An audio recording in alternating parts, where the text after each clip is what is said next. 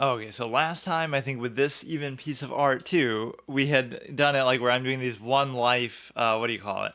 One life sessions. Where like, oh, I'll play until I lose one game, but then I didn't follow my rule yet again. But then the second life at least lasted a good amount of time. So this would have been like maybe I won two, then I lost one. So then I was like, I'm gonna stop there, but you know what? I'll keep going. Then I win like maybe five, and then I lose one, and then this doesn't count because it's just against a viewer.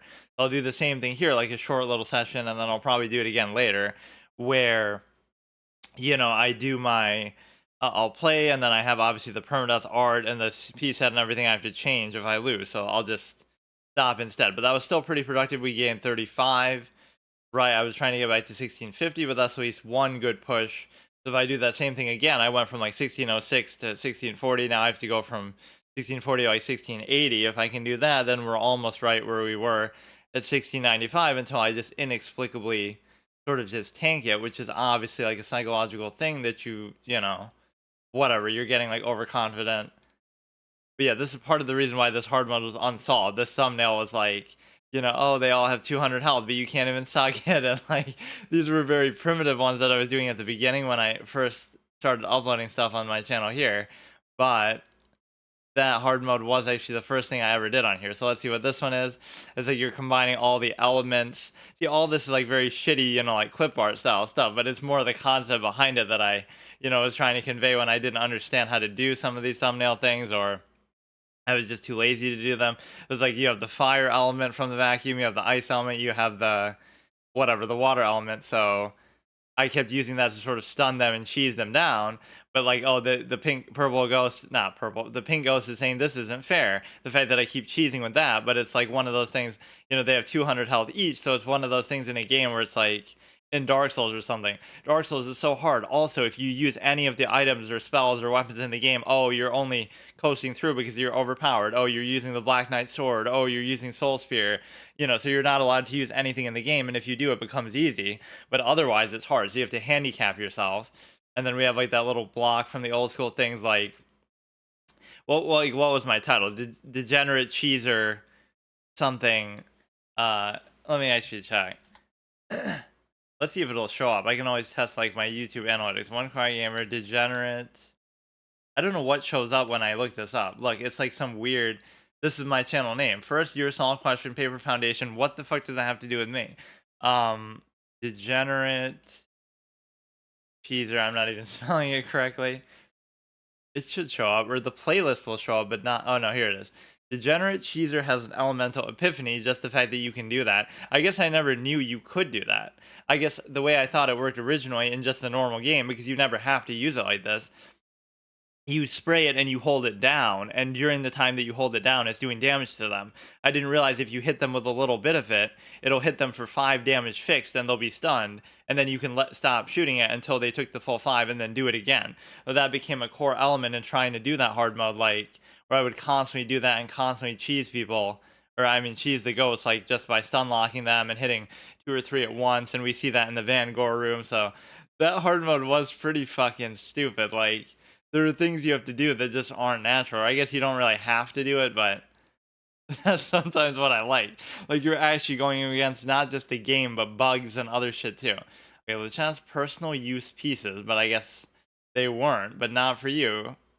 Like, whoever made that made it public, so what the fuck? But unfortunately, a lot of these things just aren't going to work anymore because mainly the site updated in such a way that obviously, especially the boards just don't work anymore. But somewhere in between here, let's see. Newspaper, translucent, personal use, board. Sometimes the boards will come with a set though too. Binding of Isaac. Okay, it's been a long time coming for this one. Of course, one of my favorite games ever, but um it's not super clear what everything is. Like the king and the queen makes sense. The knights obviously make a lot of sense. The rooks, I feel like they could have chosen something maybe a little better than that. That's just a random thing, right? The eyeballs, like it makes kind of sense a little bit. These are whatever. You'll have to figure them out. But this is a great set aesthetically, obviously, right? It looks beautiful, but it doesn't entirely this is the downside with the custom sets, is that they're different on both sides, which makes sense, but it's not always super clear. So not only do I have to remember that the bishop is this thing, I forget what this is even called, but then I have to remember it's also that. So it's a little bit tricky, but I can't question the aesthetic nature of it. In fact, let me look at the Star Wars one in that same vein, and I hope that it still works, but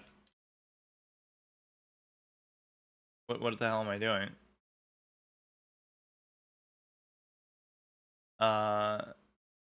What did I even do? I was trying to type something like to control F search, but it didn't work. Or I guess you can just look at it from here, but I don't know if you can. Let me see. Star Wars. This one is pretty fucking badass. What is it called? Star Wars The Chess Set. Right, this is pretty awesome, where it has the Empire, it has everything, so we'll get to that soon enough. Or there's so many of them, too. I guess you could see that means I like it, but I don't know why it lets you download the same one so many times. Yeah, so, it has all the different vehicles, the fucking fighter jets, or whatever they're called, X-Wings, and then, you have Chewbacca as the knight, you have Leia or Luke as the queen, Yoda as the king, the Emperor, Vader, so, like, it's very beautiful, but it's also a little bit hard to keep track of, especially for bad, low-rated players like me who, it's a little bit tricky to keep track not just of the difference in the pieces from the normal ones, but even just from each other, based on black or white. Where was it? Isaac here. So this one's actually quite good. I can't let this down, and of course a very difficult game in its own right. I didn't play Rebirth necessarily that much, but I played the original game a good bit.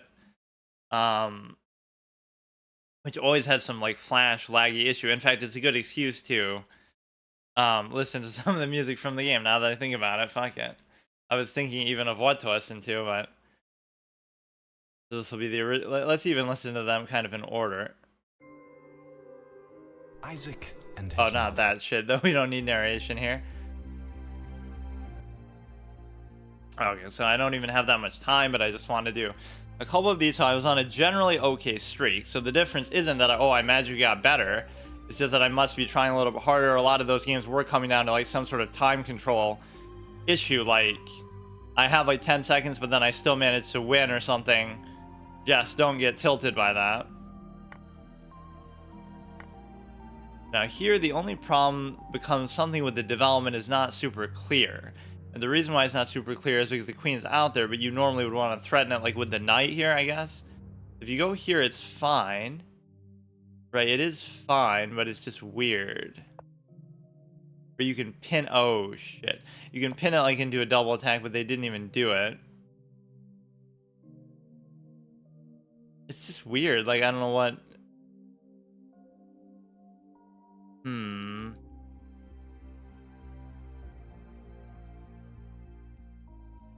I want to do this so that I could take, but even this is just awkward. Like, what am I doing? You go here. This technically works because if they take, I take, they take. No, it doesn't. Like, I want to develop this, right? But there's no easy way to do that. Maybe I do it here. You give a check and then you go back. They get tripped up by even this early game symbol development stuff just because. Now, the point is I should at least be able to castle. That's the only thing that I want. So you can pin it there, and then I'm in trouble. So I actually have to do this still first.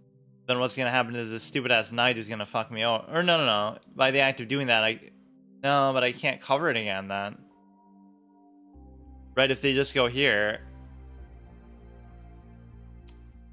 Man, this is why the knight just pisses me off so much. And again, these might be things that are easy enough to deal with, but I can't deal with them. It's a difference of... Let's see what happens. But there's so many things that just bother me innately with the knight. Right now, if you push it out, then you're able to basically... Oh my god, dude. Whatever. And then even if I was to take that, I would like... It's all like just unnecessary stuff that I don't have to do. I don't know what to tell you. These are things that are solved or expected from you know, learning openings, or just it would just make it easier. Like, why is that so difficult for me to deal with? None of that was necessary to do, but I'm just kind of worried about the knight getting annoyed by the pawn, and then you have to go back and block everything, and just whatever. I'll still take that in a heartbeat. I don't give a shit.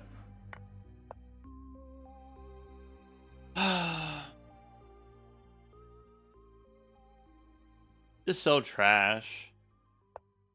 That aspect of the game is just garbage. It's not even like, oh, you should study openings. It's just, that's just how nobody really thinks like that. You could do end pesant here, so I can't do it. You would have to, or again, other people clearly do know what they're doing in that way. But I can still come back in games like this, but that's just stupid. And it's always the knight that's the culprit, because somehow, you know, it's just such a fucking liability. This you can't even move. Nothing's very nice with this pawn structure. I can't do anything with this one. I can't even develop the light square bishop. Like, completely just busted development.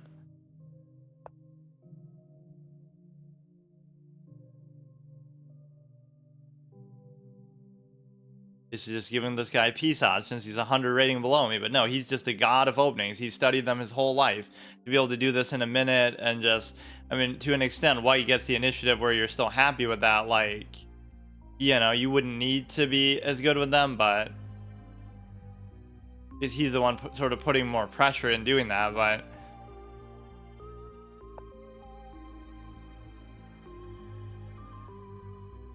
he would take, I would take, he would take, I would still take if he takes with that. If he takes with that, I can still just take. I'm trying to almost just get my own pawns out of the way, or this is like a pass pawn that we could just kind of bully him with a little bit here. That seems a little bit better than what it actually is going to be. It's not going to be that hard for him to take it at all, right? But let's just try it. There's just too much on the board right now where... But no, the same thing, like, just try to harass the knight. We'll get a few free moves in just by simply doing this. Like, look how far we got it. If I just had one more cover, look how far we got it.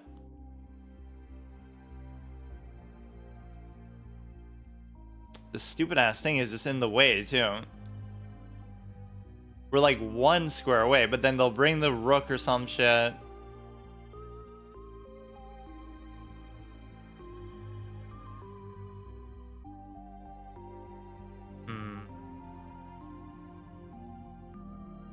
Probably some crazy play you could make here, but I'm not going to be able to figure out what it is at all.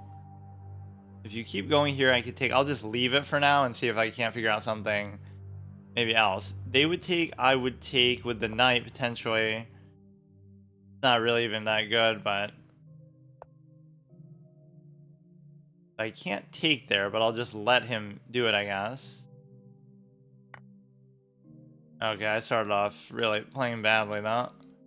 But again, it's the fact that so much is dictated by the opening is what I find so interesting. Just, and you still don't even technically have to do this, but this is gonna fuck me over, I guess.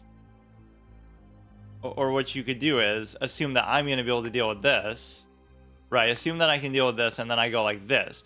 Now you have connected. You have connected pass pawns deep in enemy territory. Look at this. Look at this. You have this dinky one that I'm sure I can figure out. So this could be something. This could actually be good.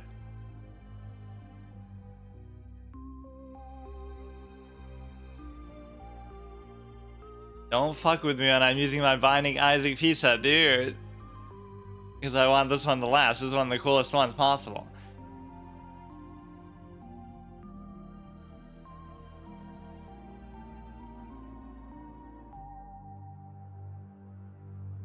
He's going to try to create some sort of connection there, which is not a terrible idea.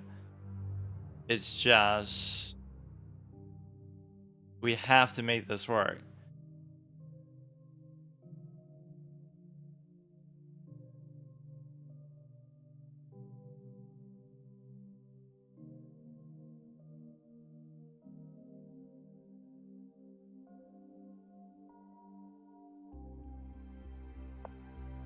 There's nothing you can do immediately with it. If you move this here, it at least forces you to react. So if I move it here, then you take, but then I take. and you're kind of very claustrophobic with the rook there in a certain way that's very undesirable, you at least have to react to this move and move the rook. And in the act of doing that, you'll give me the initiative to make another move with it, with one of these pawns. That's cute, but honestly, it doesn't even matter because you're letting me take and check first. And then everything is okay because you don't get to... Okay. Now, that pawn doesn't necessarily need a cover. This thing definitely has to be dealt with. You don't even have to go here, though. This is what's interesting about it. You could just go here. And then they can't even cover it, or... They can't even cover it.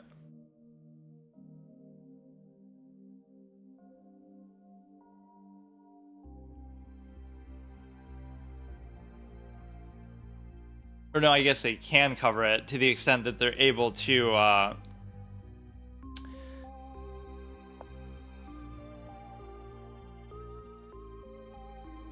and you wouldn't necessarily want to take that way anyway. But you can't cover it on the light square, or I guess you kind of could, but I'm taking a big chance actually by doing that. I don't know why I'm letting this potentially continue to exist, but I'm getting greedy to try to do my own. And so now you're able to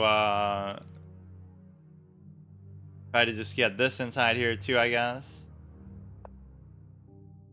If you promote, you have no cover, so that's the big thing. If you try to do that, that could have been problematic, but you just didn't do it. Now you should easily be able to take. You know, you could have always gone there to try to block too, but I mean, you can't really even go there to be able to do it, you know? So I did that not to try to promote it, you see, but to try to... there's no other way to really... Well... Oh, this is interesting because you check and then you can take, and the reason why you can take is because that's pinned. Right, it's actually pinned to the extent that you can't actually take it with this because I can just take it. You could try to come in to there like this, but I guess I don't really care. That's almost what... No.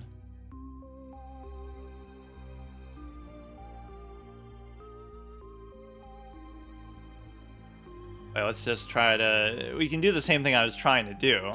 I thought for some reason I would like get that for free, but...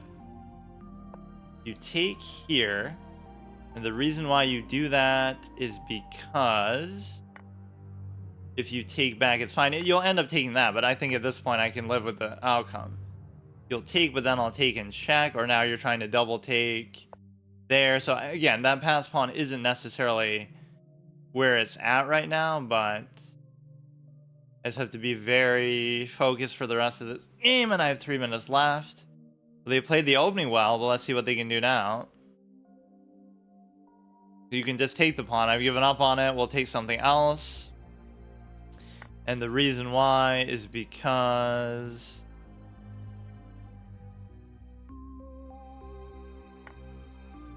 it's still good. You know, we have the rook. I just have to not lose on time, basically. If you move it there, we could take... Can't do that. You could do this, but it could be dangerous. There could be some dumb reason why you don't want to do this, but, you know, just leaving it in the king's vicinity like that, I don't know why I would expose myself like that to it. Like, I'm still doing it. I'm still... If you go to here, I could give there and check. This is just an unnecessary, weird spot to put the rook in here. Go here, I take. Go here, I take. You go here, so what can you do now? He could like block the cover maybe, but even if you do that, it doesn't actually do anything because I could just take it if you push it. So I take. Okay, now it should be relatively easy, and the reason why is because you have a couple pawns here to try to push, and even if you don't, you know, I could just take the ones like on the other side, but let me try to push this one. Just gotta watch out for the stupid ass knights. And the way that you could do that is, at this point, you could almost have decided to just,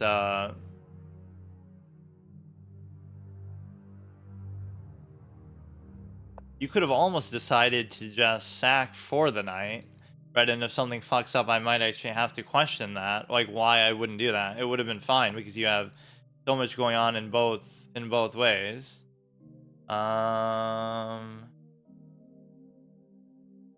I don't know what I'm even doing with this, but you can't take anything. It's just not a necessary spot that I'm putting myself in, right, to do this. You could just take that. Like, why shouldn't... No, it won't work, maybe, because... It's just laziness. It's just laziness. I don't have to do it. But this is just kind of more irritating than what I think. If you take here, for example, I'll take the knight, but you'll take it with the knight. Why are these pawn pushes always so much harder to do than what they seem? Like, they're so irritating. You have two connected pass pawns, but they keep dicking me around with it for like an hour. You can give another check, so I don't really care about the knight. Right, just do it, and then... go here, so you cover the anchor off of that. And if you do that, then it's going to take another hour to actually do anything with this shit, but...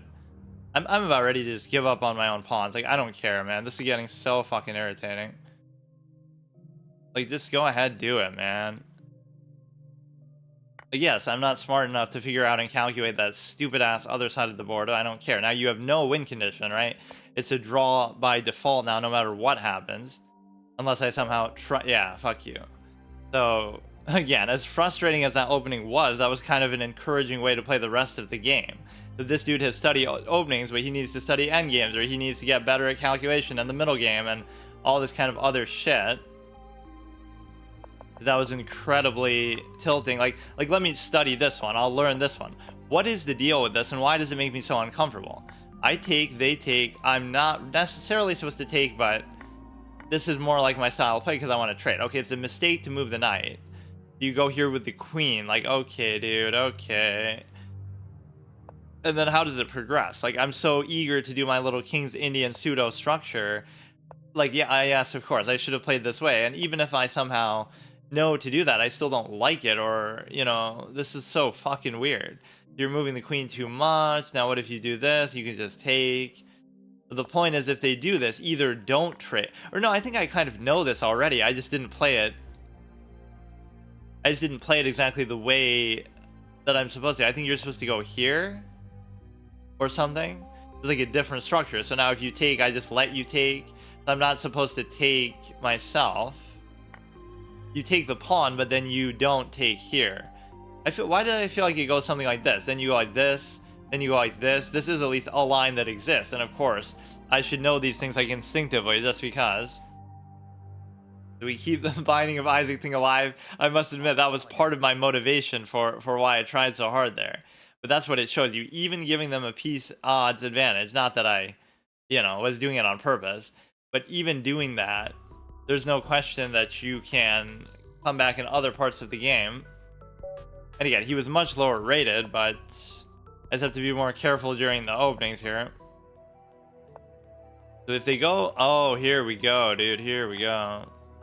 But no, I just learned that line, so now I'll do it. Now, if you take, I don't give a shit. I don't give a shit. Fuck it. It's still a small price to pay for, you know, like just getting out of the opening and just doing it comfortably. So now the goal would be to get this structure with this bishop there. If you go here, you got to watch out for the stupid ass pin as well. So everything else should be good, but don't get ahead of the development here. That's really my greatest thing, is if I really take time in the opening, right, that's the only thing that matters somehow. If I just take my time in the opening.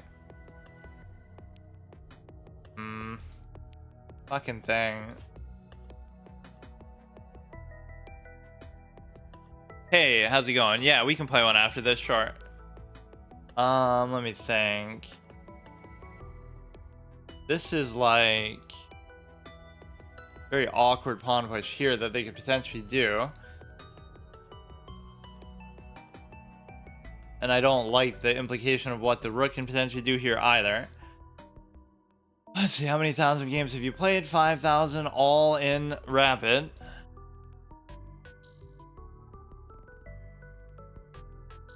I guess I could have just done that and just left it there. And I have a cute little play potential you could do there, but you can't do it yet on account of the, it's still dangerous, but on account of the fact that I haven't even castled yet, so how...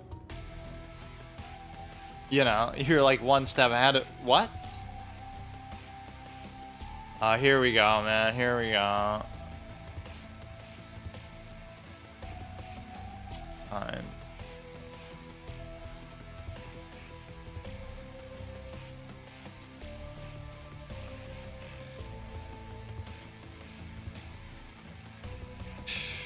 Alright, alright.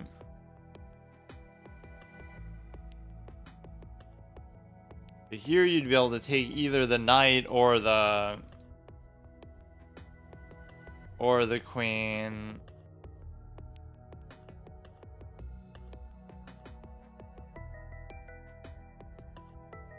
Or any of the dinky pawns and stuff too. It's always out of the opening that these things happen. If I can just settle the game down, then it's fine, but...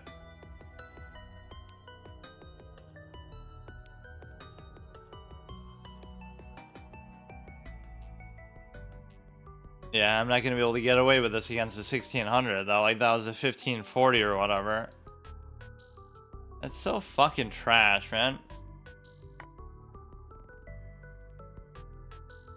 This is a cute thing, but it's like... You just wouldn't even want to do it with this necessarily. Right, like you'd rather do it with the fucking bishop itself.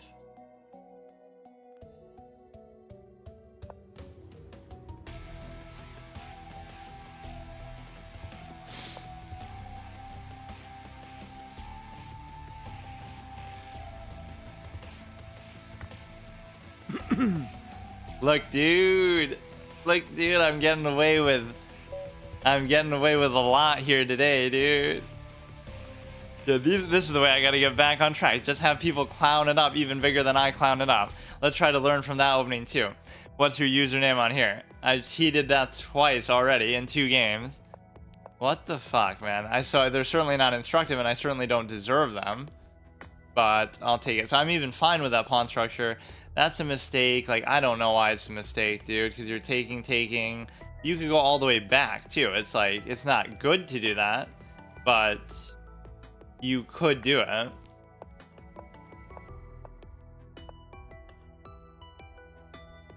You're trying to go here, you're trying to trade. Like, I can't argue with that. What was I so concerned about? Like, why couldn't I go here? Like, when I try to trade, it says it's a mistake, like with the bishop. Then when I try not to trade, it says you're supposed to trade. Like, that's a blunder, obviously. You'd either go here, like, what else could you do? You could try to do this, maybe. I do all these kind of weird, janky things. Okay, let me do, like, maybe one more. Although I'm kind of pushing my luck a little bit. Both of those I played badly. At least the first one I kind of recovered from the bad opening. And the reason why is because I played better throughout. This one he just kind of fucked up immediately. Maybe in his overconfidence. But no, that was like 2 clutch wins back to back. Okay, we bring this, we bring this. You give it check, it's perfectly fine. So now the question is, do I bring the bishop or do I bring the knight? And the reason why I bring the bishop is because if I bring the knight, then the bishop is restricted by the knight's movement. Now, how did you know? How did you know? What? Yeah, I'm totally paying these people too. Paid actor. What is happening with the game today? I better just keep playing because something, or actually this music kind of fits too because it's just like the, whatever, like an entry thing. Like a game over screen type of thing where it's just a short little tune. Okay, we'll try again. I made a deal with the devil to get these easy wins somehow. What's happening with the game? 1667, who's played 10,000 games. It almost seems like I'm doing something, like I'm hacking the site. Okay, now I'll do actually one proper more. 1669. I mean, I always say I always need a couple easy wins, and that helps me get in some sort of rhythm or on track, but Let's say you try to play a good quality game, whether it's necessary or not. That was very bizarre, though. We're castled very comfortably, and so all I need to do now is just finish my development. The one thing I never do is I never take the center pawns. I don't prioritize that at all, even though that's such an important aspect of the game. I just don't care to do it, especially as black.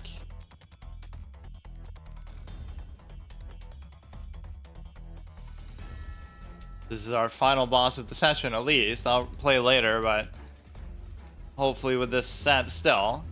Or like what I have to do is like, even if I lose, it should be like to something really crazy. It shouldn't just be like I'm doing the kind of things you see these players doing. King of Egypt, pretty nice name actually. Just take those stupid ass underscores out of it though. I guess that one must have been taken. The bishop is going to be set up for that. Look how no pawn movement has occurred though. Or there's always those clowns who make like the first 14 moves are all pawn moves.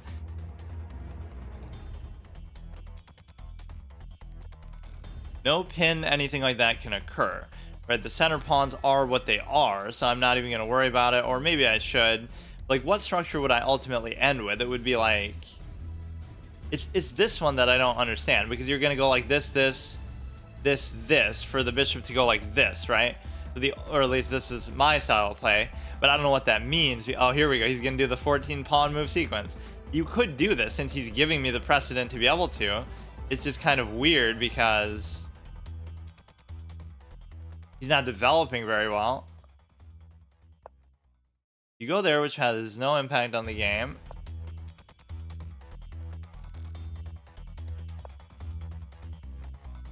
Comes to there, which is a pin, but it's not really a true pin that has much consequence.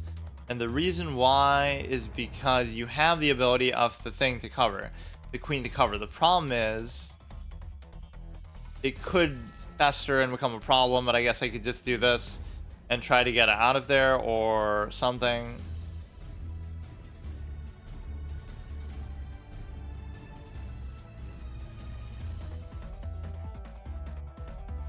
You know, these people are so inconsistent, just like me, but that's the one thing I always prioritize is like, you can't control or you can't overcompensate immediately for how much. Okay, that's interesting.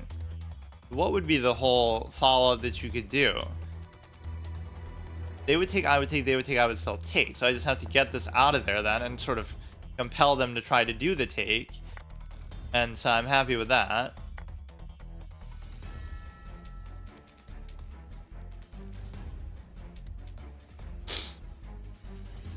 Never pre-move, especially with 8 minutes left. But they chose not to take that, which is kind of a bizarre decision to make. Right, so I better just back off and not even worry about it. So if they go there, I would take, but I almost don't even want to take, so maybe I would just keep going.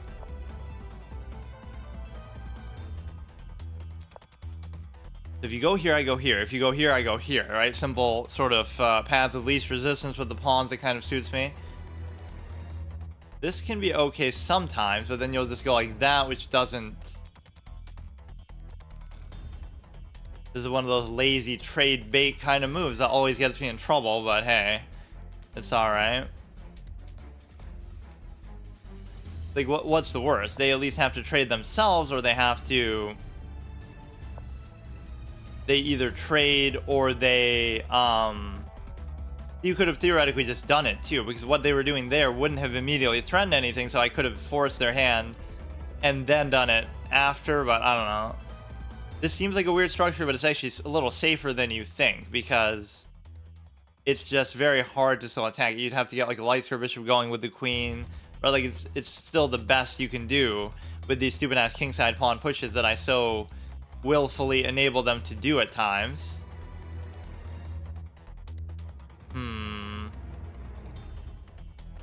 What would be my sort of plan of attack here? Because I often don't have anything like that where I'm trying to... They would take, I can't take.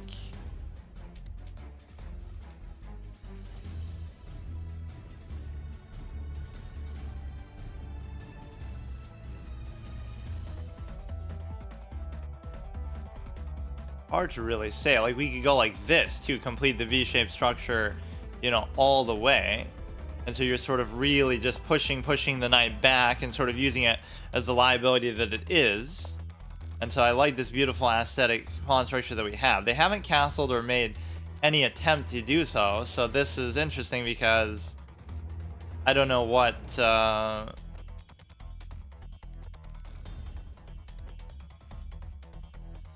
don't know. The dark square bishop isn't doing a whole lot. It's very defensively anchored with the pawn. So the question is, how do I break through this? And the answer is, I have no idea, because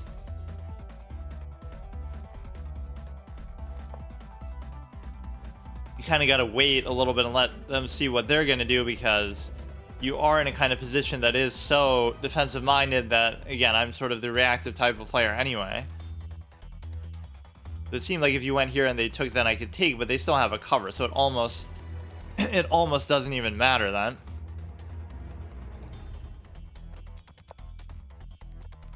You can't do anything further with a knight. That's a valid, interesting move. Doesn't really change anything with the rest of the structure, and so therefore you're going to try to keep being creative with the knight a little bit. See, even as much as I hate the knights, this is a position where the knight clearly excels, because you're able to... Something's going to open up for it eventually. Like, you just got to keep playing the switcheroo game back and forth, even though that's an awkward pawn structure, so I wouldn't even necessarily want that to happen. Like, if I go there, right, which is what I've been trying to do all along, you don't necessarily even get to do it. I would take, they would take, I would take, they would still take, I would still take.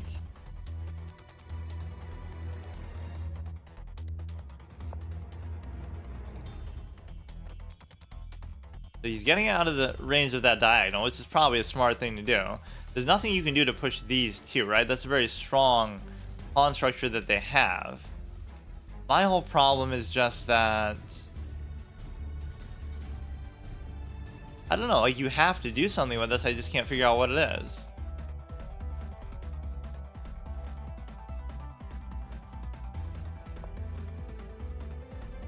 You have to keep looking for threats in other places when the threats that you currently have are just not there. So if you go there now, would something happen? They would take, I would take, they would take. There's nothing the knight can do on this other side of the board, but I also don't like where it is presently. Like, this whole threat isn't doing anything, right? His pawns are pretty secure. Or you have to eventually make a pawn push finally that I feel kind of too scared maybe to even bother trying to make.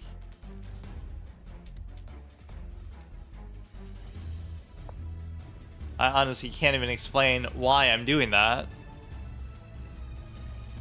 You know, it just becomes sort of aimless because of how this isn't going anywhere, but these are the kind of advanced level threats you have to somehow come up with.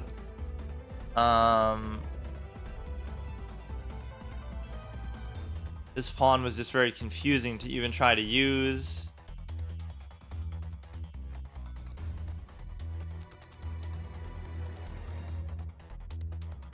Go here, you go like this.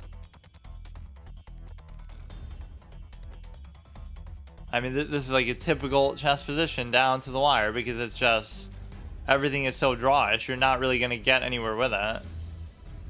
Like, I'll do this just to try to make something happen, but it's going to mess up my structure in a way that I just don't really like.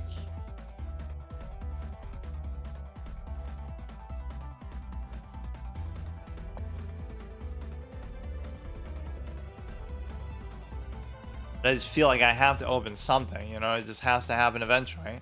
You harass the knight a couple times over back to back. And if you can do this, then what you have is, it's going to be covered by the bishop though all the time, so I guess it doesn't matter that much. You don't want to go here in case something happens with that. You want to go here to try to cover that, obviously. That at least opens something potentially, but I still can't really use the pawn because of the simple fact that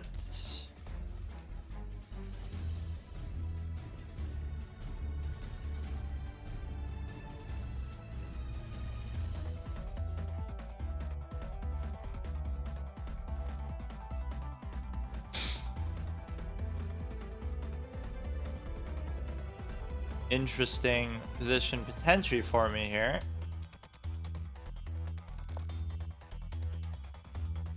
Right, never underestimate the knight's ability to fuck stuff up. So it's possible that that could have been what happened. I didn't necessarily intend for that or see that that was coming, but then again, it was their move. They're the ones who chose to do that. It's possible it's trapped, but maybe there's some way they can get out of it. I'm not even sure. They're not putting a ton of pressure on anything though, so you know, it's not like I should be the aggressor, but of course they haven't even castled and I'm not punishing them for it at all.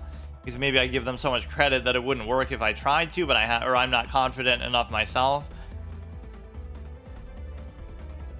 So that took a long time to get somewhere, but that should hopefully be good at least.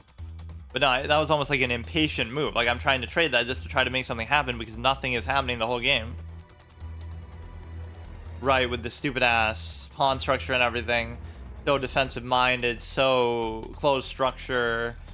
Knights are good in closed structures, by the way, if they don't get fucking trapped. But now we still have to play extremely safe. But this kind of move might make sense because now they would take, I would take, they would take, I would still take. But now I'm gonna get like overly aggressive, but I guess I should. Because, you know, I've been getting almost impatient with it and just... You can finally break through that a little bit. If they take, I simply take. You have the Dark Sword diagonal, which isn't doing a whole lot, but now his whole pawn structure is at least busted up, even though mine isn't very good either, I must admit. In fact, this side isn't so bad.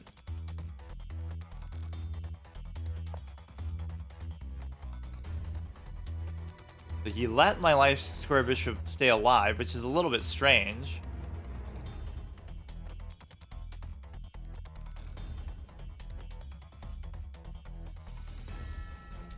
Which might make it impossible actually to cover this, which is interesting.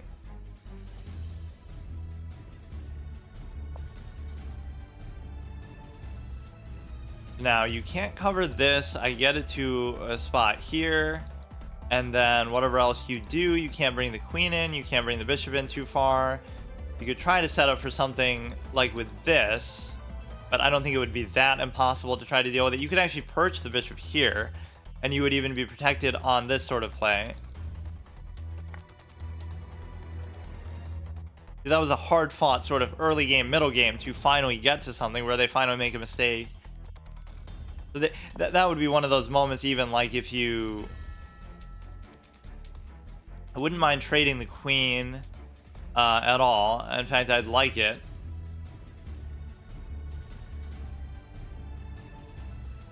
I would very much like it.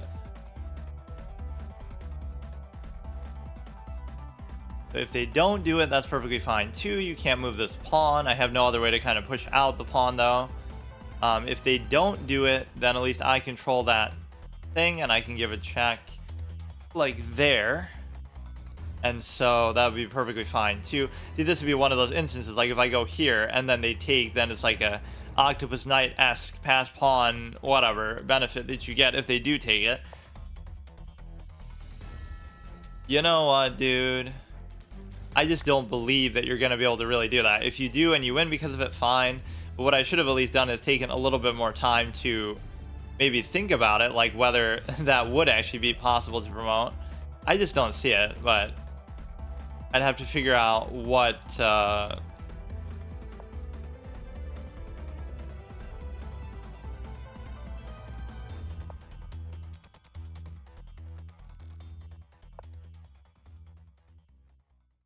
You can do this, which is maybe not even the best thing to do. But now if you take, I take. So this is a beautiful little structure.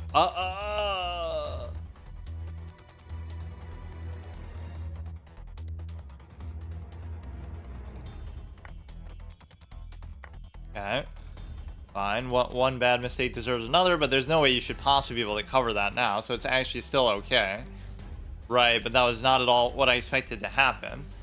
And he's still going to make it difficult, though. But see, that's one of those examples of just...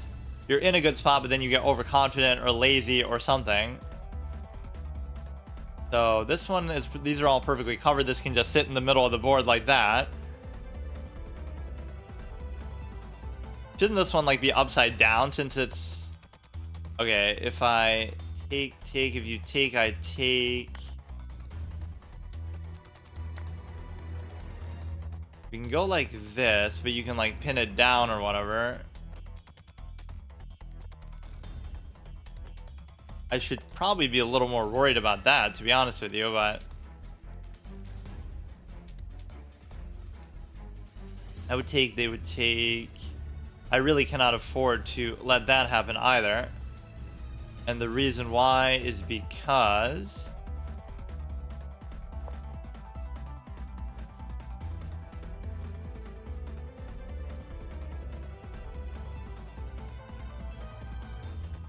I made it a lot more difficult for myself than it really needed to be.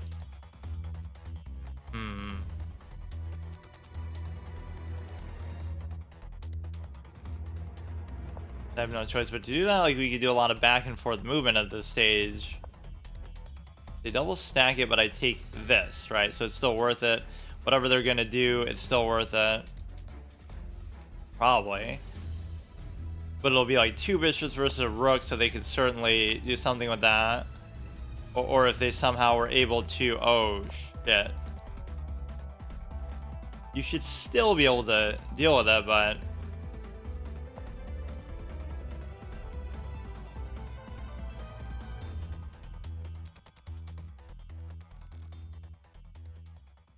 No way, bro. No way. Fuck you.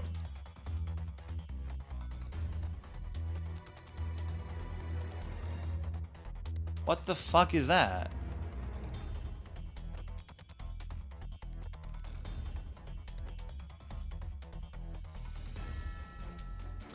Man, everybody just becomes a fucking god at some point in the game, which includes myself somehow.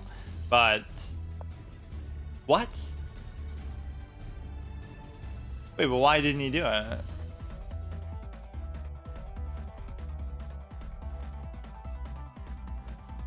Now I'm even more confused.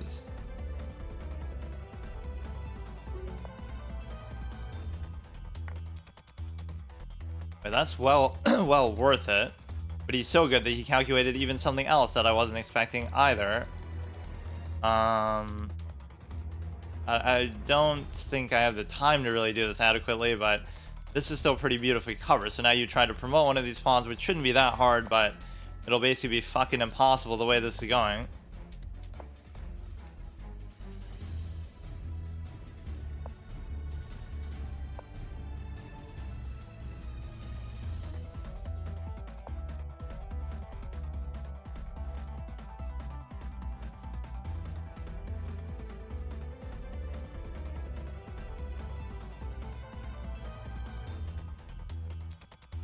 All right, man. What? All right. You can have it, dude. You can have it. Good on him for at least not, you know, giving up or getting tilted in the course of the game, but that's just inexplicable how that can happen. That game makes no sense to me.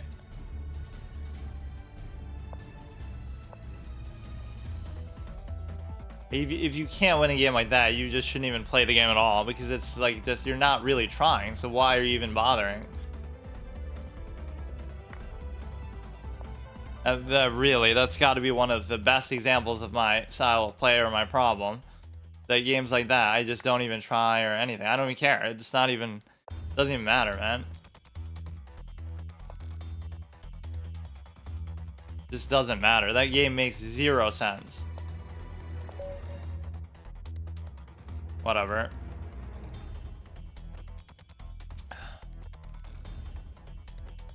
I mean, obviously I blocked my own thing, but it's amazing that they come up with such good ways to potentially promote these things. Or I just don't know how to deal with them necessarily, but I thought, oh, you know, I'm being cute, I'm attacking the thing, but what am I actually supposed to do? I'm supposed to try to outrace him with it, which seems really stupid. Right, like it's not a... You are actually supposed to do that. He was going to get it, but I would get it too. And then somehow I would get a check, so there was actually no way to stop it, or no good way to stop it. As much as I extol the virtue of bishops, they somehow let me down there.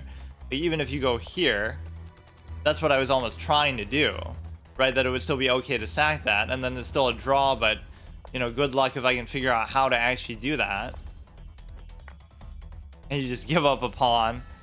Okay, see you later. Hey, Nightmare, how's it going? His prey has arrived, has started streaming, he says.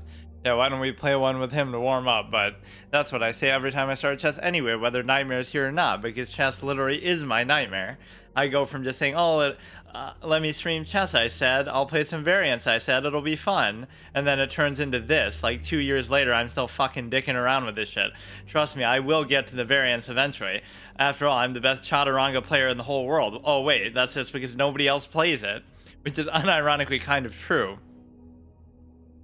But the point is that I lost one of the coolest sets in the history of chess existence here. This is beautiful Binding of Isaac one. I don't even know offhand what all these items are, and I bet I could have picked some better ones to use, but this is just beautiful. And I went on a bit of a beautiful streak with it, even though people were playing like clowns and blundering their queens, it still counts. But like, let's appreciate something psychologically about this guy. King of Egypt. He's a king indeed, because his level of psychological sort of conditioning was so good. He was losing, but he played so like... He just not only did he not resign, but he just kept going, and really frustrated me. This is what you can do. None of this matters. Like, I'm better than him, I'm winning, but he kind of did tire me out. Like, he just doesn't give up. Right, this is actually kind of an inspiring good thing. I trapped the stupid knight because it's objectively a bad piece that always gets in trouble like that. I'm playing very well, very solid, and yet somehow, some way, you know, he gets the pass pawn there. I don't even care. It doesn't even matter. Right, you're not going to promote it, but yet I fuck up there, I guess, but you're supposed to do it anyway. You're supposed to do it anyway, and it doesn't matter. So, of course, I saw that, but I didn't see that. He doesn't take that. Like, how do you lose this game? It's actually kind of mind-boggling. But I'll give him credit at least for not giving up, right? This is why you don't resign. Not out of some sense of courage or confidence or conviction. No, you're already a clown. You already lost. But you don't resign because your opponent occasionally has this sort of, you know, clown tendency too. What's the background? This is one of my thumbnails, like with the, when I was like cheesing in Luigi's Mansion with the elements or whatever. So like the ghosts have 200 health, so you can kind of keep tapping it, and I guess you had to be there. It's a very, very specific reference. But yeah, you're showing you have the fire element, the ice element, and the water element, and I'm just kind of using that to symbolize that I'm cheesing with it. So like, how, I still don't understand. You have two bishops and something really irritating happens here for the simple fact that you're supposed to actually just push the pawn and not even try to stop his, which if this is not an example of me being passive, then I don't know what is, because you are actually just supposed to go for it, which doesn't make sense because like, because you can't stop it now. I thought I was being cute with that. Like, oh, look at me, I'm threatening the rook by doing that, but I always go for these stupid cute plays. I don't go for aggressive plays or gambits, but I go for ones that look cute. And even here, I could have done this, give up the bishop, and you're still drawn, but it's just, I don't know, like, I'm low on time, but that's just like, if you beat me with, what's the time? The clock's not even there, what the fuck? You beat me with less than a minute in a position like that where, like, look, I'm clearly better, but I'll give it to you there that you didn't resign, and you had a certain, you know, at least you're mentally stronger than I am, because even though I'm winning, right, you're somehow more consistent than I am. Even though you played badly at the beginning or whatever, right, I somehow lose interest or I just can't stay focused, which is not an excuse. It's like, you have to do that. What about air? Yeah, there's no air element in that game, maybe in the sequels. I've never even played Luigi's Mansion 2, but they even made a part 3, which I'm surprised by. No, we have to say goodbye to the Binding of Isaac thing, and I'm very sad about it because that was beautiful. Clearly that helps my level of play too, because this one is a clip that's actually kind of symbolizes my one of my first clips I actually posted on this channel. Like, it symbolizes sort of my dry style of humor or whatever it is, like the Ben Shapiro WAP type of thing. That's literally me when he's reading the lyrics to WAP. But no, it's like, you know, I trip on the banana, but something happens, like the I don't know, like the fact that you're riding the vacuum in the super hard mode, which is not a mechanic that you're actually meant to do, right? I trip on the banana, but it somehow saves me because I'm riding the vacuum. So it's like, Miyamoto thought of everything. He thought that 20 years after this game came out, somebody would be using this hard mode hack that lets you ride on the vacuum, and it would therefore interact differently with the vacuum than it does normally. Like he thought of that, and that's actually a mechanical consideration. So this is how great of a developer he is. I don't know why it actually works like that. Like, why would it interact with differently with something that doesn't even really, that isn't even really supposed to happen in the game? But yeah, we'll use this one, and we will also use, I guess I could almost just look at it. I'm curious, actually, what exactly do I say? It's like, darn you, Miyamoto, but I doubt my video will even show up. And I don't want fucking Binding of Isaac. Oh, it actually does. Let's see what I say. Laggy. Why is it? Miyamoto thought of everything. Or it'll be my ASMR. Later, somebody would try to cheese the banana throwers in this room on super hard mode in the hidden mansion while riding a vacuum, and so he made them fall down off the lanterns. Oh, it wasn't the fact that off the candles. I mean, it's the fact that they it's the fact that if he throws it on top of the candle, I don't think you can even see here. If he throws it on top of the candle, it doesn't stay there. That was part of my strategy because of how bullshit and hard this actually is. Yeah. The fact that they have 200 HP. So I was trying to cheese it by getting them to throw the bananas on the candle so it wouldn't be on the ground, so I wouldn't have to worry about avoiding it. But then they would fall off to try to circumvent your ability to do that. Like, who would do that normally? So it's a little different than I thought. So we'll do that one, then we'll do the board. The boards have been the least interesting part about this because of the site updating it and kind of ruining it. Okay, binding. That's what it is. Like, it's something so technical and like specific, right? That in itself it can seem kind of silly. Where are we at? It should be somewhere around here, and I hope to God that these never stop working like the boards did, and maybe some of them will get updated, but or maybe people just make new ones. Pieces, cases. So there's nothing there. Pieces, Fritz. Some of them, again, might require some other... Oh, here we go. But this one's a pretty normal set. It's just German philosophers. Why don't we make one for German psychologists? Back then, you were really quiet. Yeah, that as if you were streaming library. No, that's just how I actually normally was, though. That was my old school style. So there's something there's something to it that has some meaning to it as well. Like, it wasn't just... That's kind of, I'm kind of quiet anyway naturally, but there was an intent behind it. In other words, like, especially with the debate stuff and stuff like that I would do, is the idea that you shouldn't need to project or be super emotional or be like super loud and, react harder kind of mentality that people have. You shouldn't need to do that if what you're saying is actually of substance and meaning. So therefore it's like, let your point speak for itself. Don't let your emotion and all that special stuff, right? So the more you dress it up and the more emotion you put into it, the less meaning it actually has because you're trying to overcompensate. Whereas if it actually has meaning, you wouldn't need to do that. You could be as dry and boring and monotone as you want, but it'll still have... Did they just blunder the rook there? Like, looked like they blundered the black rook. But no, I can barely even see what's going on, let alone, if you were to process and actually try to do those things yourself. But... it's a case where, yeah, it's like you don't need the undue emphasis if what you're saying is substantial, so you can be as dry and boring as you want, rather than focusing on the appearance rather than what the substance of what you're saying is. So there's two sides to that. You can have like a great appearance but no substance, but it seems like people still gravitate towards it, or you could have plenty of substance, but because your appearance and presentation was dry, therefore people don't like it. You see how it's not about the right thing. Make it about something actually substantial and with merit, whatever that might be, right? Not something that just looks better or sounds better or is delivered better on the surface. The people wouldn't be able to hear you because you didn't have a loud voice. Yeah, and I sort of played into it a little bit with the ASMR. I mean, they could hear me. I would just lower the whatever audio is playing on stream to kind of match, so you could still hear it there, but yeah, it was more like an ASMR Blue Yeti-esque kind of thing. I can't remember if that's really why I got a Blue Yeti or if it's just a good mic overall, so I just happened to have it. It's not what I'm using right now. The Bitcoin. We got an ad for fucking Bitcoin over here. We got German philosophers, which is pretty much a normal piece set just where the king is a German philosopher.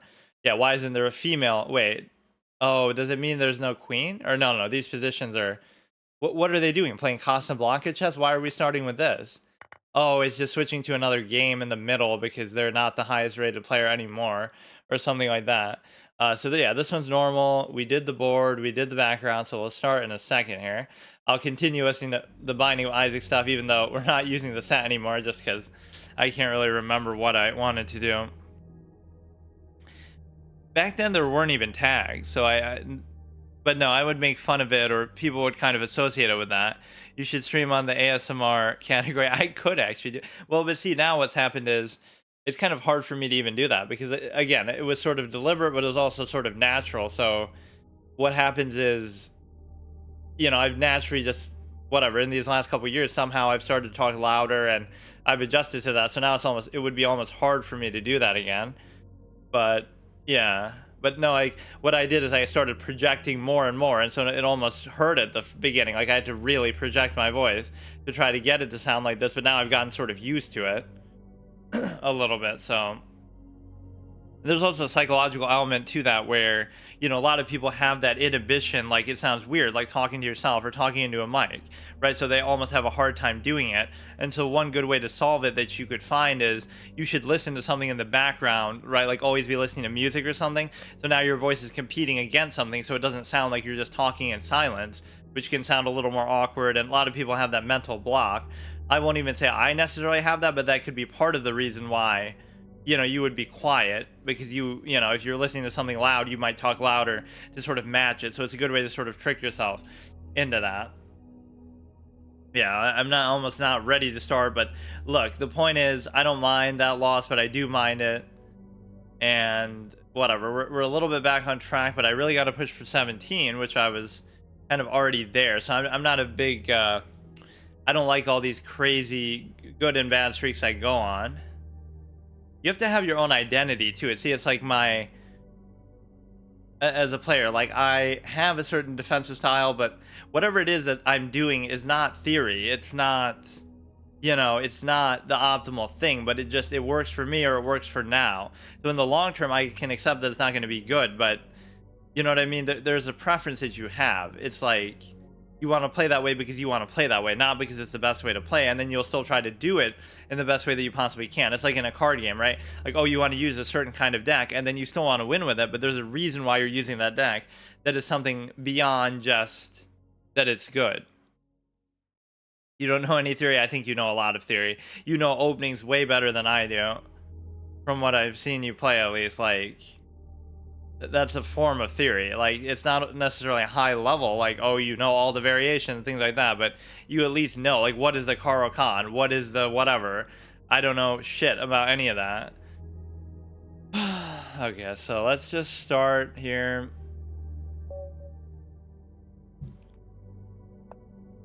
I'm something of a philosopher myself. Fuck you, man. What, because I'm a streamer, or because I'm white? You can't handle it. 1566. I don't even want to play a 1566 because, oh shit. This is what I mean. This is what. Okay, fuck you.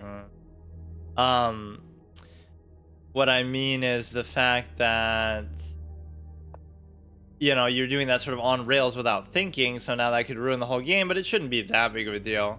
I'm just trying to be nice because somehow I can't let him pin this shit down. But no, I wasn't processing even what he was doing. I'm just so used to doing what I normally do that, it just happened automatically, but it's okay. It should be fine.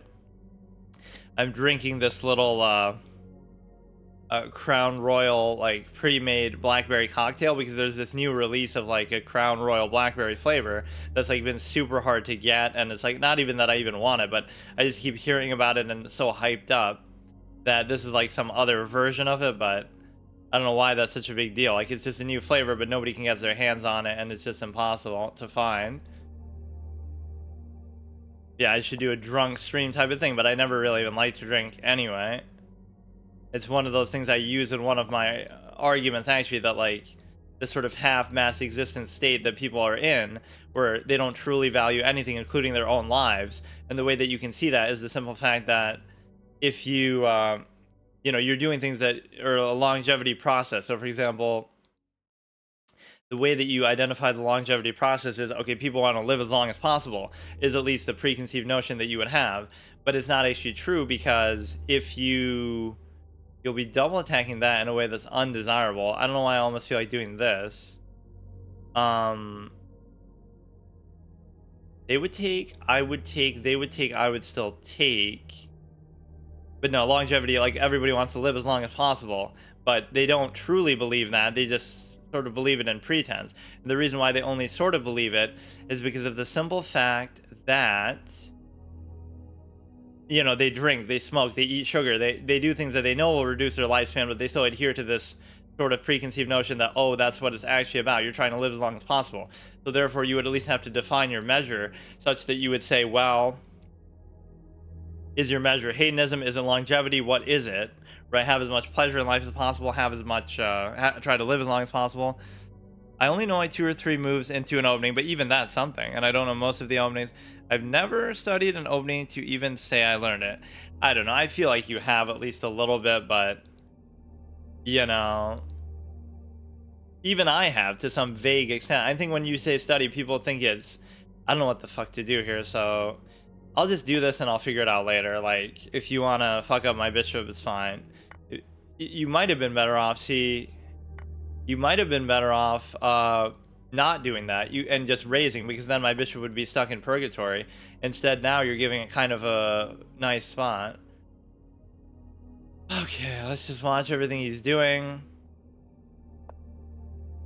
But no, I feel like everybody studies to an extent, and there's nothing wrong with it. Like Andre's a dude who's like who was like a 1300 player, and so therefore he knew openings better than some, you know, much higher rated players. Even like if you take the interest to do it, you'd be surprised how much people actually know and how much they do study. And it's not, there's nothing even wrong with it. It's not like, you know, it's not like there's any shame in it. I just personally don't like it. At the very least, there's shame in this. Whether you study or not, you shouldn't be only 1566 after 50,000 games played. 50 some odd, whatever. I'd rather live short buzzed than live longer sober and being tortured. Yeah, see, at least he has a clear measure for what he wants, unlike most people.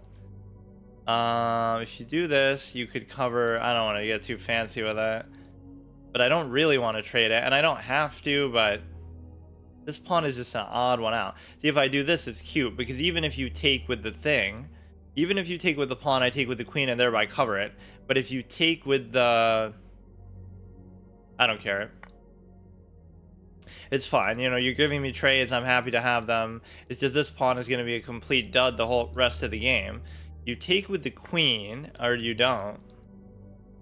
Right, like I can't do anything with it, and I know I can't do anything with it. Some of these moves are just like pure laziness, which is not really an acceptable standard you should have. Now you go to here. Everything's fine with the game. I just wondered, oh, that seems weird. He's making a lot of weird moves. You wouldn't expect this guy to be very good considering how many games he's played, you know, and you might think, oh, that's mean, I'm making fun of him, but you deserve to be made fun of in an extent if you have played 50 some odd thousand games and you're not literally a super grandmaster, like 57,000 in rapid format. Do you realize how long that would take me at this pace? Like in 2 years, I played like, let's say even at most 2,000. So in 20 years, I would play like 20,000. So in 40 years, I would play, you know what I mean? It would take me literally 40 plus years to play that many at the pace that, and I think I'm playing a lot too. Right, considering, but no, there is this mindset that everybody should always study and everybody's encouraging people to study. People said that to me all the time when I started, even, you know, as if that's the first thing you should really be doing or worrying about. This one is making me uncomfortable because there's nothing I can do about it. Not the knight itself, but just the pawn. Like, it's just getting in the way, like, I don't know. He's not posing any meaningful threat at all, so I like the simplicity of this position at least.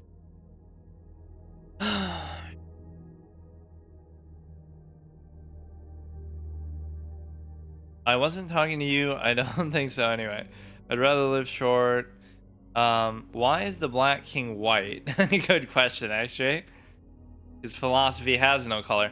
57,000 games. Yeah, I mean, again, it's not being that's the issue. It's like, even if, again, you might say, oh, that's the result of not studying. But even if you haven't studied, you should be much better than that.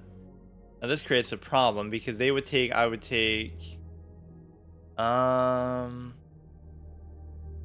know, there's a certain amount, there's a certain element that should be like a certain amount of just you learn from simply playing, or even like, okay, maybe analyzing your games, but I don't know. Here I'm sort of showing my passive nature because whatever the position is, I'm not even trying to attack. I'm not even trying to do anything. Right? I'm just sort of sitting there and just watching what's happening. And making no attempt to actually do anything.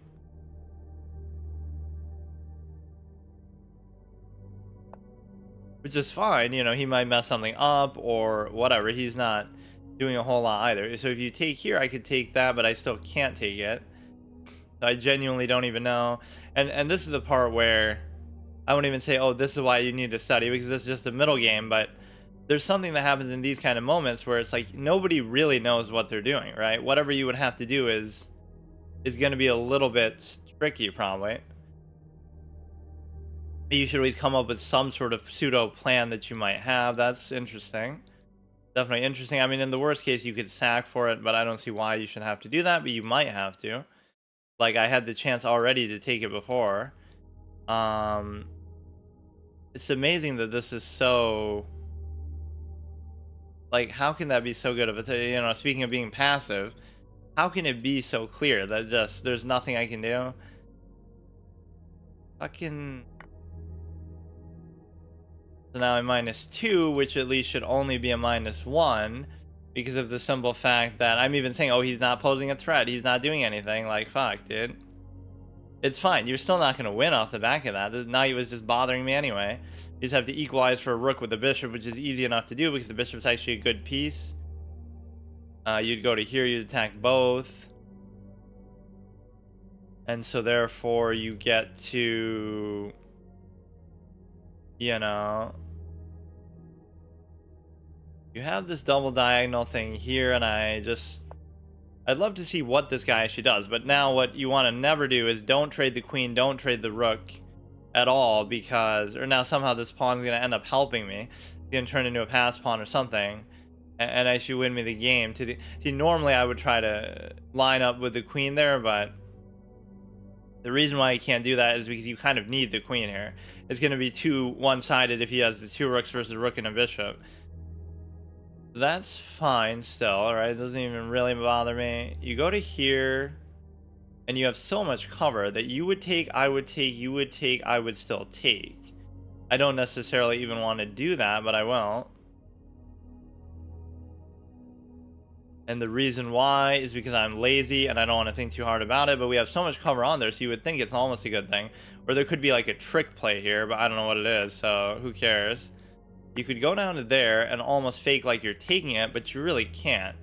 And the reason why you can't is because the queen is still covering it. So you can give a whole bunch of checks, but they very well might not do anything at all. And the reason why they might not do anything, what the fuck? No, but I still get that, but I don't. Okay, I mean, look, dude, I'm making fun of him, but he's not so bad, I guess. Now, how do I cover both of these together? I'm just going to lose off the strength of that now. I'm going to have to, you know, like, how else can I cover these both? I can't. Or I could just give a stupid-ass check. I could give a stupid-ass check, and then I could do the, oh, could I have... No, I can't take that. You're covering this, and then you get to also... I don't want to... Man, there's nowhere to put the actual thing. If I put it here, you can bring the rook. And that would be a really devastating move. Please don't bring the rook. Please don't bring the rook. That would be the worst possible move. Wink, wink. If you're sniping me, please don't put it there, dude. Fuck you. What are you gonna do? Try to trade with the queen? Fucking... Just keep doing the same thing over and over. Like, it doesn't matter. You shouldn't be able to... You know? Okay, I can't even read anything in chat right now. Hang on. So here I started off with a really, really bad game, and even, I mean, you're gonna get a threefold repetition, which is only favorable for me. And so therefore you get to, oh, wait, I wasn't expecting that. But how do you still do it? I don't get it. How do you still...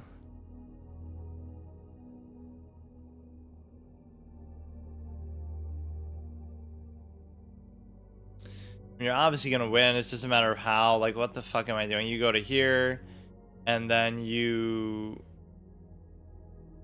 can't do anything really. So at least here you would be in a position where you could maybe block it or something. You know, you can take the queen. It's fine. I don't give a shit. Maybe I could try to cover this one in such a way that's very, you know, very clear. Like, whatever you do here, you're gonna have to worry about this because I'm just gonna go for it. And this is at least covered in an obviously good way.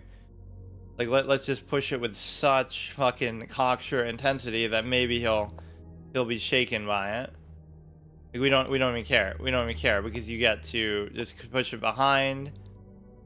If the king doesn't lead, how can he expect his subordinates to follow? You go to here, you can easily cover it back. Doesn't even matter. So this alone will get you there, and the reason why it'll get you there is because you're already ahead of the game a little bit. So now, don't even worry about that. This one's a little bit annoying because I can't quite do what I was just trying to do. What I might do is I'll block with this, but then I don't really want to do that either. If you give a check, I go to there or something, and then you're one step away. The problem is possibly that he's gonna keep giving endless checks. I only have a minute left too, though, so I mean, you could even do it like this. So now you're covering there. You can do whatever you want with that. It's already done.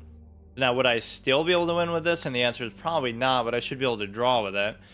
You got to be careful. Like, really, how would you necessarily win this? You put it there, and we should easily agree to a draw. Oh! Nice game, bro. You can't even do anything from there, though. So, like, what if I just keep dicking it around? You can't come out, so I'll just let you get stuck in there, and we'll still get a draw after all that. That's why you don't pre-move, kids. But, I mean, I only have a minute left, so you should think I almost would start doing that. Nice game. Fun and interactive. It's like being on a hamster wheel, just like life, huh? Or maybe now I'll still win because he's... This is why you played 50,000 games and you're not good, because look at this, dude. I'm an endgame master. Look at me. I'm an Anaconda, Magnus Carlsen. What the fuck is that, dude? I don't deserve it, but I'll take it. What is all this, dude? Okay. I mean, hey, I was ready to lose. I even said I had lost. So what do you want me to say? I'm gonna give probably a stalemate, which would probably be pretty much deserved too. You can go kind of behind it and be a little bit annoying about it. I mean, I'd still gladly take a threefold repetition. To be honest with you, I don't know entirely how to even do this. Like how do I actually stop it from moving? I don't even know. I'd have to get my king all the way there. Or I don't care. I don't care. It should have been a stalemate. We're both clowns. We don't treat the game with the attention and respect it deserves. I don't think even GMs have that. Yeah, not necessarily. Maybe collective life experience. Once I figure out how to crush the advanced Karo Khan, I'll pretty much be unbeatable. I think I got it. I'm testing it tonight. Fianchetto, the queen, knight f6, bishop d7 with the rest of the pawns in a hippo setup. I think I got it. I'm excited to master this advanced line. And I have no idea exactly what all of that means per se, but at least I've heard about the Karo Khan a certain amount, and it is pretty common. It is pretty good. I don't think everyone plays Karo Khan. No, but they do play e4. I play the Karo. Oh, okay, you play it, not them. Why do you say it's unbeatable? One card gamer is so confident in himself that he forgets to think. That sometimes happens. What is unbeatable? I would be not the opening. Is it not the same thing? Yeah, in your hand, the opening will be unbeatable. In the hands of somebody like me, I wouldn't even know what it is exactly. I mean, I did that out of a sense of honor, clearly, that But yeah, like even this is not super clear. How am I supposed to like really? Why can't you just do that? Oh, wait, what? So the movement of the king is just superfluous to try to force him to move. Um because I'm trying to bring the king all the way to try to take the pawn. But obviously you have May, but obviously when you're low on time, your brain just stops working. But actually, technically, I don't have to change my pieces or anything because I didn't lose. Right, so we get an abortion, we get a draw, pretty much chess in a nutshell. I wonder what this guy's done since then, actually. The Quiet Place Day 1. Edmund McMillan. I'm actually curious, let's see. Edmund McMillan, you know, it's one of those things, like, he's so good, but he obviously maybe got stuck on that a bit more. Like, make something else. Make, like, a Hollow Knight-esque, you know, platformer or some shit.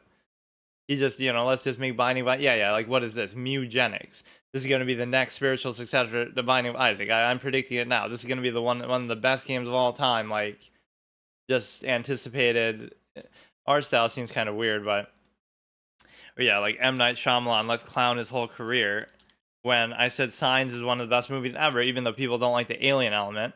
The Sixth Sense is good, but like, what has he done since then? I haven't seen most of it, but you know, the movie that sort of, because I used to review movies actually, the movie that gave me like the biggest aneurysm was this, because it's not just that it's bad, but it's bad in such a way that is one of those, I don't know how to describe it, like sniffing your own farts type of things. Like they were calling him, oh, he's the next Steven Spielberg and this and that, right? So in other words, the studio is giving him total freedom to do whatever he wants, and that's how you get this. Like, no normal person could get away with making something so just bullshit and incoherent, but because, oh, he's at a, you know, the height of his powers and this and that, they just let him do whatever the fuck he wanted, and it was a disaster. So that's why you need a little bit of oversight. You know, you needed that for Dan Schneider too. It's a different reason, but you know, equally atrocious outcome. But like, yeah, blame the oversight. Don't just blame the individual who's given total freedom to do whatever they want. Queen g3 and king is trapped and has 2 squares to move. Then your king get close and take the pawn. You could have won. Well, actually, I could have won with the mate and 1 though too. But yeah, I mean, it's a little tricky to do that. It affects me like really disproportionately too. Like I'm always slow, but I'm okay with being slow. But whenever if I'm like at a minute, I'm just done. Like I don't even, you know, I have to resist that. Like there's a lot of games where I've won with like 10 seconds left, and you just have to start pre-moving and doing crazy stuff. You don't have to fall apart that much.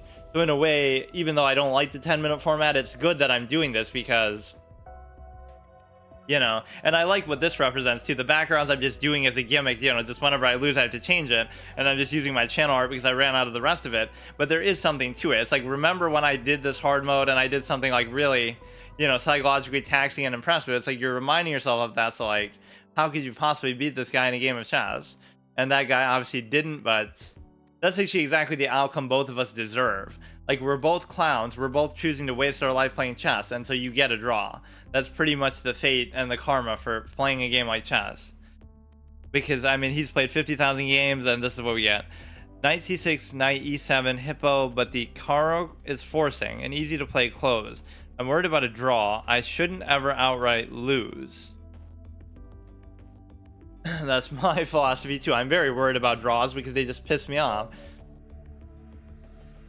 Okay, here we go. At least an even matchup. I'm playing as black, which that's one advantage actually of my style of play.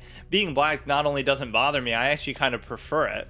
And I said no chess player ever, but actually it's true because I don't try to attack anyway. So, you know, the King's Indian is like my wet dream of an opening come true just because you are just doing the bare minimum, right? It represents what I'm all about. Do the bare minimum and just play safe and just wait for your opponent to make a mistake, and that's it. I'm fine with doing that. You can fuck up my pawns a little bit. Doesn't really bother me too much. I don't know exactly how your pawns end up in that case, but you could do this, or you could try to...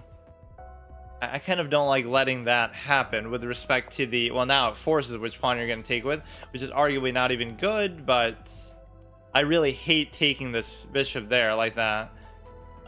They would take, I would take, they would take, I would still take, but it's not really worth it. There are a lot of things I do just as like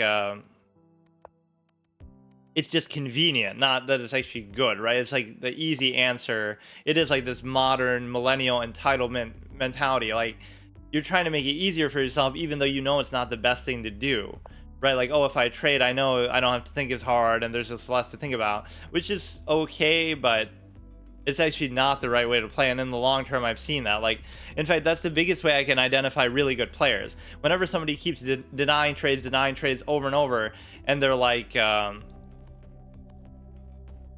basically keeping them just out of arm's reach, that's how you know they're really good, because they're doing it on their terms, not just on your terms or even unconditionally. That's my style. It doesn't matter whether it benefits me or not, I'll just do it, right? If it's obviously bad, I might not do it, but you know, it doesn't have to be good in any way.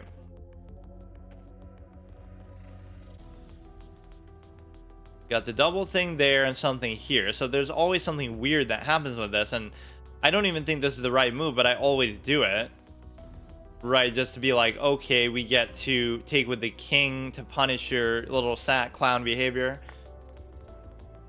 You take there, I take there, that's perfectly fine. If you take, I can even take with this now.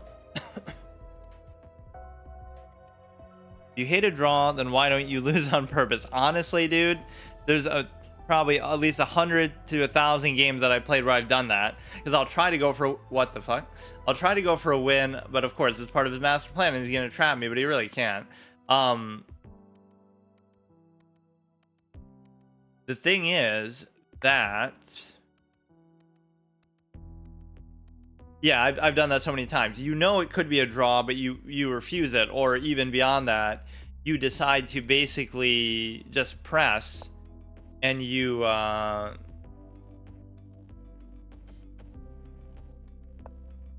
and you're able to basically, you press and you try to play for a win no matter what. You know, you could take the draw, but you deny it, you try to win, and then you end up losing. So like, that's happened to me countless times. In fact, that's one of the main adjustments why I've been gaining rating here, is because of the simple fact that I've stopped doing that. So there's a lot of games that I would normally lose that I have been drawing, which is such a frustrating thing that you realize that's what chess is like. And people always say, oh, at the high level, it might be more common at the high level, but it's still common just naturally in how the game works. If both players just play safe and you're relatively evenly matched, obviously. So that one, he just blundered a piece very conspicuously. He got destroyed. Yeah, it turned into a very easy mate. I'm actually attacking my opponents. That's how I make a draw. I don't make a draw by literally being passive on the board. Yeah, that's how I make a draw, though, by being super passive and being a clown. Or, you know, letting them attack me. But, you know, does it really count as attacking to say, oh, I like to trade every piece off, right? Trading is not what attacking players typically do, right? They might sack more than they even trade, but they're not going to just trade stuff that they should be attacking you with instead, right? They would probably hold it off and only do it if it really opens up a vulnerability. They're not going to just trade just for the sake of it, right? That seems more like something defensive players would do, like me even. It's interesting that it's come to that, because that is a form of like sort of being humbled by your opponents or the game in general. Like, I always had that aggressive mentality, but it just didn't work at some point, so I couldn't do it anymore. So I had no choice but to start doing it like this. So that was fine. It's always good to just kind of take a second after a game. Like, whenever I play them back to back, it does hurt me. Wait, what? Oh, it takes a second to load it sometimes. I feel like I'm on a 2-game win streak, but actually, you know, we drew, so it's fine. We still survive. Or that's even how my permadeath bot challenge went. Like, I have to play every, where I'm still doing it, but I kind of gave up. Or I don't have time to do it with the elaborate board setup and stuff, so it's an ongoing series. I'm playing every bot on chess.com, and I have to, and if I lose, the challenge is over and I fail. So I have to play every single one, including the really high-rated ones, like Judith Polgar and stuff like that, right? But if I draw, it counts as a win, because, you know, I survived. The point is you can't lose, but you can't. So for a permadeath player in that context, you know, winning is good, but if you also draw, it's still fine. You don't have to play for a win. And it only seems fair because look at that nasty octopus knight, dude. This is everybody's dream in chat who always says, oh, the knights are so good, they're as good as bishops. Like, yeah, just get it in this exact position and then let another knight trade for it. Oh, this is what I mean. This is what I'm talking about. Where you talk about the passed pawn. See, what makes this valuable is the fact that you get a passed pawn out of it, not the fact that you can, but you don't actually get it. Fuck. But that's what you can present. That position actually encapsulates what I interpret with Octopus Knight. You can't guarantee that it'll stay at Octopus Knight, but you punish them for trying to take it by getting the passed pawn, right? That must be the logic behind it, because so often you can still take it. So why is the Octopus Knight so good then? That must be why. But then even there, he can't protect it. One cry nature is passive aggressive. You're kind of right. I'm aggressive only in a salty way. I've played Hippo for years. I keep that in mind and play aggressive D4, D5 system. I'm only attacking because my defense is my history. It's really balanced. The whole personality is being passive aggressive. Yeah, the point with the bots is that, yeah, you could either survive with the draw and then you still don't have to play that one again, or you could win. You don't have to win every game, and you can't lose. All right, let's do another one. The bots on this side just aren't as exciting. Those ones at least talk to you, like they'll have little stupid quotes and stuff to say. Okay, let's really concentrate. What's funny about this is you might think, oh, if I like chess, why not study? But I think this is what I like about it. I like playing it like this. Like, I could play it like this forever, and I'll end up like one of these clowns with 50,000 games who's as bad as me. Not this guy, but no, like, I enjoy doing it like this because it feels like I'm just doing it off instinct or whatever, which maybe nobody does, but whatever happens, I'll live with the result. But I just am not always... I don't understand that move like that. If you go here, he goes here, then I go there, right? So, like, maybe... And so this becomes effectively almost just a pawn. Oh, God. If you go here, so you got to move the knight. The reason why you got to move the knight is now if he goes here, I go here. If he goes here, I go here. But if he goes there with the knight there, then I can't do both at once. Then I'm forced to take because I can't just raise it. That's fine. Like, that's the best way to shut down a kingside pawn push. But why are you doing a kingside pawn push at this stage in the game is the big question. And the answer is I have no fucking idea why you're doing it.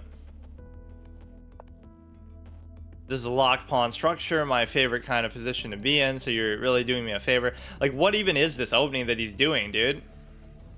Okay, now that one we should leave kind of clear, and the reason why... I'd love to do this, but now that stupid-ass... Their stupid-ass bishop is going to come in first. That's what I don't like. It'll mess up my pawns a little bit, but I almost don't even really care. You got to never make these really quick moves. So even if you go to here, I could take, double take, triple take even with the knight. So even though this knight seems like in a bad spot, I'm actually quite happy with it. And the reason why is because that's how, you know, just get it out of the damn way is my principle. Okay, I'm fine with that. What does that change? It still doesn't stop you from, I would take, you would take, I would still take. Like, the opening is just not fun to the point. It's just like something you have to suffer through. And even if you know it super well, it's like, so what? You know, you're like... I don't know. Nobody really enjoys the opening. You just kind of have to deal with it. This just feels like a necessary move to make because you are going to be in a position where this becomes a liability just for not being covered, I bet. So we have this little V-shaped structure, but I don't understand with these two, like, what exactly I'm trying to do with it, because... You don't want to go too far either. Let's just do it, but sort of like a placeholder move. Your systems are to play against them, not you. Boom, mind blown, because either way I'm getting goodish whatever. I don't know why it actually censors some of these words. I don't know why I have that on like by default. So here you wouldn't be able to move that. And the reason why, so could I do like a little cheeky trick? If I go here and then I go here. Oh no, but you can move it now anyway. Like, fuck it, I'll do this. I don't care. It seems dumb, but it's not that you can never change that either. You can leave it. This is a beautiful V shape, but I usually don't like it on the king side as much. This is at least adequately covered. So this is a position where the knights really feast on, where you're able to really I don't know, just it's a closed position, so it is the ultimate contradiction that I am. Like, I like closed positions, but I also hate the knight. There's something about that doesn't match.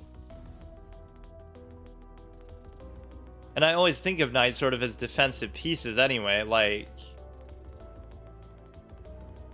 you know, to the extent that... What? Oh, that's fine. I was kind of scared. It's like all these unexpected moves that I'm not even thinking about.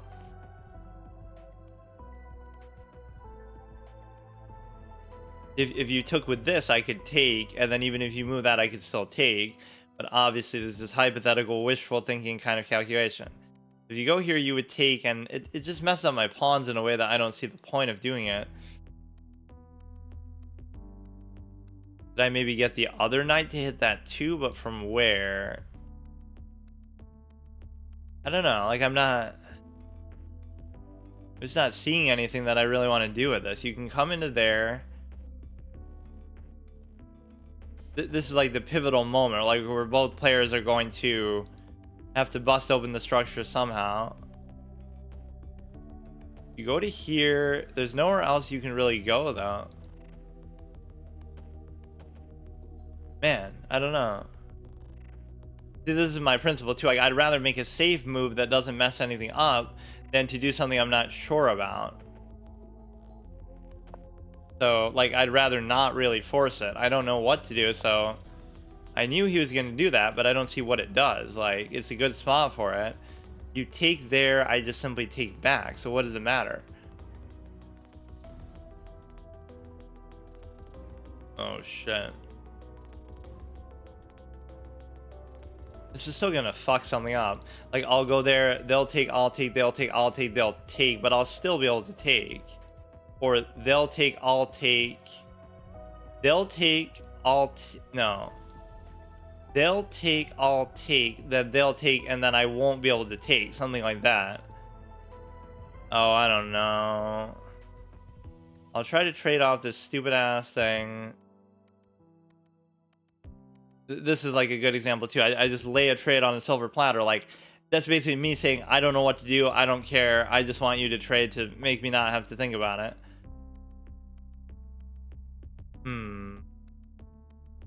It's hard, man. Our attacking is hard because it's not super clear.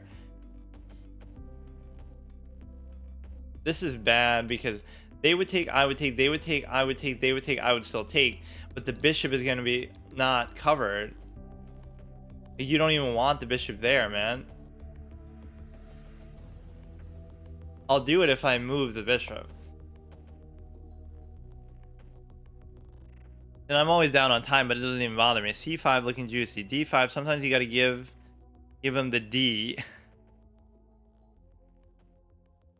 I really got to get better at knowing notation, too. I have to, like, kind of think about it for a while. All right, that's fine. It's a good locked pawn situation.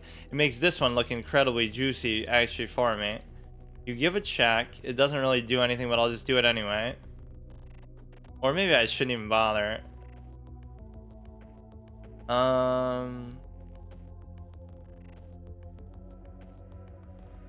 See, like, again, I'm just doing this for the sake of it. You can only block with the knight or the queen. I can always just do it and go back. Knight, queen, or pawn you could block with, all of which don't really hurt your position at all. And so it makes you wonder why, you know, even bother doing that. Arguably just gives them free sort of pawn movement. Okay, you move the king, which, I mean, again, could you really get away with playing like this against a normal good player? And this is what people always clown me in this sense. Like, you can't play like this with the king. You cannot do this, dude. And it's not like I'm the one who compelled them to do it. Like, somehow my attack has forced their hand that way. Now, this is good because you get to... No, but I don't want to do it with the queen, though.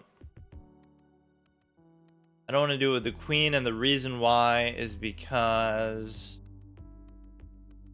I just want something to happen, though. They would take, I would take, whatever. If they don't take, I could take. Or... If I keep going, they would take and I would take and they would take. I don't know. Why don't I just leave it there and let them think about it? They would take, I would take back. There's no pressure on me to really do anything with it. Oh, no, never mind. Like, isn't this like such a discipline? Like, nobody's really making a big mistake. Whatever mistake there's been is like, it would be super hard to punish. I'm not seeing anything.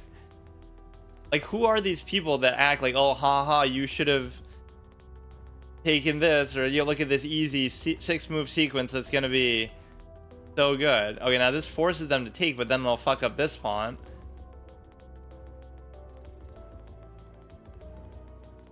I don't know. I'll just do it, I guess. I don't know what to do anymore. Now this opens up an open file for them that I could probably try to take over. Oh, you know what it does is it gives you potentially an Octopus Knight, but not really, because they would just... Or wait a second. Okay, now I'm making fun like, oh, you know, obvious mistake time, but fuck, they did make one there. Or you get jaded to that possibility that you don't think they will, so then when they do, it's like, you know... I mean, at least I get like maybe a pawn out of it then. They could double stack it onto here, or they choose not even to do that. I don't even want to give up the bishop there. They'll create some kind of crazy double stack, I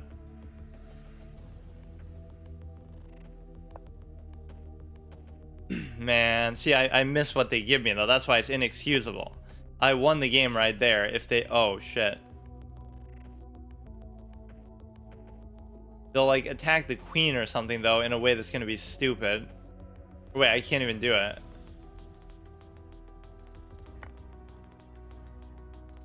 But now, aren't I double attacking that to where... What the fuck? Okay, well, that was in itself good. I don't understand why they had to do that. Wait, we can take the open file by force here. But no, that I should have just taken that knight. Obviously, I don't think there was any downside to it. And now my problem is there's not going to be enough time. Or you know what? If they're going to do it like this, why don't I just double stack it then? I'll just methodically create the double stack. Or I'll do it like that. So now even if they try to take the open file, you're in a simple position where you're able to... See, now I would just like to trade the thing. Trade the queen, and then you should be in very smooth sailing territory here. And they bring the knight. Okay, now it's full-on focus time mode. See, this is my average game. +3 with a minute left, and they have 7 minutes. So, like, what do you think is going to happen? What do you think?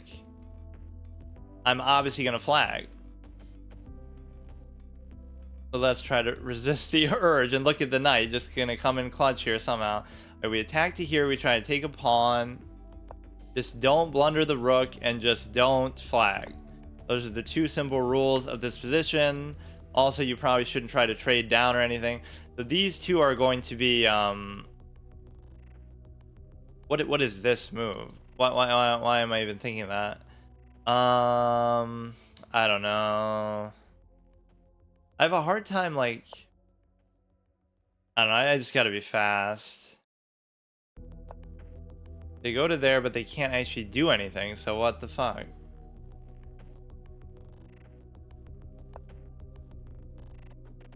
Don't give them a fork. This is like an Octopus Knight type thing in itself. They could attack the thing with the... whatever. Okay, fine. Doesn't matter. Just don't attack the rook with it. And then we can just kind of try to march this up the board. They can take that one. That's fine. Like, I just accept it. I don't care, dude. Now, you should lose one of those two if I'm not mistaken. Oh, for fuck's sake, dude. No. Or, well, it's still effectively a trade, but that's not what I meant to happen.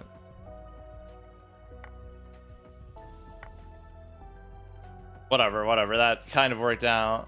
Like, at least I'm acknowledging I didn't mean for that to happen. Even though it didn't hurt me, I'm not going to pretend like, you know, oh, that was all part of my plan. Fucking guy, dude.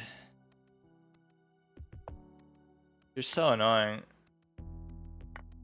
Now his king is gonna fuck with my pawns, but I should be in at least a good enough position to do something here. Okay, man, okay. Just forget it. It's over, dude. It's over. I don't care. You're gonna sack it, and then you're still gonna promote, but I mean, I have a rook, dude. What do you think? What do you think's gonna happen? Now it's even mathematically impossible for you to even get there. Or like, are these pawns still gonna be that much of a nuisance? They really couldn't be, though. I could literally sack for them somehow and still, you know, I could somehow sack for them and still promote my other one too. Or you're like almost in mating position already. If you just go to here, how is that not a mate? How is that not a mate?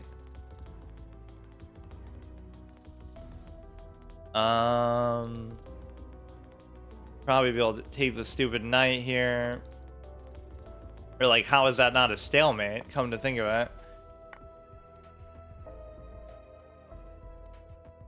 So see, look at the time.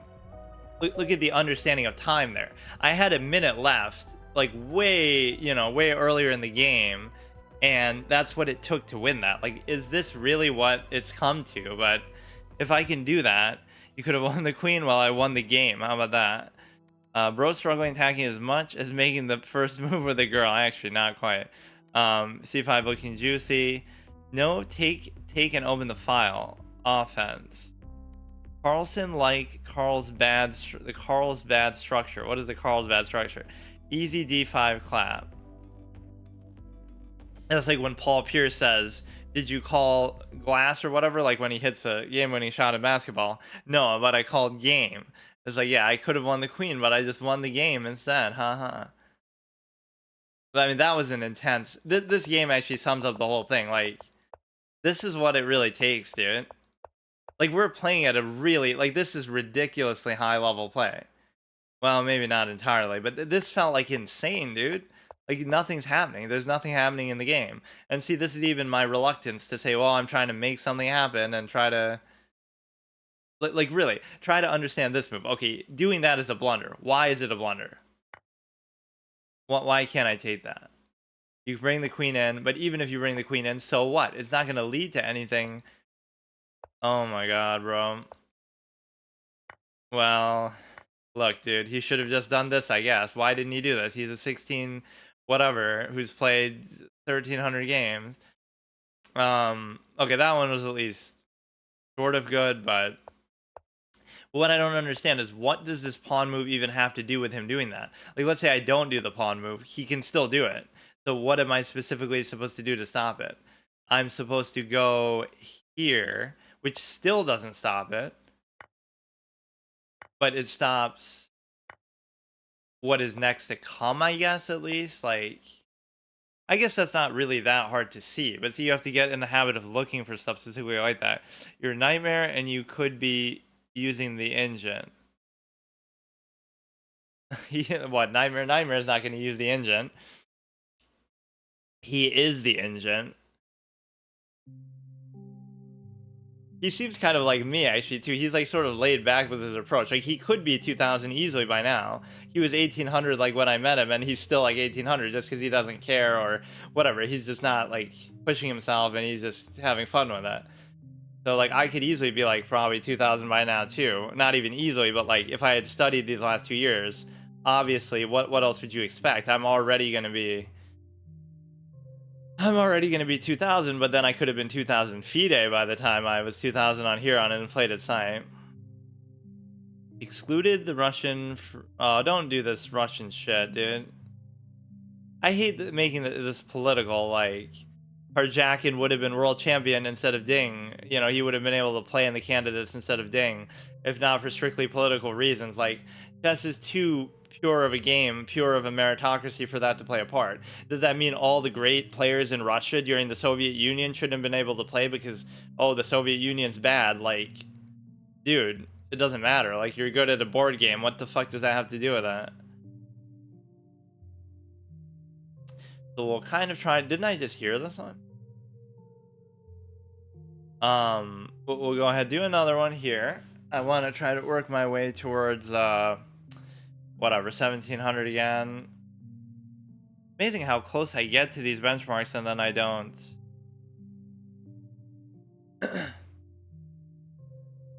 Like, I don't actually do not capture that pawn. Or you know what happened actually, speaking of squirrels here, that's why my internet wasn't working in the setup. It kept bugging out like the last couple weeks, so I wasn't able to stream here, or it kept cutting off. Literally, a squirrel had bit my wire outside, like eating it so much that it, actually stopped working, and they had to replace the whole thing. And now it might happen again. So every time, they're gonna have to come and fix it every few months just because the squirrel keeps getting into it. That's such a stupid reason for it not working, because they couldn't figure it out for a while, and they kept trying to just do minor little fixes, but that's actually what it was. I wonder how instructive these games actually are, because you might say, oh, well, you're learning to play like a GM, but I don't think that even they would play like this if, see, now, was that worth it for a passed pawn? Maybe. Would a GM even play like this if it wasn't a bullet game? This is going to be completely a different style of play. Like, he did all that for the passed pawn, but then it didn't even materialize. So, this is not only not instructive, it's sort of anti-instructive, that you learn to play the wrong way, and you learn all the wrong bad habits, and just, you play like an even bigger clown than you already are. At least in our cases, like, we're already bad and when we do have time to think. So what do you think is going to happen if we play in a faster format? Like, obviously it's going to be a disaster clown show. It's like, you need a break after some of these games. Like, that was actually satisfying though. I like that game because, he played well. Like, what more do you want from a 1600 rated player? Like, I don't understand how. We're playing solid, we're playing safe. Like, look, man, unless you do something crazy, you're not going to get anywhere with this. And then he blunders the knight at some point that is kind of bizarre. I even said before that move, like, oh, nobody's going to make a mistake ever. And then he does. Like, you got to be able to see that. You're not even thinking like that, right? Like, I'm assuming, if I look at it, I'm like, oh yeah, of course that's covered. And then I do a double take, like, oh, it's actually not. Like, how can he be so good and then make a move like that? And then apparently that's a blunder, which, it's not like, oh, that's forking out, like, you're going to actually be able to take it. Why is any of this good? What do you mean? Okay, but so what? Alright, you win a couple pawns, like, I get it. But no, that's the bad tendency of my trades or my laziness. I'd rather go for something that's, it's might be good or it might be okay, right, and not terrible, but you'll never find the best move because you're always looking for the easy move, right? That's the philosophy. So yes, I'll get some easy little trade and I might be able to win. So actually the presumption with that is actually pretty arrogant. You assume you're better than people by enough to be able to win in those kind of positions, or just that the game is so stale that that's going to end up favoring you overall, just by you're going to get a draw or something like that. But you're never going to find the best move because, like, oh, I'll just take this easy lazy trade and it'll be fine. But I missed a mate in 6 sequence, or oh, I missed this little positional advantage that you could have gotten. That you can never truly get anywhere by doing that, but at least far enough. I'm sure I can get to 2000 ish on here, which I really don't know what that equates to in FIDE terms. Because literally this 1900 FIDE player was like fucking 2600 on here, which doesn't make sense. Because there are some grandmasters who are actually, like let's look at them. Okay, this guy's an IM, right? So let's look at a proper format. What is he on here? Not assuming he's even trying. So an IM is 2600, which isn't that big of a stretch. Like, so he could be 2450, so he's 2650, 200 points. But when a 1900 FIDE player is 2600 in rapid, like, what do you mean? Does that make any sense? It could just be that they've fallen off in FIDE terms, or they haven't played. That's even what they said. They don't play in events much, so they could be a lot better than what that rating would show. I mean, evidently they must be. So yes, it's inflated, but it's not inflated by like 600-700 points. Engine makes everyone a clown. That is true. I hate sacrifice. Yeah, sacrifices trigger me in a sense of, like, in the early game. Like, these people do a bishop sack on like move 6, and it's like, what are you doing, dude? Either you've studied and you watch some little cute video on YouTube and you think you know something, right? Some little trick or gambit, but you know what I mean? Like, why do people play like that, really? I like how it says it was an hour ago. Like, I've been going on a little tangent, but it's not been that long. It's just always, I'm stuck in the past on this site. I almost need a break. Like, let me read like an article or some shit. This is actually pretty good. This BlackBerry thing. No, everybody wants the actual real BlackBerry, like the whiskey, not the. It's like a pre-made thing. Norway chess 2024 in graphs. Why do we even care so much about Norway? Just because Magnus is from there or whatever? Like, let's look. Best Norwegian chess players, and who besides Magnus is there? You'll always be overshadowed no matter how good you are. Johann Sebastian. You know, like there is a certain thing that this reveals. You could be the best player in a country, right, that's not that competitive, and you could be like 2400, but you'll still be celebrated for it, right? Whereas here, you'll just get screwed over because no matter how good you are. So like a 2600 in Norway gets no attention, nobody knows who they are, but a 2400 in some other random country, right, that doesn't play chess, oh, you're a hero, you're a national hero, and everybody loves you. Like, you know what I mean? You're getting sort of special treatment and unfair attention. Yeah, who's the best Norwegian? Who the fuck do you think, bro? Never heard of him before. I mean, there's a lot of players I haven't heard of before because, like, why would I necessarily care? You know what I mean? Like, it's not like I'm in the competitive scene myself. I like the whole idea of, like, scouting your opponents, too. Where, like, you know, you've done research on them and you know their style of play and what they excel at specifically and stuff like that. Like, at what rating do people really start doing that? Probably around 2000, and probably, you know, in these over-the-board events. She had like this kind of troll moment, like where she's 2699 and she couldn't get to 2700, right? Wait, I thought she had been 2699, so she was like so close, but she never quite got there. I swear it said that. That's so weird. Maybe during an event she got to that, but it doesn't count because by the end of the event, so like there's only one 2700 female player ever, and it's obviously Judith Polgar. And look at her even giving that. And then she goes to become a school teacher because that's how little money chess makes. That male, female. Oh, here we go, dude. Claim there are many reasons for lack of female contenders. She says there is a physical aspect to long chess. Okay, dude. Okay. It's an athletic sport. You're really gonna do that, dude. Don't get me triggered now. And that men generally work harder. Okay, so that has nothing to do with... Think about that statement. Men generally work harder than women growing up. But what does that have to do with being a man or a woman? So you could just work harder then too. Like, that's not a trait of gender. She uses Chinese girls as an example and points out most prefer a balanced life, prioritizing such as university and family life. But again, that's the point. Like, there's nothing wrong with prioritizing those things. You'll probably be more successful and be happier in life.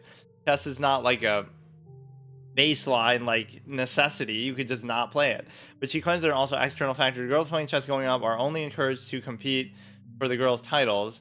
Yeah, so you know what the solution to that is, which I always say, get rid of them then. Just have regular titles for everybody. Lowers their motivation. That's actually the sad part. That's probably true. You don't learn how to truly compete at the highest level, even if you're really good, because you don't have to, because you're getting special treatment. So unfortunately, right, that's like, if it's given to you so easily, you won't work as hard as you truly have to.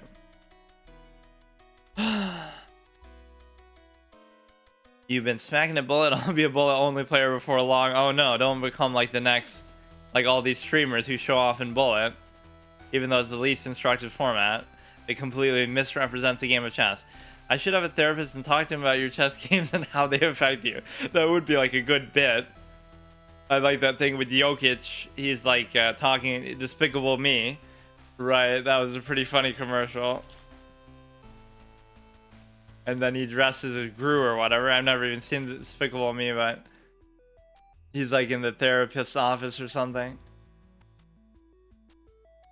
Yeah, let's see if there's a joke like that. Chess therapy, just like it's so stressful. Chess therapy is a form of psychotherapy that attempts to use chess games between the therapist. Oh, this is actually a real thing.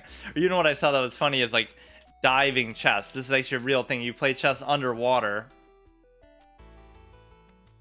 Diving chess is a sport played underwater. Is invented by Etienne Elfield and has been played. I wonder if they're good at chess. They're probably really good at swimming, but not chess, so they want to overcompensate. sports Olympiad, so you have to like dive down and make your move and then come back up, and then like what the fuck, dude? It's so random. Psychotherapy uses chess games so that they would diagnose like you're just a lazy person who takes everything for granted or something because you play in that way. You don't apply yourself. You don't reach your full potential. This would be like my ex-girlfriend telling me this, like, you know, like we started at the same job and I was higher up in the ranks than her, and then she outranks me, not because of anything other than she's just more hardworking and motivated. So in the same context, like in chess, like I could be better, but I'm just too lazy to do it, either to study or to actually focusing, visualizing, thinking ahead, weighing options, analyzing concretely, thinking abstractly, planning, juggling multiple considerations simultaneously. What about this one? Obsessing over a board game and playing it 5 to 10 hours a day every day of your life. What kind of psychological condition would that be? Is that healthy? Is that normal? Like, that's the real issue you might be having. You should get a chess therapist. There are therapists for chess players. But no, I mean, there's even a form of therapy that uses chess. Chess isn't corrupted, and I guess... Talk to him why you hate... in my system, there are legit sacks on e6. You gotta study them. That's unfortunate. Yeah, that's the point I'll get to. But I think a lot of the sacks people do here are not like that, but they just... Or they might be legit, but then they don't know how to follow them up properly, right? You have to know, like, the whole line behind it. Talk to him why you hate sacrifices and how that one dude has sacrificed a piece and it triggered you many times. I've heard Magnus isn't even the best. He just comes from... Oh, that's... I mean... You come from money and it's all corrupted and rigged. I mean, that's really not... Sounds like you heard the typical conspiracist that talks about how the presidents are aliens. Chess isn't corrupted, and I guess nothing is. World leaders surely rig chess games. They're therapists for chess players.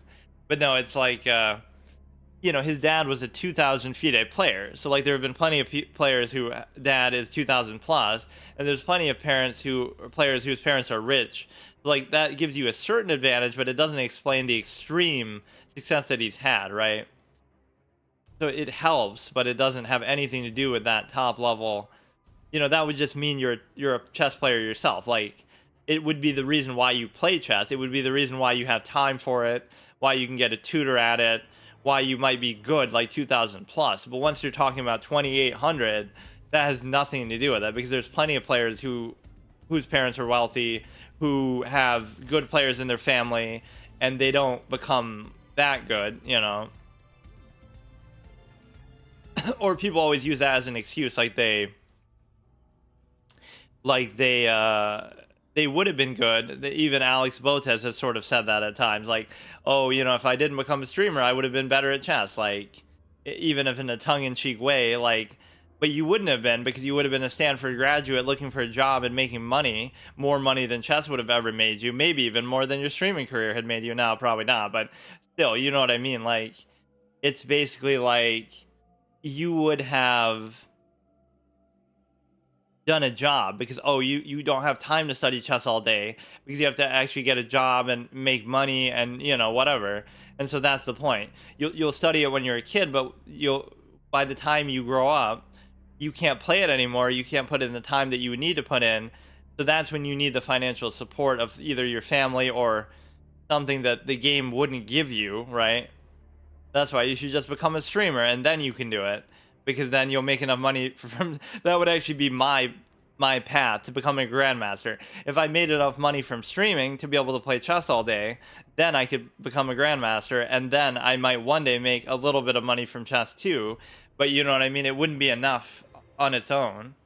Even if I was a grandmaster right now, right? Like, I'd still make less money than I do from a job that isn't even that great, but like, literally, they make like 30,000 a year. Countries send their best players to play in a rigged game. I mean, I won't say there's no aspect of it that could be rigged, but like, in the end, it's like what... It's almost like chess isn't even important enough to rig, but it's more like, you know what I mean? Like, you're sitting down at the board and you're making the moves. Like, what is the... I don't know. something that could be rigged is like, yeah, Carjacking wasn't allowed to play because of political reasons. That's kind of rigged, because regardless of what you think about that situation, right, he should still be able to play a board game that has nothing to do with it. Okay, let me actually play another. I don't know, I just got distracted for a second. I wanted to be really good as I can get. That remains my goal. You make your own money. Yeah, I just mean in a broad sense. Like, chess is incredibly unrewarding, and people who play it like as for a career are not making a very good choice, right? Like, imagine you're like a 10-year-old kid and you're like, I want to be a grandmaster when I grow up, and it's like, okay, but what are you gonna do for a living then? Is the joke. Like, oh, I thought I could play chess for a living. Yeah, fucking right, dude. Nobody does that. Like, how do you really, I don't know. I wonder that on an average level scale. Like, you really can't make money doing that. Or you would have to be a grandmaster. So, like, what do you do on the way from 2,000 FIDE to 2,500? You're not making really enough to live on, probably. Right, let's look at that, and then I'll play another one. Grandmaster salary. It's literally like minimum wage. Or an hour, but how many hours are you actually getting? You know what I mean? Only during tournaments. Like, what about the rest of the time? On average, they make between 20,000 and 75,000. What the fuck, dude? I mean, 75 is actually okay, but, you know, again, you can't use the top level ones either, like Hikaru or somebody getting it from streaming, or even like Magnus, because, yeah, 2 to 3,000. So you're making like 30,000 a year. I mean, that's just ridiculous. Like, and that's in the best case, right? Like, let's say you're a 2,200 FIDE player and you're trying to make ends meet. Like, how would you do it? So that's what, you can't rely on that, right? So people use that as an excuse, like, oh, the reason why I didn't become a grandmaster is because I had to do a job and take care of my family, and because I had to, which is still an excuse. Like, there's people who do it even under those circumstances, but that would be the most common excuse. I was really good as a kid, hypothetically, not me, but like, I was really good as a kid growing up, and I had all the time to study and get better and play, and then I got to age like 22 and I'm in college, and now I can't play as much anymore, so I can't improve, and so that's the reason. And so that would be the financial aspect that people would bring up, like, you know, you have to start making money and worry about that and real life responsibilities. So now you don't have enough time to commit to it, right? That other people might have if they have certain advantages or whatever the case may be. Ash Ketchum. Yeah, I did think of that actually. I want to really be as good. I want to catch all the pieces that I can or whatever. Hikaru said streaming makes more money than chess. Well, at his level, obviously it does. No question about it. Like, or I mean, at that level of popularity, like, you know, you think Botez would have ever made anything, let alone close to what she's made from streaming, from chess? Obviously, it's not even comparable. But even for the best players in the world, you would still make way more from streaming. Like, even Magnus, he doesn't stream a lot, but I've seen on occasion he does, and so he probably doesn't make more, but like, if he really wanted to, he could. It's actually interesting that he wouldn't do it more, since he's taken sort of a break, right? He isn't even playing for the World Championship and stuff. Okay, I'll be back, and then I'll actually play something. I like those sort of pseudo just chatting, like, you know, just kind of talking about chess segments, but the point would be, if I was good enough, I could actually play while doing that, but I'm not confident enough to do that anymore, right? Like, it's so hard for me to even just play at this level right now. I see myself continuing my career and playing in tournaments when I can. Eventually I'll be as good as them all. Whether I'm famous or not, I'll be cold-blooded killer.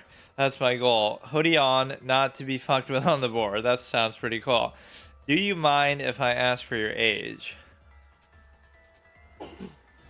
But of course, age is no object in chess. But then again, you have to probably start when you're 5 years old to truly, you know, it gives you a good start at least. A lot of the best ones do that. They start when they're super young. Even if you don't play a ton then, it's like, if I had played this much, like what I'm doing now, which is actually a pretty decent amount still. If I had played this much when I was young, from the age of 5 instead of from the age of 27 or whatever, right, when was it that I started? Something like that, then you would be in a better shape, because I would still be, I wonder what would actually have happened, because you're like multiplying this amount of time then by like 10. And so even if I didn't study or I didn't care that much, if I had actually played this much.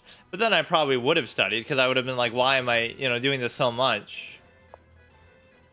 I may as well take it seriously, but I would have done that after a while. This I don't really like, but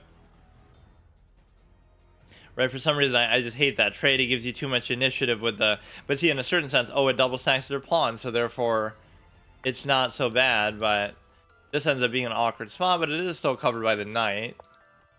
Like, I'll just go back. Like, I don't care. It's just stupid. Why, like, leave that up to chance? He'll do something to push that out and then screw me over. He would have took, and then if I took, then your reaction could have been just like that. Take. Nothing about this position makes me uncomfortable, but for now, yeah, like the confidence of some of these players to sack is quite interesting at times. Everything is adequately covered. If you go to there, I can take. There's something with this knight that I got to figure out, what do I actually want to do with it. The rook also doesn't have to be there. Yeah, I should follow certain like logical razors, whether they're even of my own making or just things that make sense, or maybe things that people have said over time, or I won't say I haven't learned anything from anywhere, like, certainly from analyzing games. I would take, they would take, I would take, they would still. Wait. I'm not sure about this, actually. My normal reaction to that doesn't work now. Like, I normally, like, raise, but I can't do that, because if I do that, you'll take this. I don't understand. Maybe the way to do it is actually like this. So then I would take, they would take, I would take, they would take, I would take, they would take, I would still take. But the reason why I'm not too scared about all that taking happening is because the queens would be off the board, so you might open the H file in a way that's undesirable, because the H file is always like a dead zone. If you open that, why can't I just do it? I would take, they would take, I would take, they would take, I would take. I won't do this. I'll do this, and then the trades will have to occur before you open the H file. So you'll take, I'll take, you'll take, I'll take, but then it's okay. It's awkward, but it's okay, because I don't want the queens on the board then. That's still a bad sequence for me, but I'm willing to live with that if I'm able to. And in a way, I couldn't even have covered that, so I'm willing to just give it up. Right, at least now I can pseudo try to cover it, but in fact, I really can't, though. That's the thing.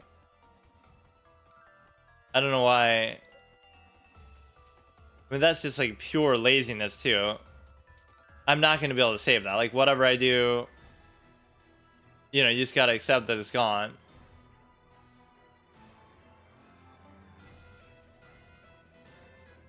Which is fine. You get sort of a little restitution for it. So, we got to figure out something to do with the knight here, too. We can double stack it there.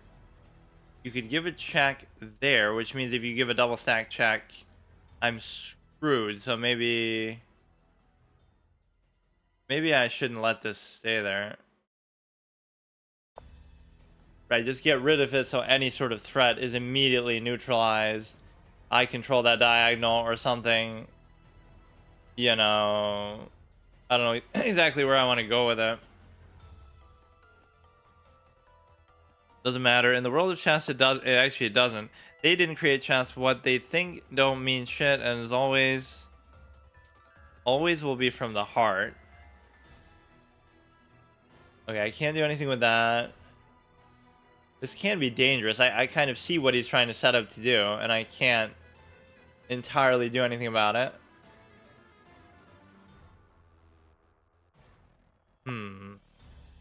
I see the danger that this poses, because if you give a check on the back rank, then I'm just mated immediately.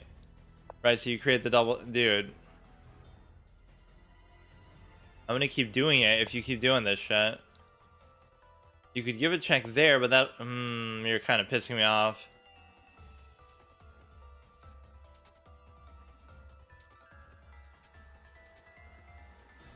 I don't know, man. I'm trying to fucking do it, but he won't let me. So irritating. Yeah, this is a 2,000 player, by the way, because only somebody like that would avoid trades this much. Just let me have it, dude, please. But when you can tell, oh my god, I give up. This would be even a mate in a different way, like if you just checked with the bishop itself. Right, so this could be like an octopus knight type of thing. And the reason why is because you go like there. Right, so that's kind of cute positioning. But now this bishop is actually getting in my way in a way that, okay, that has no concern to me. I don't know, I'm just not happy about this. You do this and you can sort of pseudo trap my thing, right? As much as I'd love to try to take the opportunity to move it, this is totally a busted position for the thing. For the bishop itself, right? And so now I can do it like this maybe. And if I do that, then you're able to move the king finally because of the fact that it's really not been mobile. I'm surprised he hasn't tried to double stack yet though, because that was really the path to take. It could have been really hard to deal with. I can block this off. I don't really have to worry about anything else with respect to the, you know, move the bishop itself. So I don't have the double stack option myself, but at least I have the option to move. I can threaten this again off the cover of the knight itself.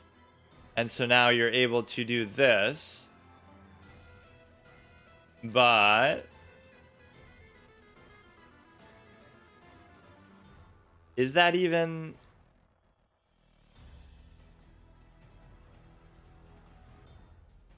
I don't understand, actually. I don't know.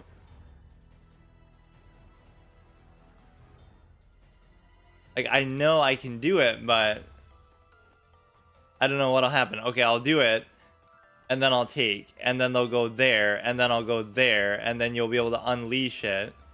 And it won't be mate. It won't even still be mate, but I don't know. That's the thing. I'll be...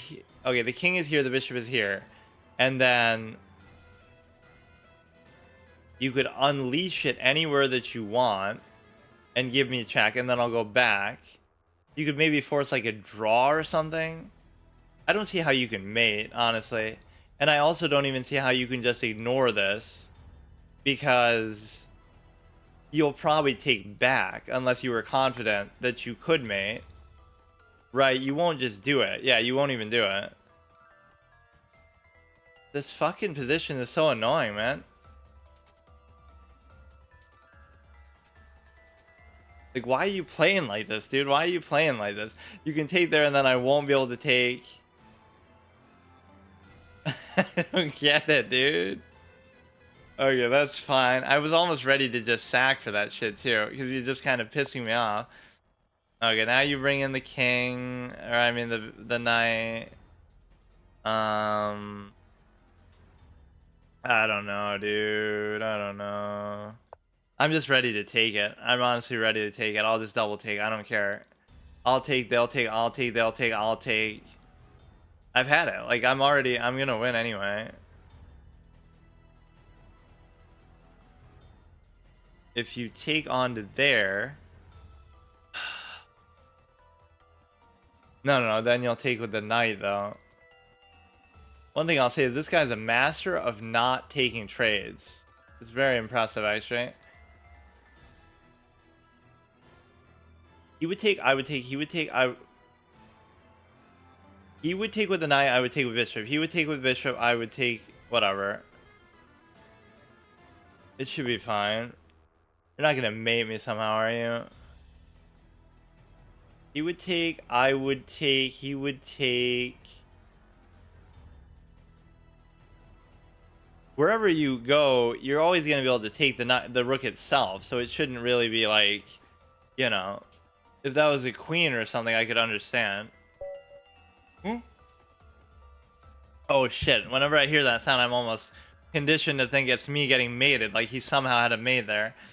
Fuck. Because I wasn't even looking at the screen for a second. Let's see, what did he say? Age does matter because you can't be 60 years old and trying to become a grandmaster. I mean, kind of, but still, generally it doesn't. When age say it doesn't matter is the kids can be grandmasters, but they can never use the same phrase when talking about grandpas. I guess that's fair, but it means it in that sense. Yeah, like normally people look down on kids like, oh, somehow, you know, kids aren't as smart as adults, or they can't do things that adults can, but they absolutely can. Or there's almost a reverse interpretation where people think kids are better in terms of, you know, on average, which they're not really better, but it just means that people who start when they're kids tend to obviously be very good because they kind of commit to it for a long period of time. What are we at? 1667. Just take a little second here. And I'm sort of on this undefeated streak, and I don't really want to play it right now, but I'm on this undefeated streak in 960 to the extent that I played like however many games in a row, right? So we 1, 2, 3, 4, 5, 6, and some of this is a little bit unfair because like I'm playing the same people over and over. For the one, because I'm just sort of matching with people in the lobby, because it's not as popular, obviously, as normal chess. But whatever, I can't really control that. I beat somebody who had played like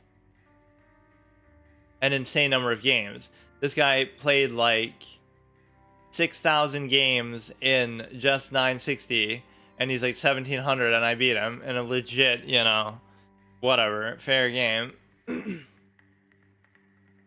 Alright, let's do at least one more here and see what I can do.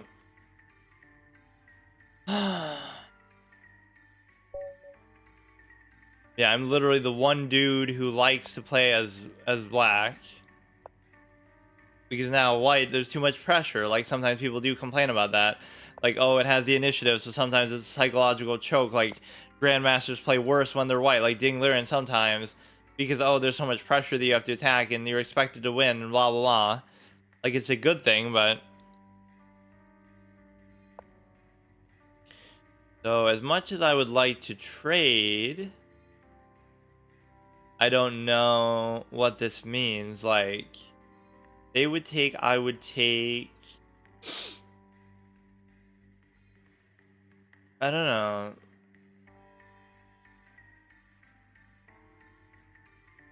I don't want to do anything, actually. Just let him do it. I don't care. But I can't do that, then. That's what that means. I can't do that. And the reason why I can't do it is because then you would double... No, you wouldn't have double took, though. Well, either way, it's fine, but... I couldn't have double took because then you would have took the pawn, but now... This thing is going to be weird. Much as I like trades, I somehow didn't like that there. You could perch it like up to here, and then it's just a question of that pawn cover, which is already covered. So maybe this is the optimal spot to put it, but there's nothing stopping the pawn from coming all the way to there, right? Or maybe there is, because the combination of this plus this would mean that if this is the anchor pawn for this pawn there, no, but then you wouldn't be able to do it. You could go ahead and attack that there, pin it down, and guarantee the take, assuming, if you're assuming that the knight, or I mean, if the bishop isn't going to be good here, which it very well might not be. Let's get this one out of the way. There's a certain logic that I have to how I play, but it doesn't mean it's good, right? It just means I have certain things that I prefer and that I like, and they might not be based... they might not be based really on anything. Hang on, there was some sound.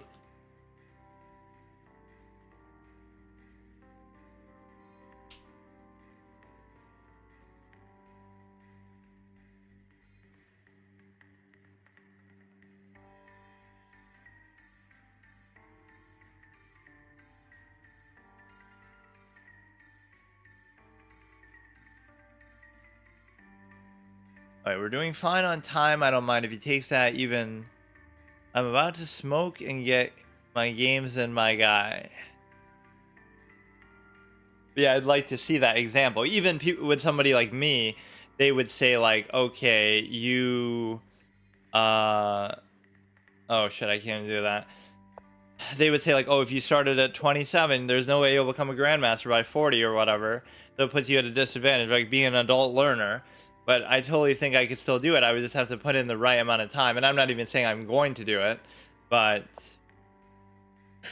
you know, it's a case where it's not about when you start or how many years you play. It's about how much time you play in those years. Do you play like an hour a day, like an average person might do, who's interested in chess, or do you play like 10 hours a day and study 5 hours a day? Like, you know, how much time are you actually putting in? So like, oh, in 2 years I've only gotten to 16 whatever, but not only have I not studied, which I don't even, you know, bring up because like it's fine, that's my choice, but I also only have played like maybe an average of an hour a day, whereas some people might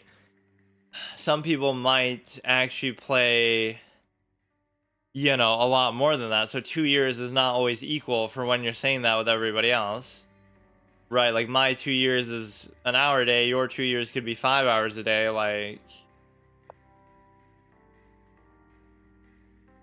so guess what I'm trying to do with that move? Trade. What a surprise. I could have tried to do it there too, but this pawn structure is a little bit weird, but it's actually not that bad. I'm gonna try to do it, and what's the worst you could do? You would take, and if you do that, then it messes up the pawns a little bit, but actually not that much. You get this weird like diamond-shaped pawn structure, and I get to preserve the bishop's position too. You go like this, and I could take. If you take, I take. So let's go like this. They would take, I would take, and then they can't do anything. If they go there, it blocks off darks for diagonal. They take, I take. You take, I still take back, but it's awkward. And the reason why it's awkward is because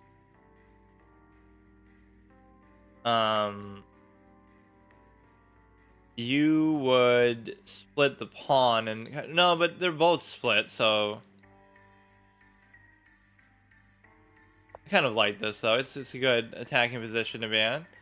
So the bishop is uncovered, but you know, in some ways I'm almost more comfortable sometimes putting it on the back rank. Even as dumb as that seems, like if I put it here, it might end up being uncovered later in a way that's actually bad. But if I put it here, I almost feel safer somehow. I don't know when or why that would come into play, but it's one less move that I'll have to make later that might actually be relevant. And I don't see what this diagonal is necessarily doing for me either. So now you go to, you can't do that. You could go to here, and then what you do is you feel like, oh, if he takes, then I'm in perfect attacking position, but there's no way to actually guarantee that's going to happen. And so let's just not worry about it for now. He could bring the rook to there, and I can't take it because of whatever. So I don't know what.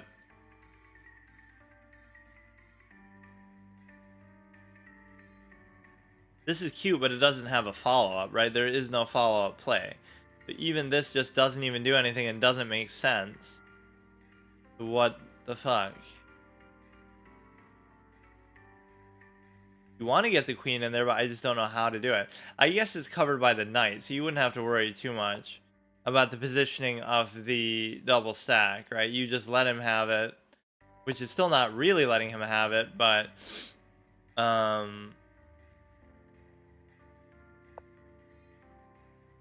because the stupid ass knight does indeed cover that. And so now you have some basic plays here that you can potentially make. Like, look how early it is still into the game, and in terms of time, he's only used 2 minutes, and everything already feels decided. Like, we're already in an endgame phase of the game. You could try to do this, but of course the knight is nothing if not a liability. And even if you... No, but it's a good excuse to move the king then. Although I don't like entirely what's happening with this. I don't see what opening he has here to even try to do anything. Or now the back rank position for the thing doesn't actually work at all for the bishop because the rook's gone. But how was I to know he was going to do exactly that?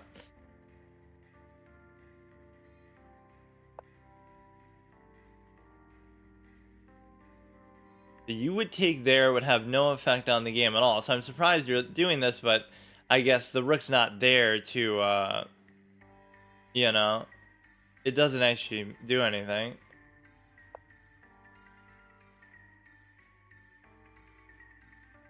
Yeah, this piece set wasn't really all that inspired. It's just like one Or even that doesn't do anything either.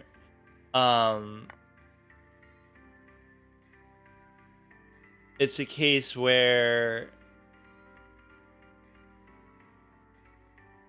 you know, it's just a regular set with just like one face there. Like, what is that, dude?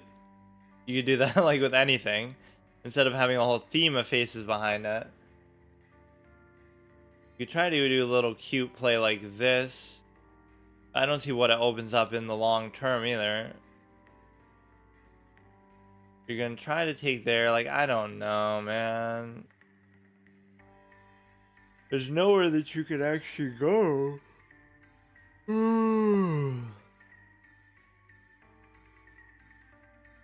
This pawn could be vulnerable later on. This knight isn't doing anything. I almost wanted to go like that, but I can go like this. Oh, God.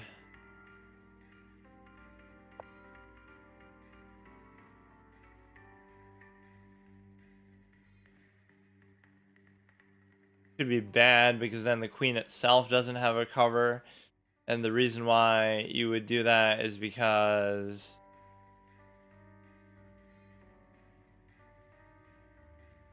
I don't know.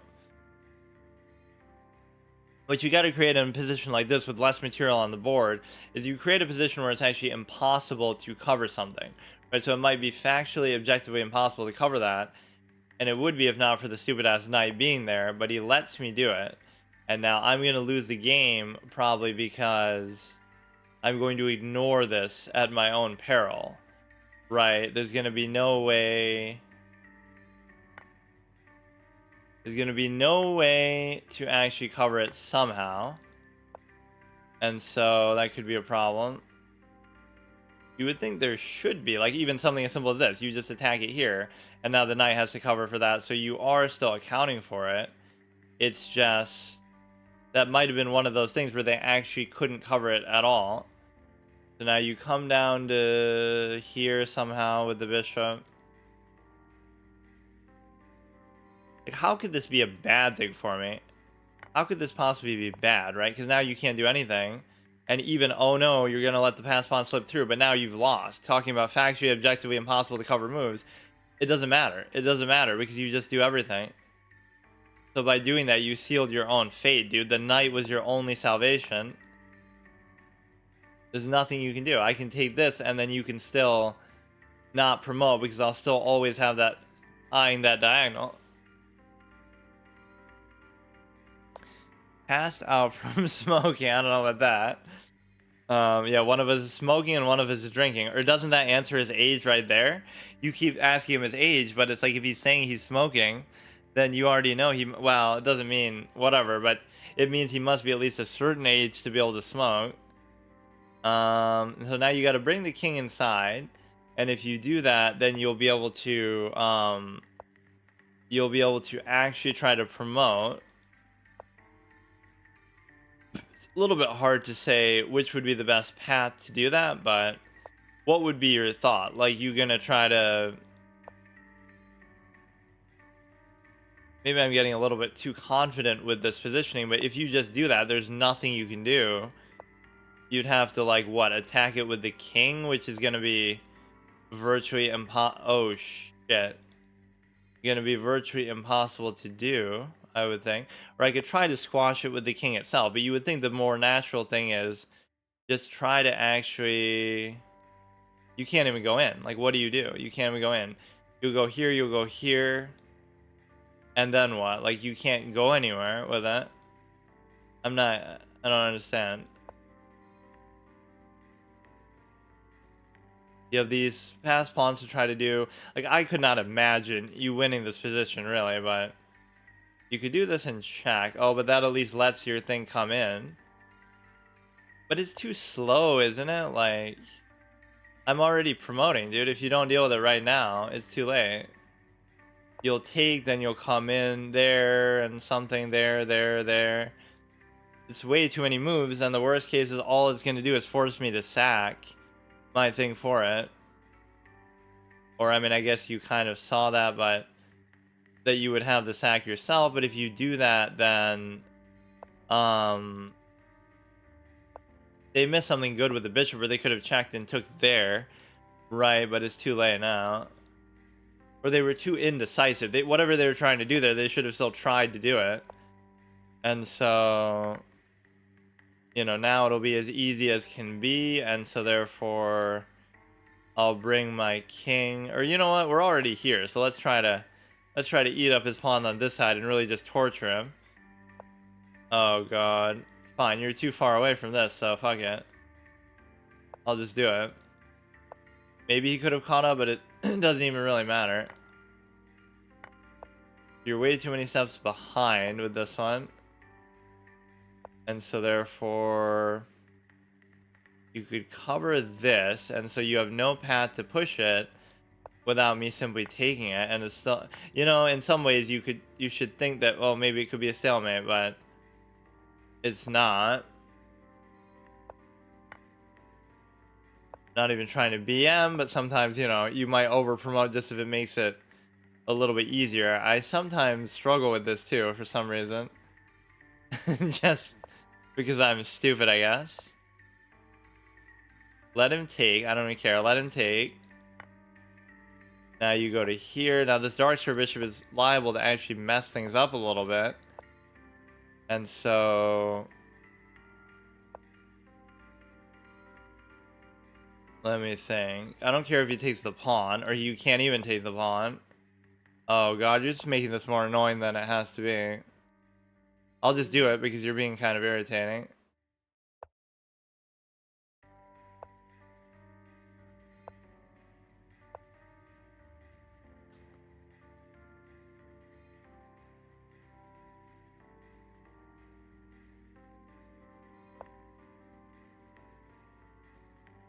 Why do I struggle with this king and queen mate at this stage in my life? Like, somehow, like, I know how to do it. It's just, okay.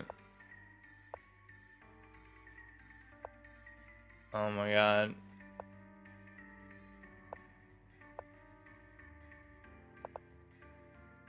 This is how you do multiple pre-moves. You kind of hold it there in place, I guess, whatever, beforehand. That's not bad. I want to be the very best like no one ever was, giving Ash Ketchum vibes of the last paragraphs.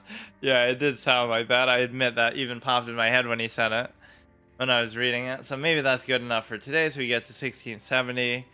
Not a bad session. See, it doesn't matter how much you play, it matters how well you play. Like if you do a good stretch like that. Like my blunders are always me trying to offer up a trade. But what does he do to punish it? By him taking, so what? I wanted him to take. How does that hurt me? Oh shit. Okay, I can see that. But he didn't do it, did he? He took even the wrong thing.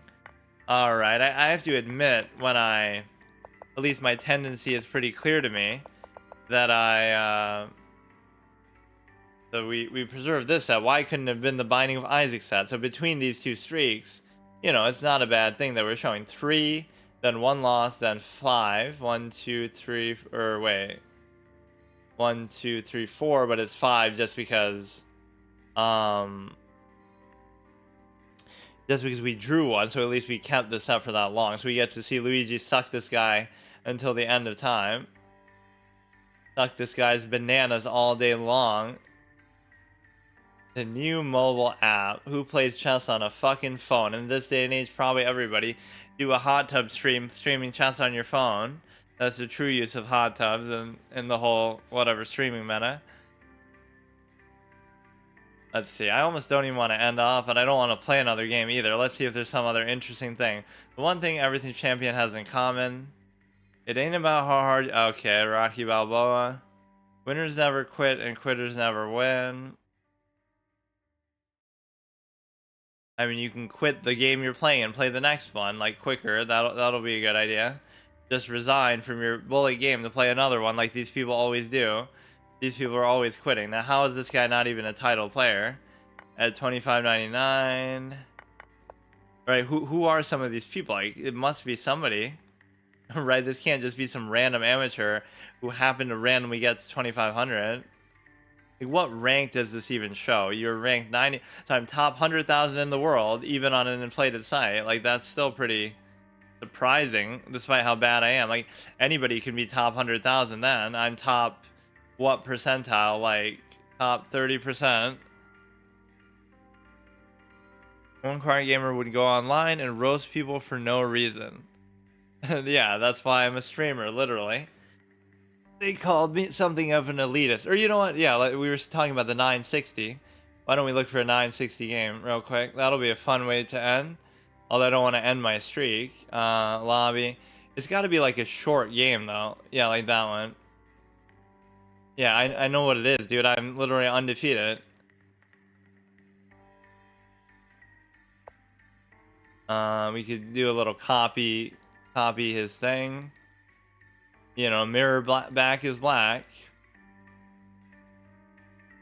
Take break from chess by playing chess. What an amazing concept.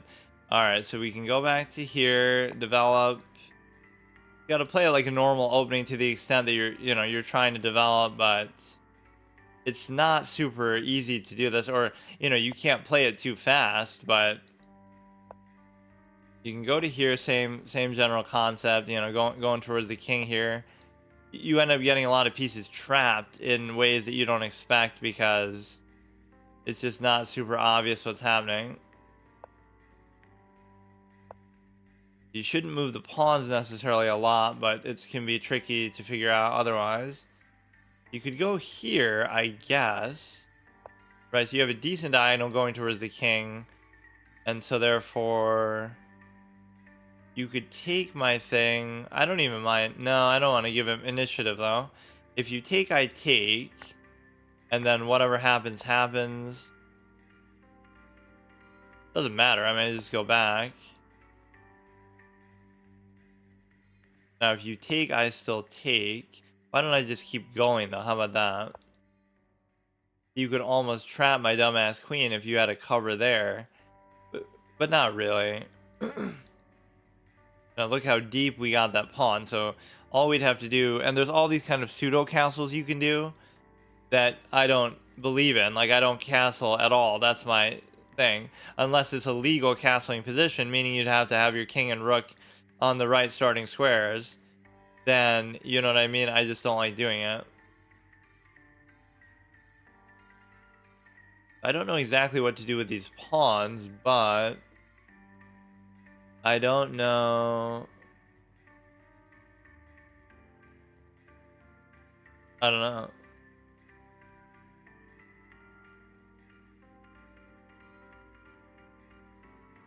I want to get the queen in there too, but I can't figure out how. I'm more than happy with trading, even if it's not maybe what I should be doing here. Look at this beautiful V-shaped structure we also have at my disposal. Look at this, dude. You give me this variant and I will use it to create art. Oh no, he'll take and then I can't castle, but you can't castle anyway, dude. Alright, so now we'll go to here. Try to develop in this way. We have a light square diagonal going towards the king. I would take, they would take, I would still take. I don't know whether I should be worried about this or not. Like, can they actually trap me in there maybe? Doesn't really feel like they should be able to. We have some good king presence towards the king. Pawn presence. I think I said king presence.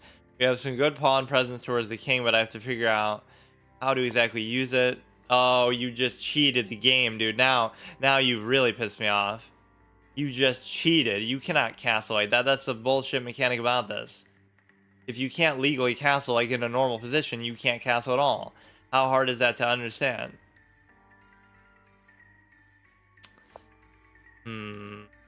People have no honor, no integrity in the game. Fuck them. We should try to open a seam, but we're kind of opening it in the wrong way. Octopus Knight activated. How good it's going to be, I can't guarantee, but it's actually seems okay. What are you going to do? Give me a pass pawn, dude? Or I guess you'll attack it with this stupid ass knight. as well. So I don't have a way to prevent that. Like, you'll do it and then just take the passed pawn. So what did that accomplish? You know, it's just you got to load up the cover if you're really gonna do this.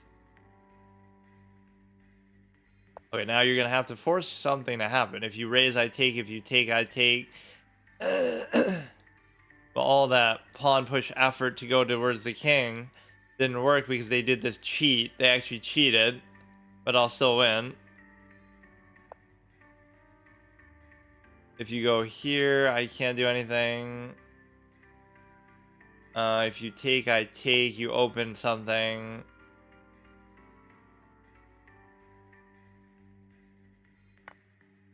You can't actually do it though, so I wonder. Actually, wait. What? No, I mean, I knew I could have taken. I just somehow just instinctively didn't do it.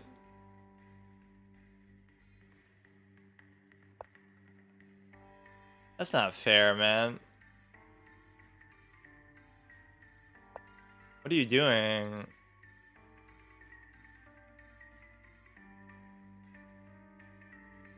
Whatever. The open file is not really under your control, even though it seems like it is. You could double stack onto there, and then it still doesn't do a whole lot. Almost like his stupid ass knight should be trapped at this point, but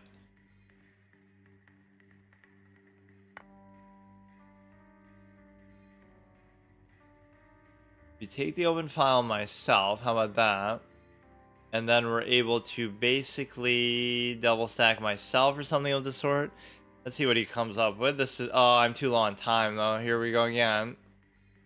Comes to there, but so what? It doesn't seem to really do anything. We have the light square bishop.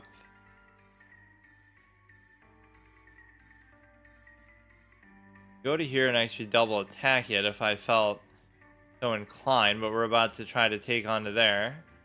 You can still cover it, but you're going to lose one or the other is probably the principle behind it. And so therefore, you get to maybe do like this. If you can do that, you can do like this. If you do that, you can do like this. And then even if you take and take, okay, dude. What are you going to do? Take there, but you can't. You should still be able to fuck around with that. Because anywhere you go to potentially cover it would be takeable by the bishop itself. And so therefore you take here. And then you just keep giving check, spam check maybe for a draw. Or you do it for a trade. You trade check. And then what you got is the ability to actually get like a pass pawn. You don't really have to worry about the bishop too much. And we do have that cover onto the thing. And so if you do that, then basically... Oh shit, I'm way too long time though.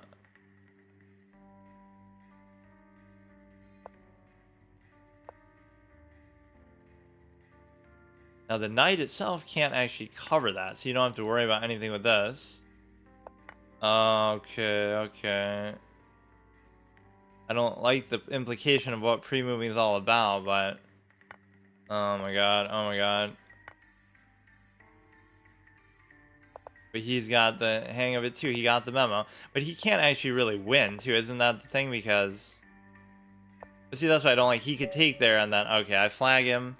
That's not really how I've been winning these, but I mean, I don't want to lose my undefeated streak. 960 there. Do you know what his elo is? I forget. It's pretty high though, actually.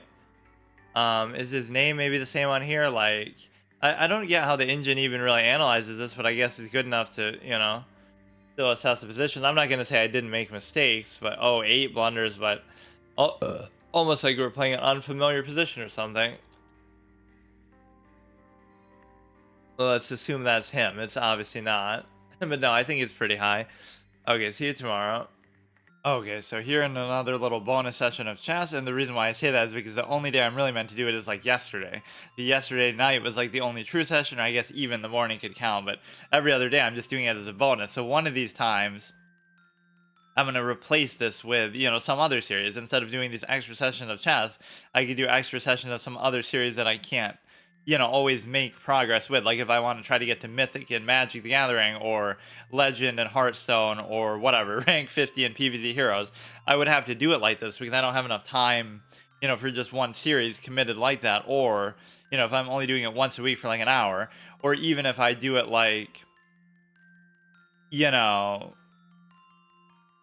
whatever, I only do it once a week too, so it's not like you're really giving yourself much of a chance to be able to do anything like that. So it means that these sessions don't always have to be chats, but just for now they are, right? And it's kind of sad when, oh, this is like a bonus secondary thing that I'm doing, but this ends up being more.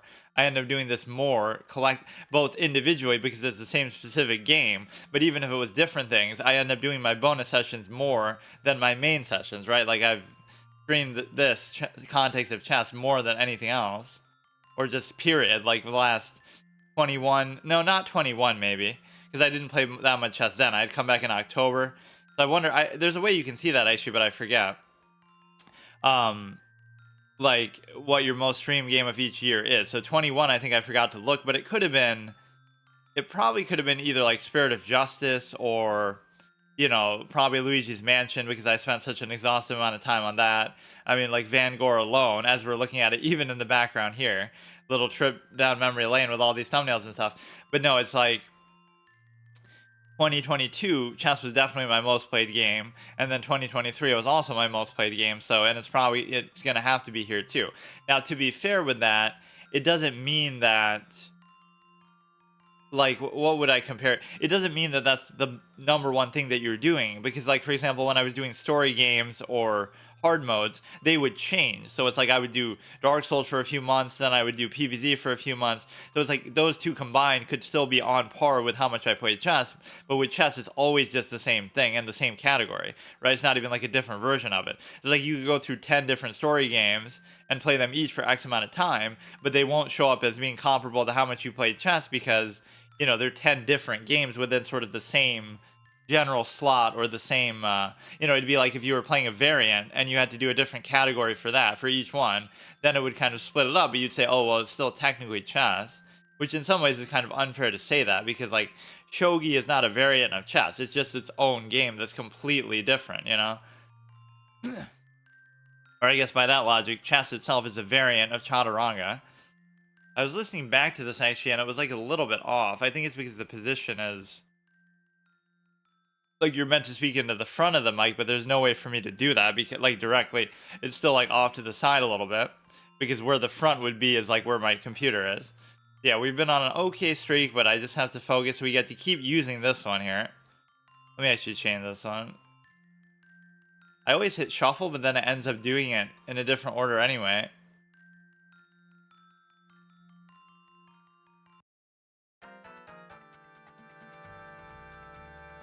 Or it ends up going like in order anyway. I don't know. Let me find something a little different.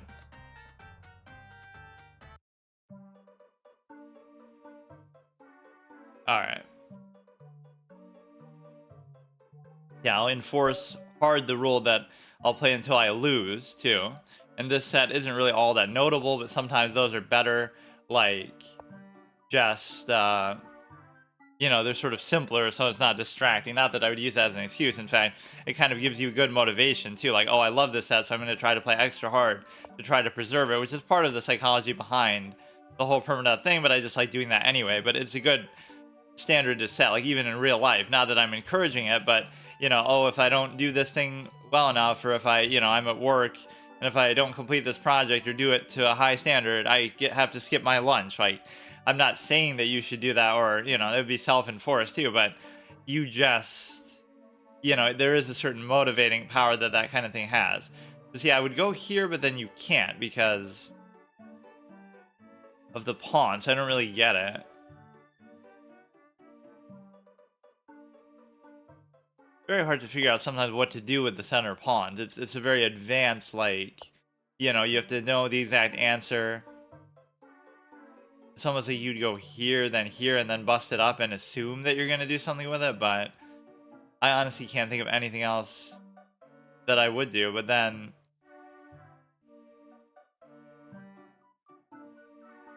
like, he's playing in a way that's just very strange.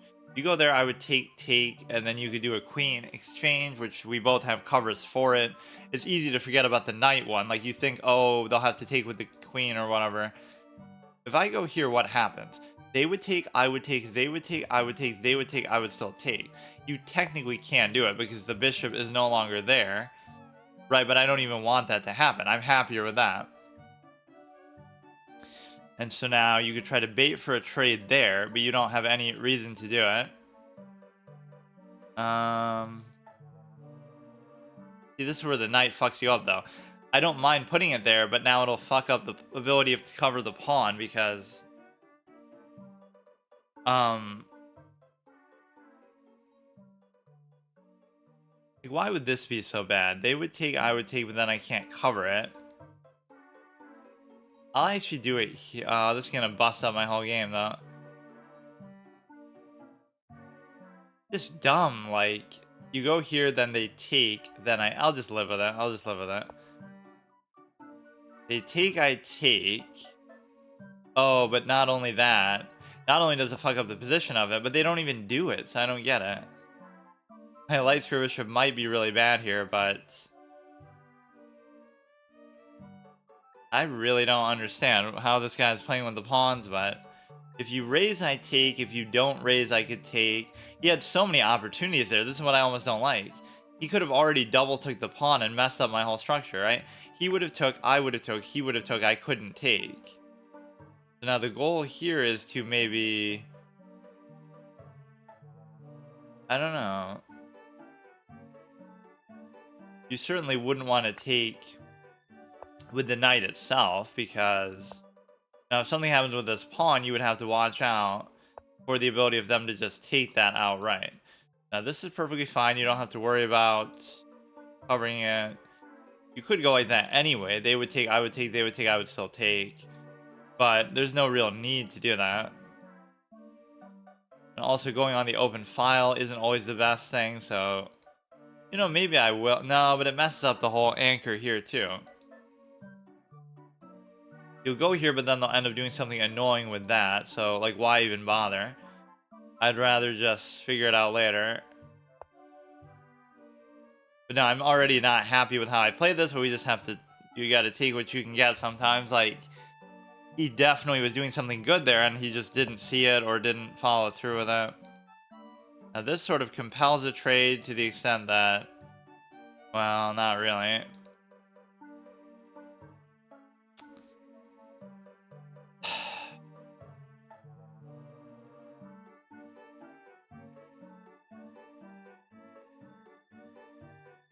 Gonna be a lot of sequence of annoying ass moves. I can tell you that much for fucking sure. You're gonna go to there and take the light square bishop. Right. Which is actually fine with me. It's just dumb. Like, I'm trying to put my queen in a way that it doesn't pose a problem. Like, go ahead, take it, but he won't. He'll just leave it there and let it sit there, and then I have to figure out, you know... But, you know, that's what good players do, at least in a certain essence.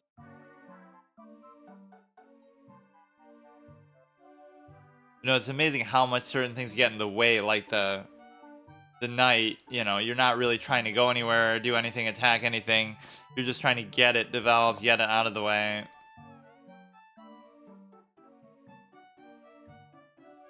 Good, man, what can I say? It's good.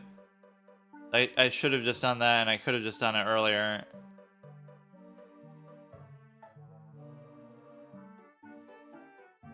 There's nothing I can say. Like, you just...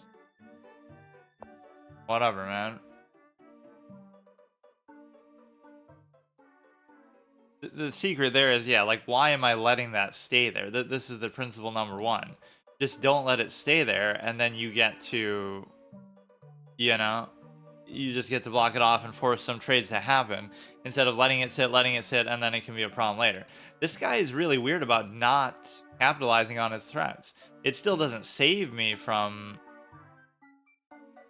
That'll be a take and a check. But the act of doing it...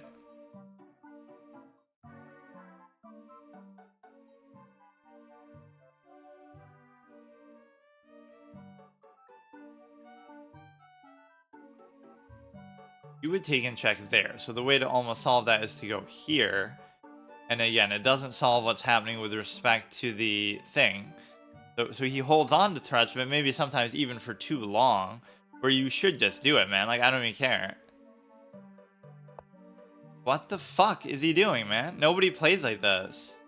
I mean, I guess because he knows. He's just so smart that he knows exactly... This one is pretty hard to cover. What the fuck is going on, man?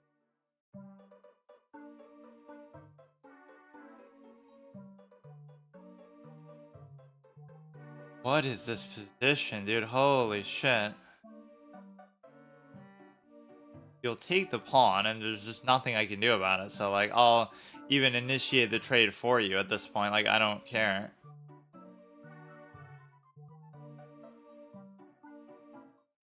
What the fuck kind of position is this? I don't understand. Take it. Like, what can I do? I mean, this guy's playing at, like, some god level. Who has the discipline to really do this? It's not even like... You just don't take anything ever. I have to practically beg you to take it. Like, please just fucking take my stupid ass thing. That is still beneficial for you, but you still won't do it. Okay, at least now that is adequately covered. So it would be nice if any of these knights or anything could fucking do anything in the game, but it's pretty much always too much to ask. Like, really, bro, really. Not a question of, oh, a good move. It's a question of a move. Can you make a move with the piece in the game? And the answer is always no. You can't do anything with it. Oh my god. Still not like a completely lost position, but... Or sometimes people's standards of judging that are very high. Like, they would have to be really good to... You know... To take advantage of that. Plus 2 isn't that big of a deal. My position's a little busted, but it's not completely terrible. So I still feel fine about it. It's just... The secret with a guy like this is just try to trade off, because he's just not going to do it on his own, ever.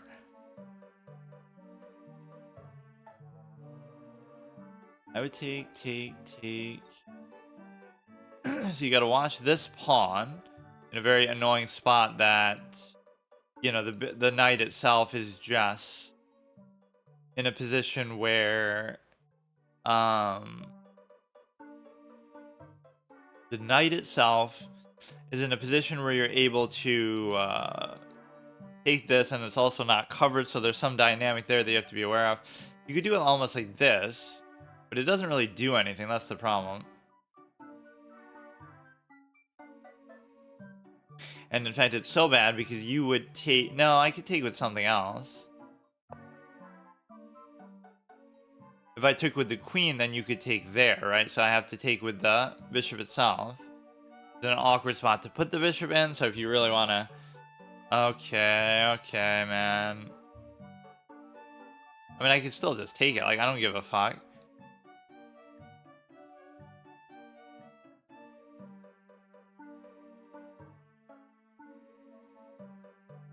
I wouldn't mind doing that, but I almost don't want to now. But it's also me just hanging on to a threat in such a way that...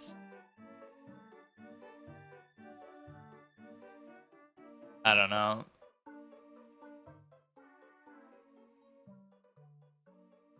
Now, what you'll identify with that is what I already had said before. So it's very hard to catch me on a threat that I don't point out numerous times in the course of a game, but... Doesn't mean that I really care enough to actually pay attention to it later. So you can have it, that's fine. Makes no fucking sense, man. Forget it. No, I mean, this guy played in exactly the way that triggers me, though. Like, it's probably, you know, you could say it's a good thing, but it's not really.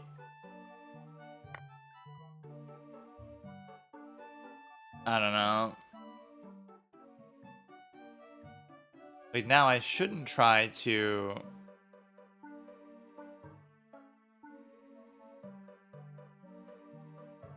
Gonna be a lot of disaster that happens here, but I don't really know what to tell you. This bishop is maybe a little bit of a weird spot. It's deep in enemy territory, but it's not really doing a whole lot.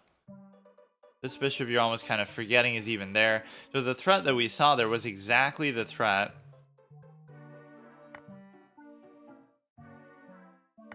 It was exactly the threat that we had seen for like an hour, right? And so it's pretty surprising that this would be an issue. Yeah, this is where I just completely lose my respect for the knights in the game. Like, you could say, oh, I misused them, but I don't think I played particularly well overall. So I didn't use any piece correctly, but I was just forced to endure its objectively suboptimal existence in the game, where I just couldn't do anything. So fuck it, trade the queen. It's really the style that they played that bothered me so much, where, you know, they would refuse to trade, and they, you know, I'll just do it for you, man. Make it easier. Fuck it.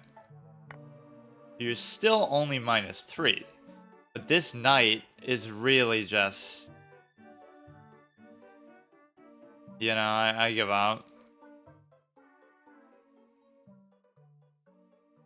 Yeah, I mean, if you can play like that, I don't know what to tell you.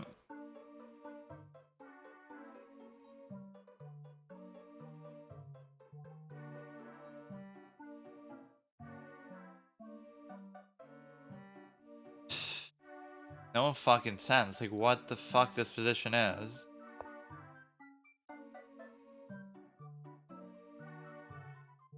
If I get triggered like that, maybe I shouldn't go just until I lose, but this is how I go on bad streaks. That is like an incomprehensible game. Now, this guy's like a fucking bot or something, because nobody would play like this. Like, what are you doing, man? Just take the thing when you have it. Why do you have to play like this?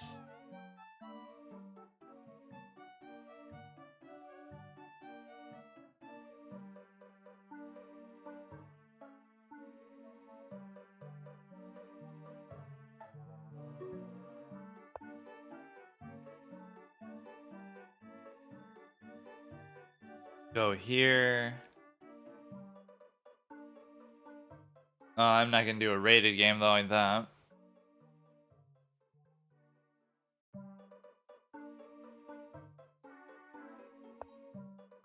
Okay, you go, man, just fuck you, dude. This guy's a fucking clown. And we might be able to turn it into they're doing something weird, like they're doing a challenge or something.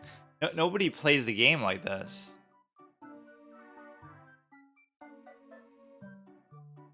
It is very robotic. Like, they're not doing natural things. That you're winning a piece, like, okay, I can appreciate that you look for something better or whatever, but it's just not a real thing that, I don't know.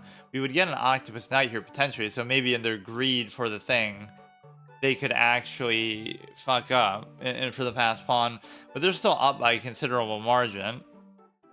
So if you go,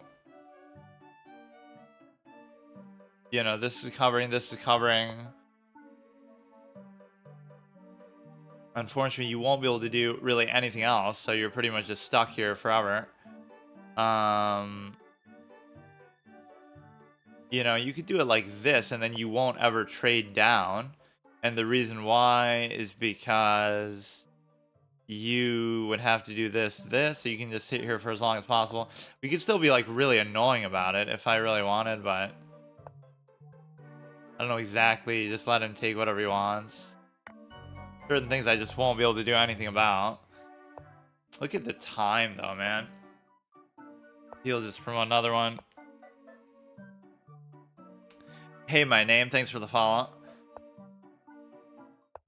There's just nothing I can even do. Or I guess you're still oh, whoops.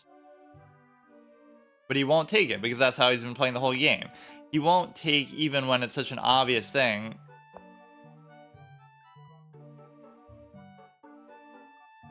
Alright, would you just hurry up, dude? Maybe I will do another one because that one was so irritating.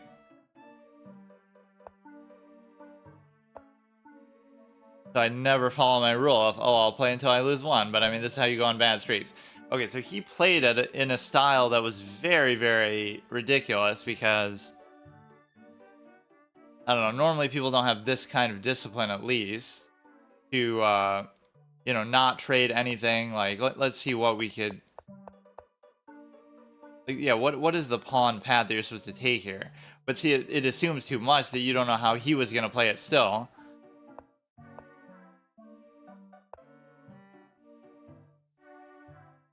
I was trying to do like even this just because this was too much to really deal with. But my mistake there is I'm more the type just to develop. I'm not going to just... Or see, I even thought about doing that, but doesn't that fuck up the pawn? Like, why is that an okay thing to do? I love these lines. Like, you just give up a pawn, and that's the right thing to do. Maybe because or I don't know. Even if you do that, you still give up the pawn, though. Like, why is this good? Because you assume you're going to win one back, you know, later, but... I'm just more concerned not even about the loss of the pawn, but just the stupid way that it would sort of mess up my pawn position and everything. That's basically not a rule at all, even though I always say that, oh, whoops. You know, I should play till I lose one. Like, I really should start adopting that. But I'm just almost in disbelief, like... The point is I wasn't going to beat that guy. That would have been impossible. I might have at least drawn him. I just don't understand this game at all. But I'm moving the pawns too much is the point. Like, I'm not that type of player who does that. That's a blunder. It's a blunder just to move the knight fucking period. And I agree with the engine here. You have the right idea. Just get rid of one of the fucking knights.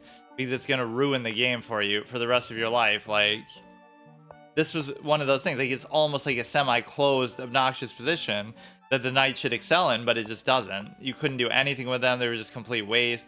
I keep misclicking on that thing there. Whatever. Okay, I'll give myself one more chance here. Okay, so this piece of art is going to be what? This is episode 7, so this one was like for a clip. Every time I lose, obviously I have to keep doing this, so at some point we're gonna run out of these too. So this was like, you know, obviously this is still for Luigi's Mansion, but I kept trying to come up with these different ideas. So this is actually from the 1,000-Year Door, and all I did was like I took a moment of Luigi talking and just, you know, whatever. Since it's white anyway, you just kind of block out the text and then put your own over it. So this one time I got stuck between an observatory and a projector because, like, this is what the episode was, where we're stuck between these very two difficult rooms, right? The observatory room and the projector room and whatever, where you can't see the ghosts except for their shadows, and then we have all the banana guys and stuff. He's just telling them and then Gumbella or whatever is saying, no, wait, like she's impressed, and then, wait, what the fuck are you talking about? Because it just sounds so underwhelming, but it's actually a pretty badass spot to be in. Okay, so let's go here. German philosopher one goes down. I mean, at least that was a worthy game to go down in, because I genuinely can't even explain what happened there.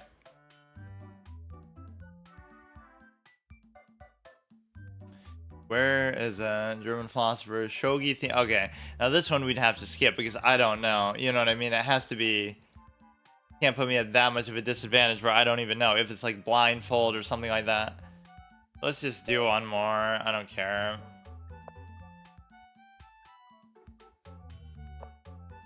Like, that's what that guy had, was some psychological level of conditioning that's just god level, because you have great positions that you're creating, so good for him. I'm not denying him that. But then you don't even take them, and you hold off the trade, like he's a smurf or something. He's not just a normal person. You know, that's like an anti-version of me, which means you must actually be good at the game. But like, to have that level of discipline, oh, I'm going to win a rook with a bishop. But no, it's not good enough. Let me just look for something better. It's a good philosophy to have that I need to even learn myself, but You rarely see people do that, right? At this sort of rating, it's just ridiculous. So he's playing the right way, and that's not allowed. But I mean, there's a certain expectation that goes with it. Like, I'm very impressed, but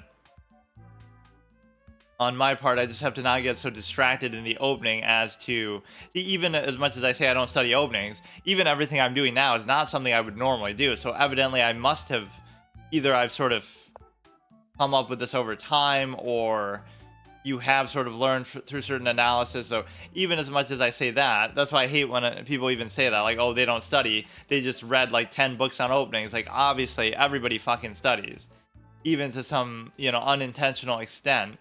I've done the same thing myself just through having played a certain amount. Everybody tries to act all coy, like, it's just a case where, oh no, I've just been playing for like 6 months and I'm like totally 2000 rating, and my dad's totally not like a super GM, and I totally didn't read like every chess book in existence, and you know what I mean? Like, no, you try hard, you take it seriously, that's fine. But then let's just judge you by the results alone, not anything else. Right? There's nothing to be ashamed of with doing that, but don't pretend like that's not what you're doing. The big thing here is you got to make sure you acquiesce to that a little bit. And the reason why you have to do that is because of the simple fact that you got to almost consider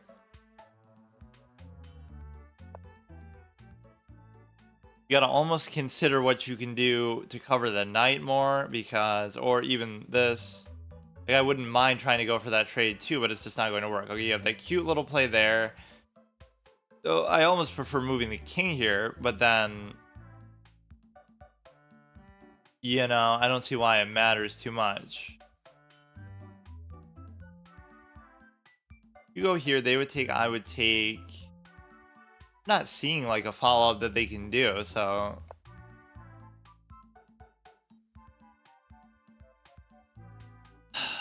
See, not every game is necessarily going to be this easy, but you'll try to trap that in there with respect to the light square bishop itself. Can I just address something with this is the question. And the answer is, I guess I really can't. I would have to do like this first.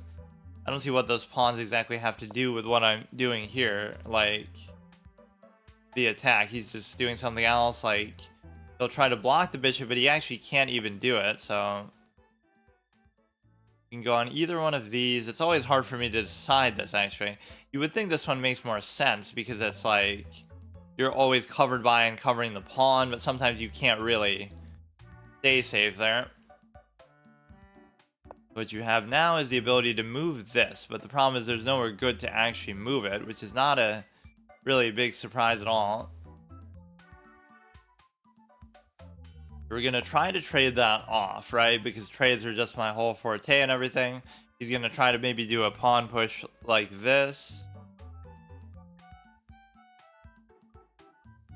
Kind of fitting because we're listening to Paper Mario music too. Oh yeah, and I put the little observatory thing there and the little projector. You can barely see these because they're sometimes stretched out a bit when you put them as a background here, but episode number 7. Oh yeah, and it's like Luigi goes on like an Odyssey or something was the title. I should remember the titles when I do these too. I forget what, like, it's you're stuck between, Scylla and Charybdis, a rock in a hard place type of expression. You're stuck between a projector and a fucking whatever, a telescope. It just makes it sound so underwhelming, but okay, let's just take it. I don't care. When you make defensive moves like that against me, you're kind of wasting your time because you know that it's a waste. Okay, can I even move this at all or not?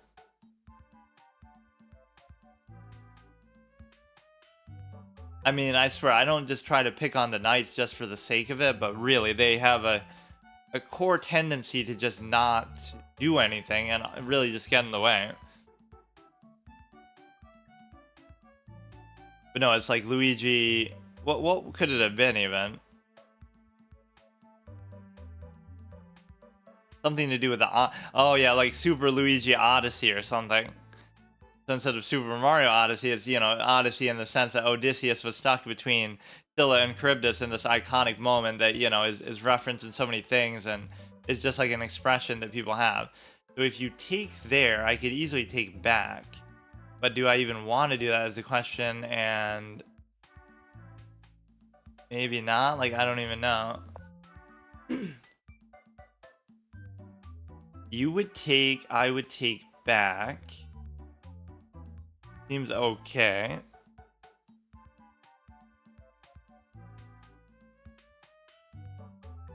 Just, you got to stay focused the whole way. You can't get like overconfident or anything. You could actually push it once. No, you can't actually push it. So now they would take, I would take, they would take, I would still take. But I could use maybe even a little more cover. But then again, the problem with that is the fact that there really is no path even for the knight. Like, this is getting weird with how useless it can be. This is kind of cute, but the problem with it is that now they might target the thing as well. But I'm just going to assume that that's not going to be an issue. So they would take, I would take, they would take, I would take. Or wait, I guess I didn't really even need to do that. It's more so with the intention to push it. Then they would take, I would take, they would take, I would take, they would take, I would still take. I mean, I'll do it, but I don't think it's gonna... It'll go like there. Like, why not even just...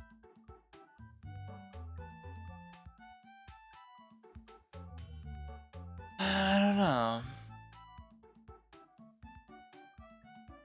They'll just end up taking it. Okay, I go there. They would take, I would take, they would take, I would take, they would take, I would take, they would still take at the end. So you would need like one other cover for it. So if you go to here instead, it's still going to be... They would take, I would take, they would take, I would take, they would take, I would still take. I'm not really sure. And of course, the knight just can't do anything in the game at all, ever. So that's fine, but as far as I can tell, it's still not even an issue. Like... I should have just tried to get this one somehow. So now you would like... They would take, I would take, they would take, I would take, they would take, I would still take. But then I would be without a queen, which I don't want to happen. Right, so it's a real question whether I should try to do that even or not, but... I'm not sure.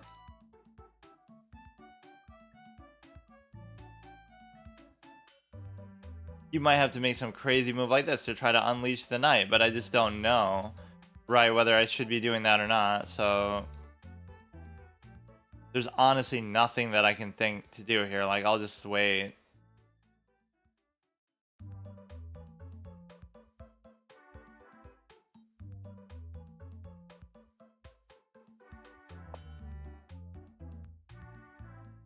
That might give the knight actually potentially somewhere to go. I don't even mind. Like, it's not that big of a deal. Would I dare to do this? And the answer is I probably don't want to. Right? It's probably going to end badly. It'll be as simple as I would take, they would take, I would take, then you could, like, pin it down there, and then you might be able to even win it, but, like, win it with what? But then how, for example, how would I even cover it immediately after that? I don't think I would be able to.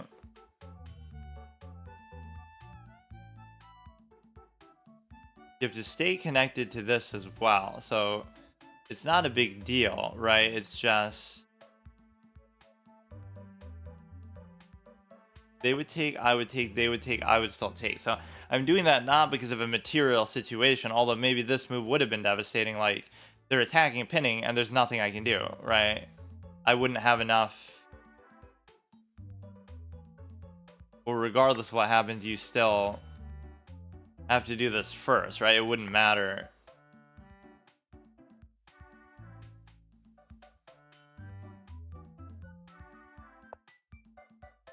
You can try to trade off stuff as much as you can. I'm still waiting for this knight to actually do something. Put it there. That seems reasonable.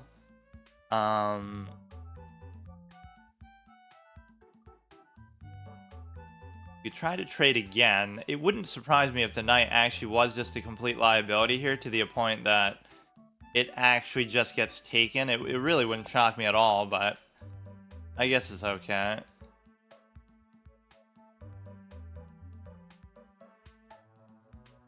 My spite towards the knight just knows no bounds. Like, I really just don't like it. You can say whatever you want, but it's just not a good piece objectively, and everybody ultimately agrees with it, but I guess I'm just ahead of the curve with that, where they just don't realize it. I'd like to even trade, let's do a cheeky move like this, since it's not doing anything anyway. Go push the pawn maybe somehow.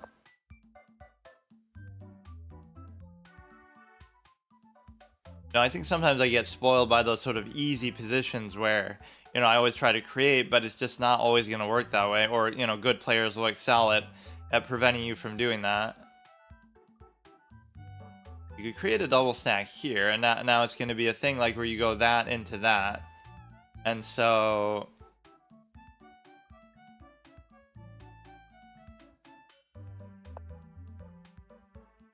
what this would enable you to do is, even if you took there, I could still just take. So that's actually at least something the knight can do. Right, unless I'm mistaken somehow. Oh, this could be bad. Okay. Oh.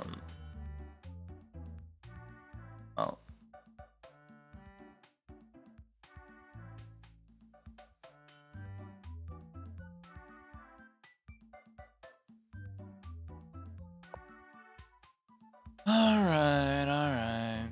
This can be my ultimate weakness too. If you drag the game out, you can usually beat me just because I get sick of it, And it's weird because even the time format would make you think, I always complain this is even too short and too fast, but that's maybe part of it too, that I get sort of a little struggle on time.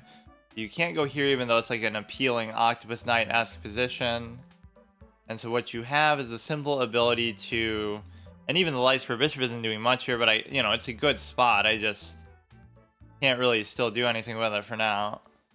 What you have is the ability to, I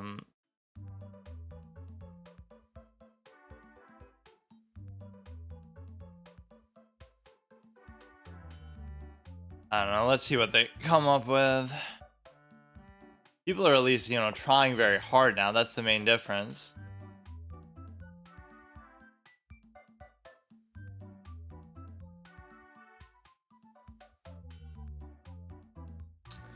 Tough, because that position was completely unnecessary to do any of that, so the take now would be, it'd be a fork sort of position where I'm just genuinely baffled actually about this, but I don't know. Can't go there because you have to account for that. And so maybe I do like this. So they would end Pizan, I could just take, or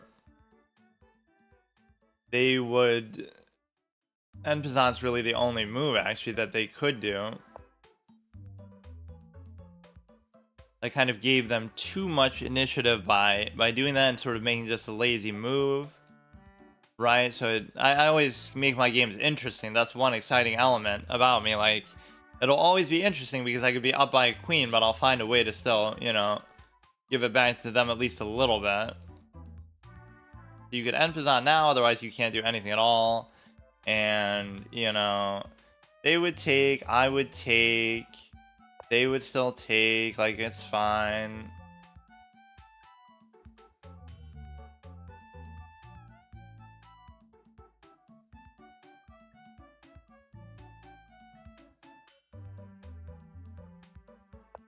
You'd also be covering with that, so I guess it's okay. Guess I shouldn't be surprised. Like, if you're gonna get at least this far, they'll put forth a certain amount of effort, but it's sort of surprising to me a little bit that, my effort level is nowhere near that. I just don't know what to do, man. Go here, maybe.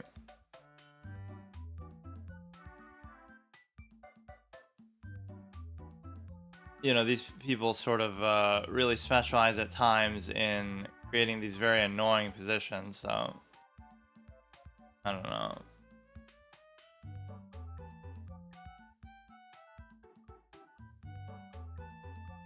I mean, at times there's just nothing you can do. Like, I'm really stunned by it. Like, look at how these people, this has been every game. Like, people are just doing amazing things. So I guess we're at a level that's just genuinely impressive to be at. There's nothing else I can say. Like, it's just unbelievable the way these people are playing. So you'll take, I'll take, you'll take, I'll still take. So it's still fine. Let me try to put this here just for some reason. You go there, you give a check, and so now... Alright. Alright. No, I mean, you can have it, dude. You really have impressed me here today. This is the lesson, you know, to never resign, to just, you know, really drag the game out.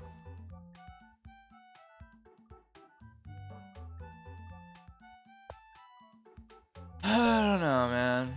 I don't know. I think it was that one pawn move that I made, like, without thinking, that you could really point to. This is also why you don't play, you know, more than one in a row like that. Even that's a blunder. I don't know why it's a blunder.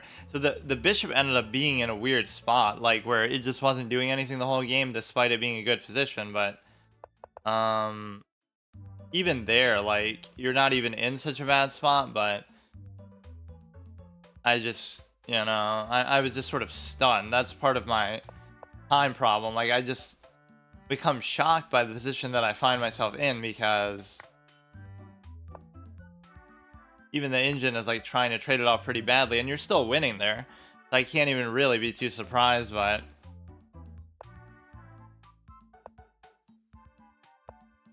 he gives me a free piece early, right? But then he stays with it. That's what I'm... There's an inconsistency with these players that's like, you know, they'll play so badly to a point, but then they'll just really start to focus. So,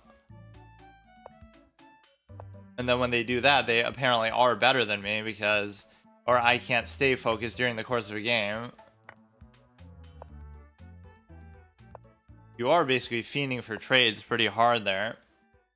Alright, so that was a 2-game lose streak. So now am I going to crater back to, you know, we went on these 2 wildly different streaks.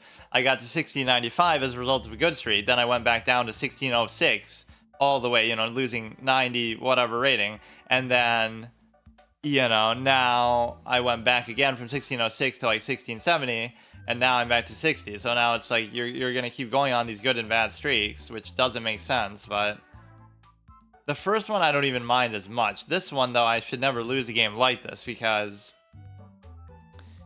And in fact, I'm not really even losing it, right? The whole way you're leading. Like, let's kind of try to see what logic it's using here. Or even that pawn move was so unnecessary to allow them to do. Right, like, why even go there? Why not try to do something with the knight? I would have been happy with that, I guess. Get rid of a piece that's, you know, not really doing anything anyway. This is all still okay. And then I end up doing that, and then they end up going there, and then you're not supposed to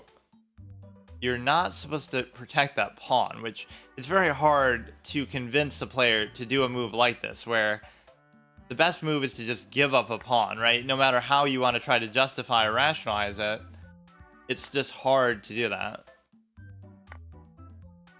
And even here, you're giving up the knight, which, you know, you can't really fault me on doing that, because I would do that any time, but it's just not super clear. And of course, partly it's because of time, but, you know, just the fact that they dragged it out for that long is impressive. That's one of the things you realize about chess, though, just very early on, very easily, is that it's virtually impossible to win games that you are winning, or you have to know exactly, you know, that sort of attacking thing. You could be +2, but it could still be easily a draw, or it could still take like an hour to finish it off. So that's where you get in the habit of sort of just beating yourself with respect to, you know, you'll be winning, but you'll never actually win because it just takes forever and it's kind of annoying and you feel like you already should have gotten it. Okay, see you later. Hey Nightmare, you want to see him again? Well, I don't feel he was too much like that, but a lot of people in chess are pretty egotistical, like what you're describing. There was somebody else who was in here who was much more like that, where he was trying to always just say, oh, you know, I'm criticizing the knight, but he's saying, oh, you just don't get it because you're not good enough or whatever. Or even like something more than that, like, oh, he's 2000 but he hasn't even studied. Like, nobody really believes that, right? Like, you can see for yourself even here how long it would take, and I'm just, you know, maybe an average example, but you know what I mean. I don't know, people always try revisionist history, but here's what we know is that chess players don't really respect time, right? Or the game of chess itself doesn't really respect your time. And the reason why is, like, anybody who's good, like, even ask a grandmaster. Yes, it's impressive that they're a grandmaster, but ask them how many games have they played and how much time have they really put into chess, and then you'll be like, oh, well, it's not as impressive now. It's still impressive, and I'm not saying you could do it too, but you'll realize, oh, they played an insane amount of time, tens of thousands of games, you know, countless hours. It's going to be like really, really, it's going to be really strange because you can't really... You know, it sort of helps to explain it at least a little bit. Take a screenshot of what he said so I can roast him for that. Well, I guess it's in my chat history too, but I don't feel like he said anything too extreme, but maybe. Okay, so I will play until I only lose one though, and of course I lost 2 in a row, so I was on a bit of a good streak for a while, but then I fucked up that way. So this this one is a little clip moment for our background here. It was like me comparing Phoenix Wright Spirit of Justice to Rocky 2 with how, like, that line came to my mind in, like, case 3, where it's like they're fucking with Phoenix so hard, it's like you don't know who you're messing with. It's like how Apollo's trainer says to him in Rocky 2, we don't need a man like that in our life right now, right? And that's one of my favorite lines from the series, where it's like, you know, he kept coming at you. So they keep going after Phoenix. They could just let Phoenix go home and let him go and let it, you know, let it go, right? As Apollo's trainer even says, just let it go. I know how you're feeling, but let it go. But instead they keep antagonizing this guy, and so he goes from just trying to rescue Maya and trying to help himself and that little kid to now he takes down the whole government, he takes down the whole fucking queen, all this kind of shit. Right, exposed to all your conspiracies. It's like you were kind of messing with the wrong guy who starts a whole revolution. Why not just let him go and it's not a big deal? And, you know, don't mess with Maya, don't try to frame her. And so instead of doing all that, you know what I mean, you start a whole fucking problem for yourself. So, you know, you almost declared him guilty, whatever, but he kept coming at you. So we don't need a man like that in our life right now. That's kind of how he describes Rocky, right? Like, and he got beat like no man. I've never seen any man get beat before, and he kept coming after you. We don't need a man like that in our life right now. We had some midnight type pieces. We're getting actually towards the end of this, but doesn't mean like, oh, I just fail a challenge if I let that happen. I'll just kind of still do it. I guess I could reset, or I could just start using them as I choose. Or I could use some of the ones on the site, but I kind of was already doing that. Where the hell is that? It was like midnight something. I have no idea. It was like Kaneo, maybe oh, here we go. Kaneo midnight. Chat mod, I don't care. Christmas board doesn't work anymore. We already used the Christmas pieces, I guess, in the process. That one doesn't work either, I guess. That one doesn't, that affects the site. Glass pieces, which again, I'm sure I've probably used before, but I'll just do it again. Okay, I don't really like this. I like the glitz pit, like, just... Yeah, with the fanfare sort of in the background. This is pretty badass. There's a special moment association with that, like, where you're like arriving in sort of dramatic fashion towards the end of the chapter, where it's like, it's a very unusual chapter too. It's like you're just running around trying to solve the mystery. There's not really much combat or exploration, right? You're just sort of backtracking through the area, but it's like it's you sort of rising from the rock hog guy tries to trap you in the bathroom or whatever, and he locks you in or something, and then you escape. Like, that's your first mistake, trying to trap a plumber in the bathroom, but then you escape and manage to make it to the arena anyway. So it's like a triumphant song for that moment, more so than just the arena overall. I like that in stories, like where there'll be like a motif theme that's not meant for like a special moment, but then it works that way too. So normally it's like, oh, it's just the ambiance of the arena, and you know what I mean? But then it takes on a special form when you're doing it that way. You gotta get Rocky Balboa. You can't end stream on loss now. Yeah, he's the master of comebacks, just like, you know, I guess I would have to be for all my game positions. So so I changed everything. Okay, so, and I can't lose either. But yeah, Phoenix is sort of an underdog in very much that same way in all of his cases, like where it seems hopelessly outmatched, and they sort of overplay that concept a little too much, where, you know, they try to make it too unrealistic. But so now he has to go against the whole country rather than just, you know, corrupt whatever police department and this and that. No, now he has to go against an entire queen and country and royal family and this and that. Like, it's one of those symptoms of sequelitis where, you know, what crazy challenge can we present our hero with now? And it keeps getting crazier and crazier to the point where, you know what I mean, they've done everything, so now there's nothing more. There's no greater challenge you can give them anymore. Which is actually the problem they're probably running into with this next sequel now. So if you take there, I'm actually perfectly fine with it. With the En Paysan. The problem with this is I'm not sure exactly what the thing does. What the bishop does here. Right, it's almost like you'd want to do this. And then I would take... This is actually how you're supposed to play it, but I shouldn't do this because it's not my style. You're supposed to beat at this one and then eventually get through it, so you make this diagonal good, but it's way too hard to do that, you know? You'll have to like double attack, triple attack.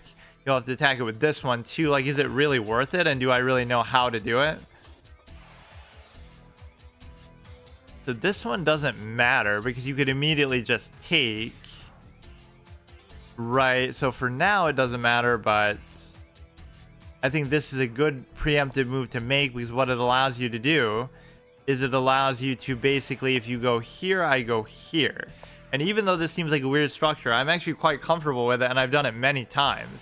So I don't know even if that's really right.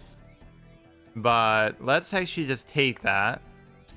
If you take with the knight, I could also take. So the whole concept here is what you're trying to do is...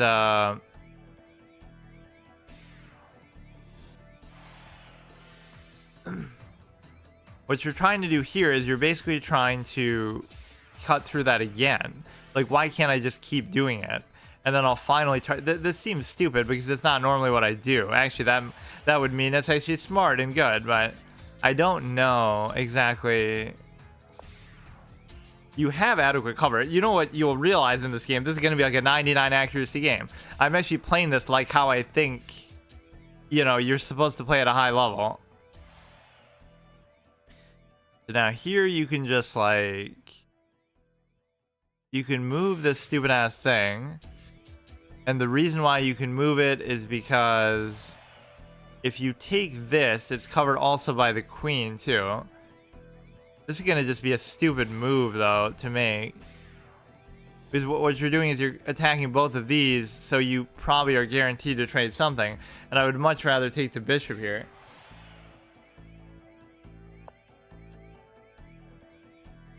Or that also works. I mean, you're not getting taken there, so you could do an annoying ass move like this. Like, this is pure fucking frustration. Like, it's just a troll. It's just a troll, dude. But then where the fuck does my knight even go? I wouldn't mind, or you know, you could, no, but then you can't do it after the fact because you'd have to bring this. You know what? I'll do it. It's my style to be annoying and peevish like that. Fuck. I was playing it good until there, and now I just want to be a dick.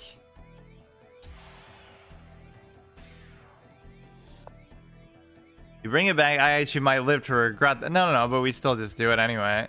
I got what I wanted.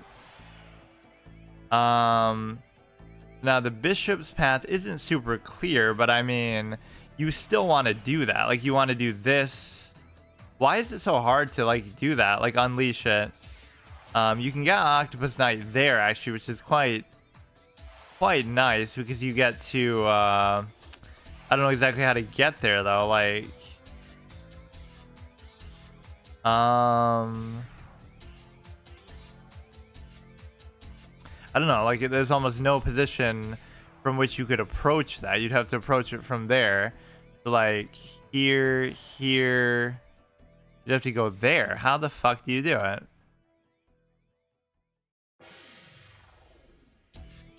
I honestly don't even know. I don't really see a path. So, the Darksphere Bishop is sealed off there.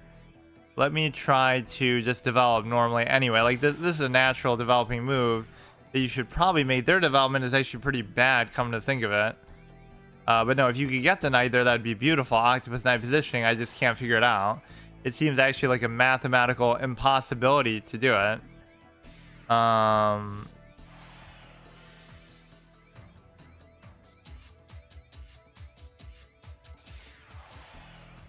I genuinely don't know at times what to do with this. Like, what to do with the Lightspear Bishop. He brings the knight in. I don't see, like, a crazy play you can make. You can try to go there. I wouldn't mind trying to trade this, though, either, so that's fine, too. You can't do much with this. I can try to just take this one, but you can easily cover it. The problem here is I would lose my Octopus Knight precedent that I was so excited about, but... you know, if I can get rid of the knight, I can do it just fine. Right, I'd rather have 0 knights.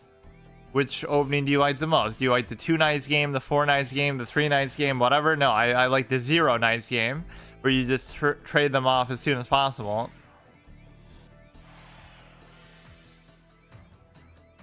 Go here to try to double attack it, which probably wouldn't materialize very well, but it's a cute idea.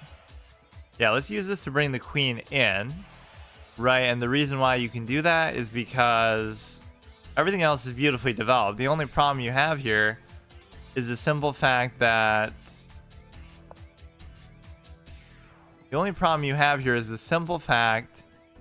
you're not able to actually, I mean, he just blundered that kind of anyway, so that had nothing really to do with the position, but... you know, I just did that as sort of a bait play with the pawn itself.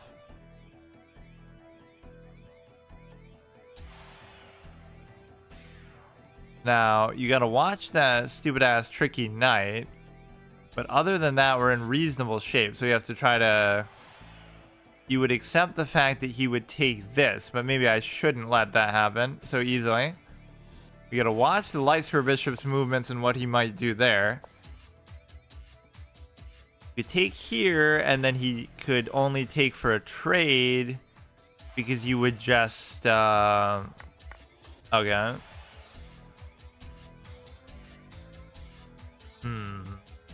Like, I don't really want to do it, but you have to look for something a little better here. But it's just so tempting, especially with my time consideration. Like, why wouldn't I just do this anyway? Why don't I just let them do it, though? I'm gonna live to regret it if I don't, but there are times where you just have to be more disciplined. Right, they're the ones who are looking more so for the trade than what I am. So this lone rook is what's saving them, and it's okay. You gotta watch what you can do with this stupid ass knight here, which isn't really all that much. This one is not under any meaningful threat either. You could try to go... I don't know, it doesn't really matter. This is still a fine position for it. You could try to double attack it with the Lightspear Bishop. And the reason why you could do that is because of the simple fact that you're able to...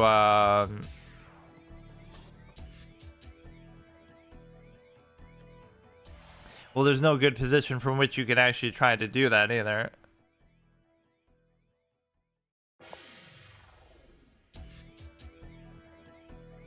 you could just go here by force. Now the question is, what would you do with that move? And the answer is you have to almost just trade off the rook, because if you don't, then I can just take that. Right, in your last move specifically. Oh, shit. Because if you take this, then I take. And if you don't take it, what happens? If you don't take it, what happens? If you go here, you have to go here. Right? And so if you're there, it'd still be an either or. So I would take, and then you could choose which one to take. So it still seems good, unless I'm missing something. So you can't take the rook now. You have to decide. If you go here, then I could take, and then you won't take both. So it's actually still perfectly fine. And so now you get to go all the way back. Is still fine. That was like a minor sequence. It wasn't actually all that great, but just I liked it. Biggest issue here is you just have to figure out a way to actually, you know, not fuck up on time as much. Not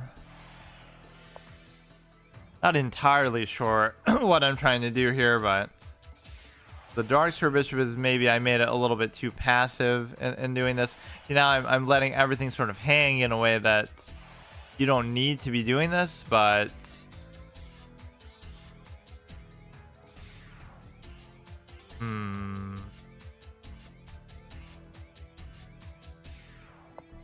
it makes like a basic level of sense what I do sometimes, but it's not complete. Like I just kind of think it through halfway, or it looks good on the surface. It's not really good, but you know, like how do you save that? You try to go like this. You can go like this, or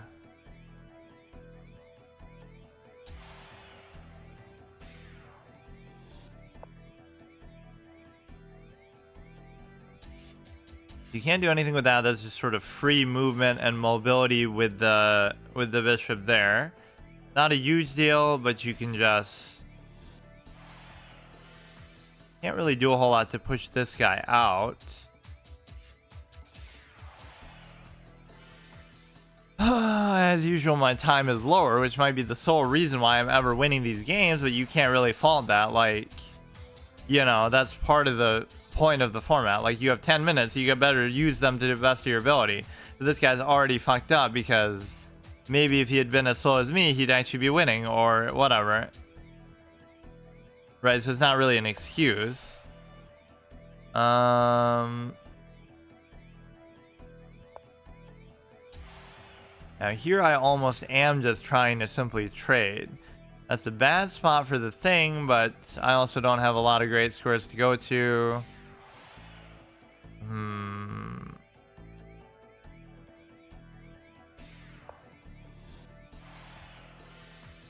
You can't do anything crazy. You can move this like to here would be the natural play to make. But if you take there, you can't even take back at all. So, and again, he's acting like he's the one who's choking on time, but he's really not, because I don't know what, he had way more time than me. He had played like 800 some on games, and so that's not anything crazy. You shouldn't lose to people, as I always say, who have played less than you or whatever. You should, and you should always clown people who have played more. So what would be the evaluation? I'd assume it's pretty steady. I don't think I really was losing too badly at any point. So, in fact, this music kind of fits too with the whole Rocky vibe, now that I think about it. Just the fighting arena sort of chapter that was very unusual. So yeah, I was doing fine the whole way, so that's okay with me.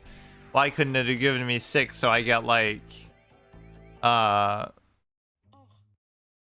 give me 6 so that you're able to get 69? For fuck's sake, these ads, bro. This guy didn't make the music. He's stealing the music. Says me who's listening to it, but you know, still, like, fucking, it's not like a Nintendo channel.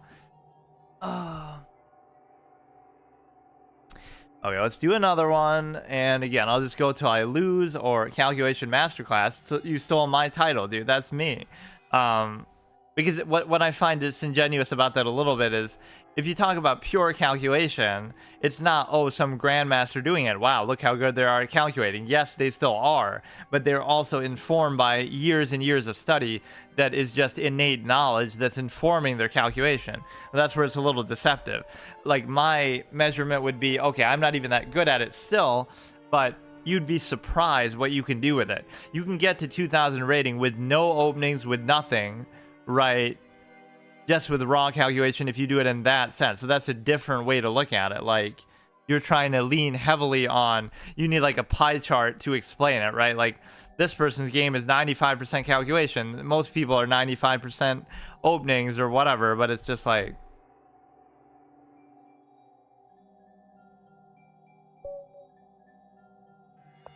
okay, so let's go to here. Speaking of 1700s right here, which we've beaten several up, so I'm not too intimidated by them, but I have to still be careful. And again, the possibility of getting flagged is very, very true here.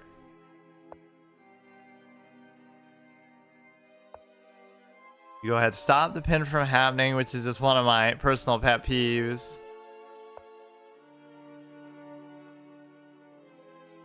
Yeah, as much as I like this game, it sort of Thousand Year Door, it sort of shows you a lot of these levels sort of shortcut the need to actually make a level. The train level, you're just on what? Oh, okay. You're just on the train the whole time. Or the other level, you're like, you just go back. Like, you wouldn't even have to worry about it. You know, there's the train level where you're mostly on there. There's the other level, like the fucking creepy steeple, where you're just going back and forth. There's also the what do you call it? The Glitzville, which is like just a glorified, you know, battle simulator thing the whole time.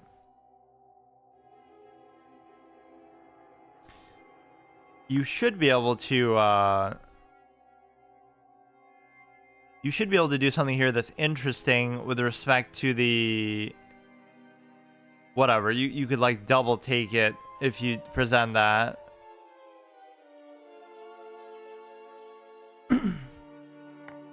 You took there, and so now it's that stupid ass knight, but actually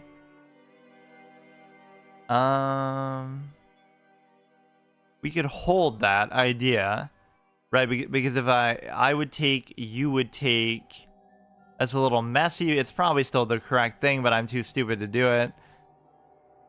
Now, regardless of the order in which you do things, I should basically be able to guarantee the trade on both, right? So we get rid of both bishops early.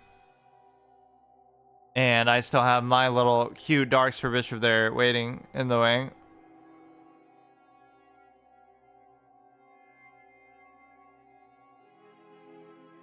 This music is too scary almost. We could just... Well... Wasn't expecting that, but...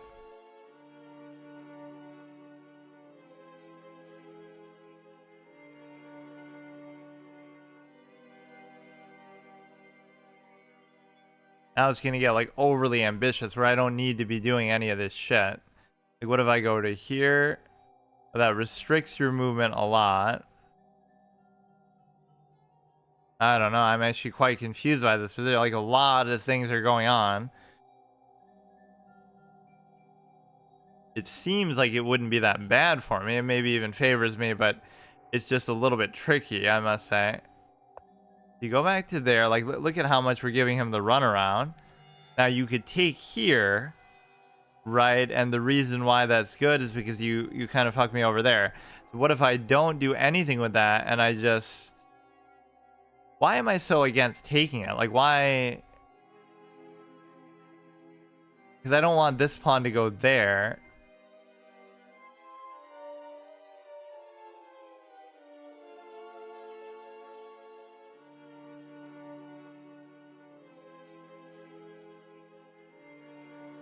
I would, let's say you did that. I would take, you would take, I would take, you would take, I would still take. But the act of doing it would open up the rook to attack me in such a way that I don't want. If I took here, you would take there now. So I have to do something about that.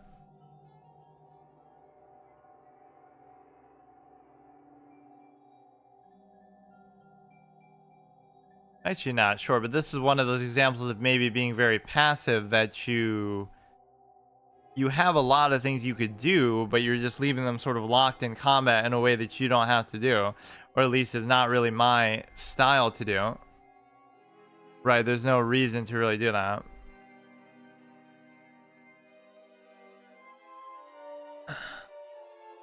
It's mainly like you don't want this to go here because then it fucks up the pawns, you know, aesthetically. If you're willing to do it that, then I'm fine because you're giving so much up to do it. That's at least a good way to try to open the Darkster Bishop, though, you know, attacking there. And of course, as usual, nobody ever castles against me. Like, they always just are on the aggressive. Just checking last stream to check the cringe paragraph. It's funny. Post it in chat then if it's so good. I don't remember him saying anything that crazy. Now you cover with that, so now I can probably just leave it and just wait. Right, and then I would take, you would take... Almost like if you do this, what would be the harm done? Right. Now, I would take, you would take, I would take, you would take, I would take... I would take, you would take, I would take, you would take, I would take, you would take, I would still take, but I wouldn't be able to take. I'll still do it, but I don't know what the fuck is going on anymore.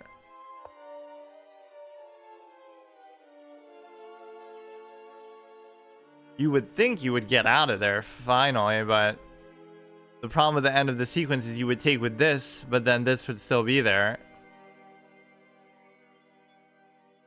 You can't copy? Okay, that's fine.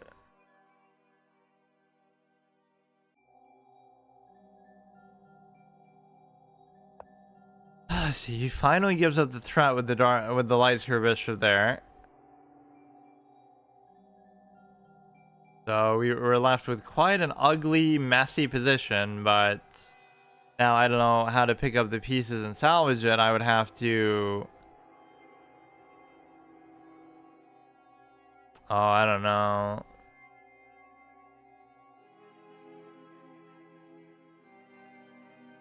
Seemed like a good defensive response. Like, nothing should really happen here with respect to... Unless he's going to do some kind of crazy sack plays in the end. You know, he's the one who felt like more so the aggressor, even as black, which is interesting to think about. That you would be able to... Oh my god, dude.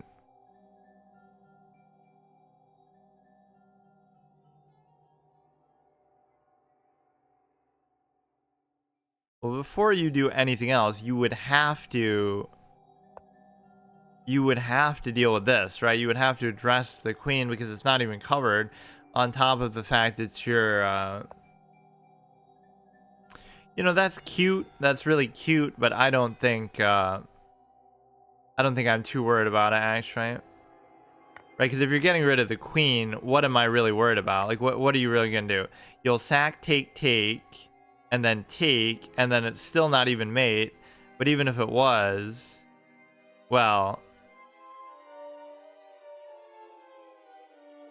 They would take, I would take, they would take. I'm not seeing it. Now, you should lose a pawn kind of no matter what. And the reason why is because you're attacking both of these together. And so therefore, everything's good. And this one in particular is kind of interesting.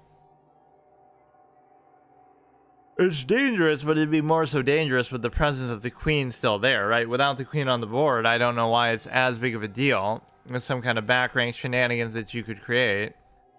A good move because you get to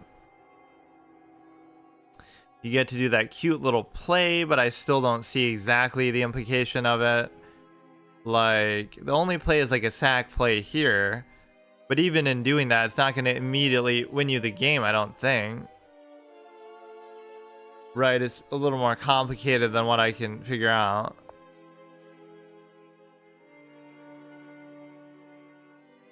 I'd like to take even the stupid ass knight too. But I guess I can't, or they would take, I would take, they would take, I would still take.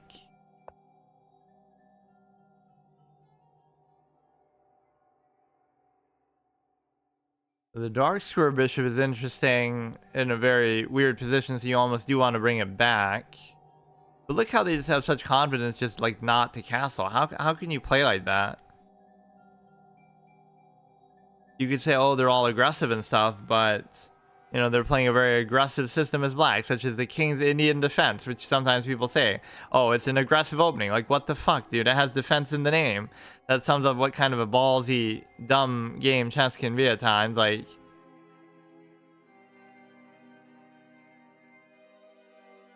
people can metagame the shit out of something and act like they're all so cool for it. If you take, I can easily take back, so I'm not even worried about it.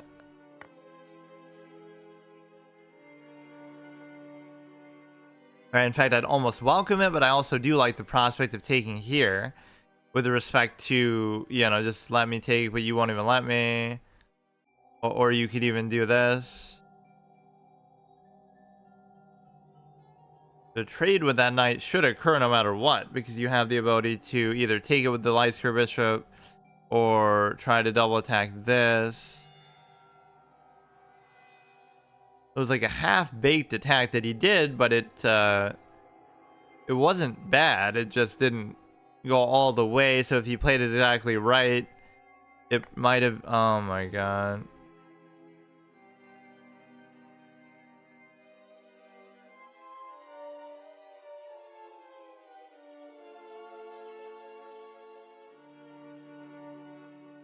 I don't even get it though. Okay, like we'll do it. Then he'll unleash the knight.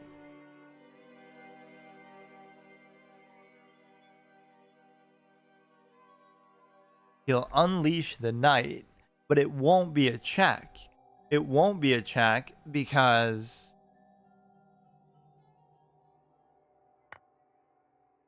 the pawn is still there. You'll take, but then I'll take, and then you'll take, and then I'll go here. And so what's the problem, right? Or no, what?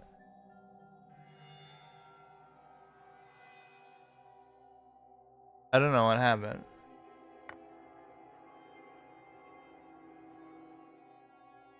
You take the pawn and give a check. And then I don't... I'm giving him credit that there's something more to this, but I don't see what it is. Okay. Now, if you give the check there, I can still escape. It's possible you'd have some sort of promotion path here. That, I don't know. Like, I don't want to block the... Well...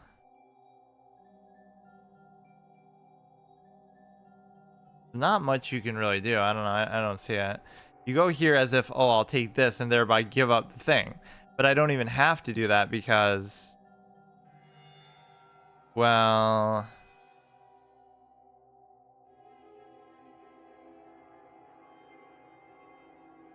I could be taking a big gamble, though, because what I'm doing is now I'm leaving myself at the mercy of this, but you should be able to double attack it in a way that he can't prevent. And the reason why you should be able to do that is because of the fact that you are already covering this side. So if you do this, and then you do this, this...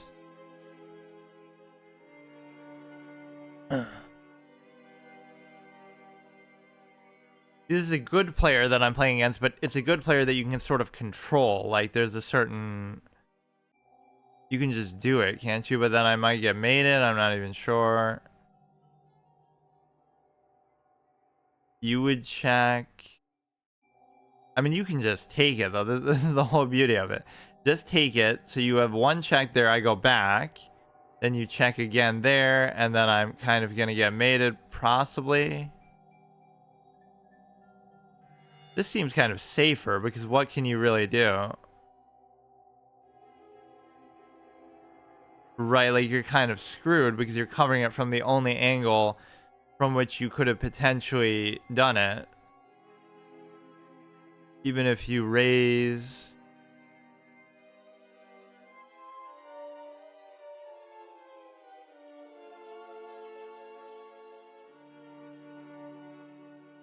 Go to here, I could just take it. If you raise it, I can just take, and then the checks are meaningless. If you don't raise it, I can take. If you go to here, I can still take.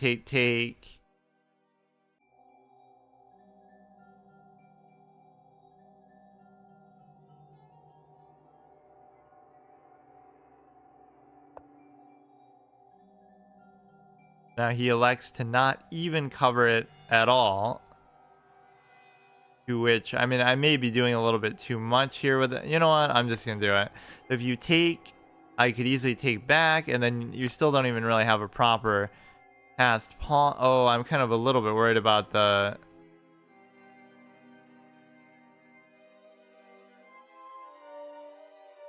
About the checking potential here. Oh, shit.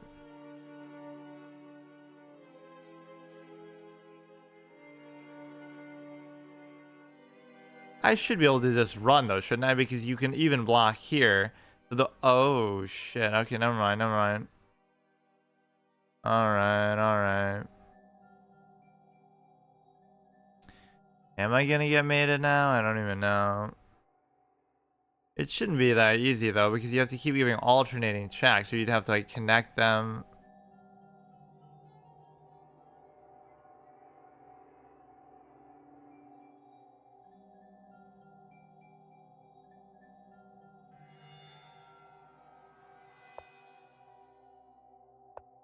Oh my god.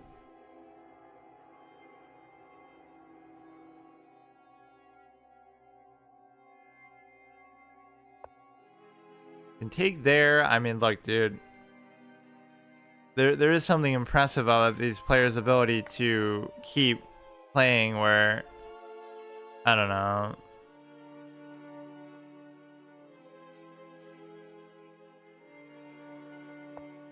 Where you think it's over, but it's just never over.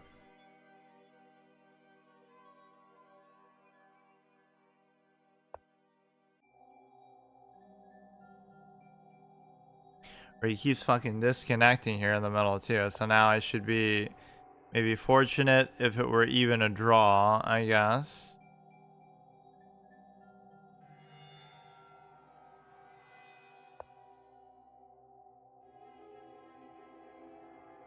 Goes to here, maybe I can give a check. I wouldn't even mind like a trade here either. That is pretty unbelievable though. See, I was in a good spot and then I fuck it up because I feel like you could give a check like from there. That could be very bad if I let this happen, but I don't know. I'm just kind of at a loss now. I just can't do it. You don't deserve the win, but you'll probably get it anyway.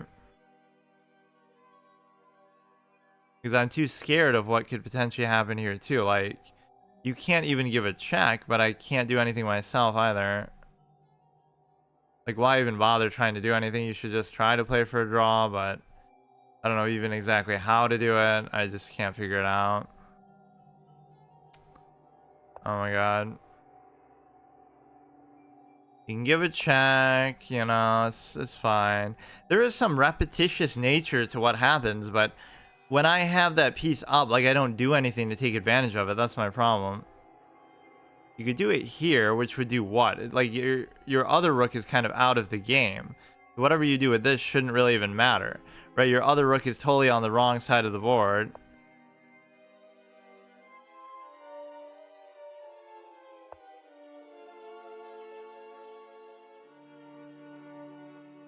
You can't give a check with that one. You can just kind of keep doing this shit all day. If you want to fucking... Okay. He would take, I would take, he would take, I would still take. Okay. He does that. I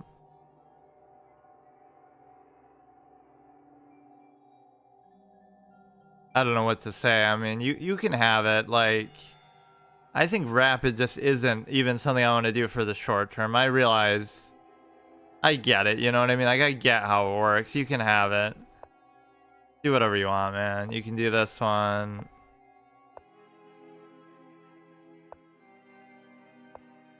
Like a certain burnout moment that just happens that's just completely a joke. And I just can't deal with that.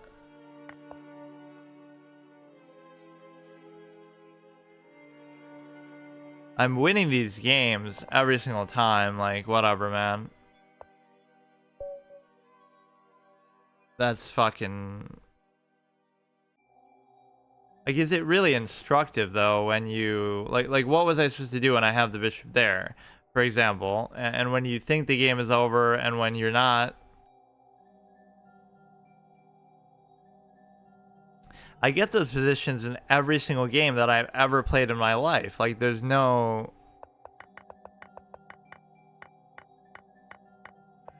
Doesn't even matter what happens before, necessarily. It's just, you know, don't do that one, do this one, and then...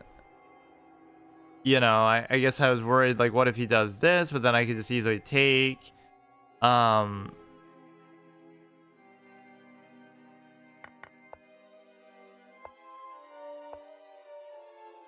Or even there, what do I do?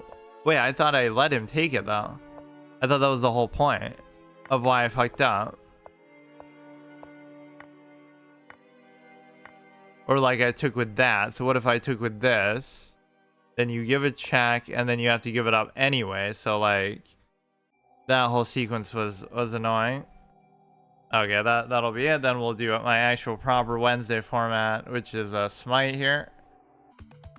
Okay, so today is my normal arc day, so I'm almost doing this the opposite of how I used to. Oh, this would be kind of fun to do, actually, but whatever. The point is that I never really do those, and when I did try doing them, one of two things would happen. People would abort out a lot, or you would get like these really crazy mismatches of ratings by like 500 above, 500 below, right, in any sort of these tournaments. So they didn't seem all that fun, really. But they do count for rating, too. And I'm undefeated in 960 in the last, whatever, 5 or 6 games. Not that it matters, but I've been doing sort of the permadeath variant sub-series, where whenever I play variants, like if I lose, I move to the next one. So I started with like... What was it, Crazy House? And then I lost the first game, but then I won like 6 in a row with 960 or whatever. So yeah, I'm gonna hard enforce the rule that if I lose one game, I'll stop, and then I'll do arc. So, but normally I would do this the opposite, like when I had more time. In like 2021, I did like, or 2022 more so, I did my normal episode of something first for like 3 or 4, you know, long hours. And then I would do chess at the end. Now I'm doing it the opposite, like I'm doing it at the beginning. And it's supposed to be a short session, but clearly because I'm so good, it goes on longer, but also because I sometimes refuse to follow my thing.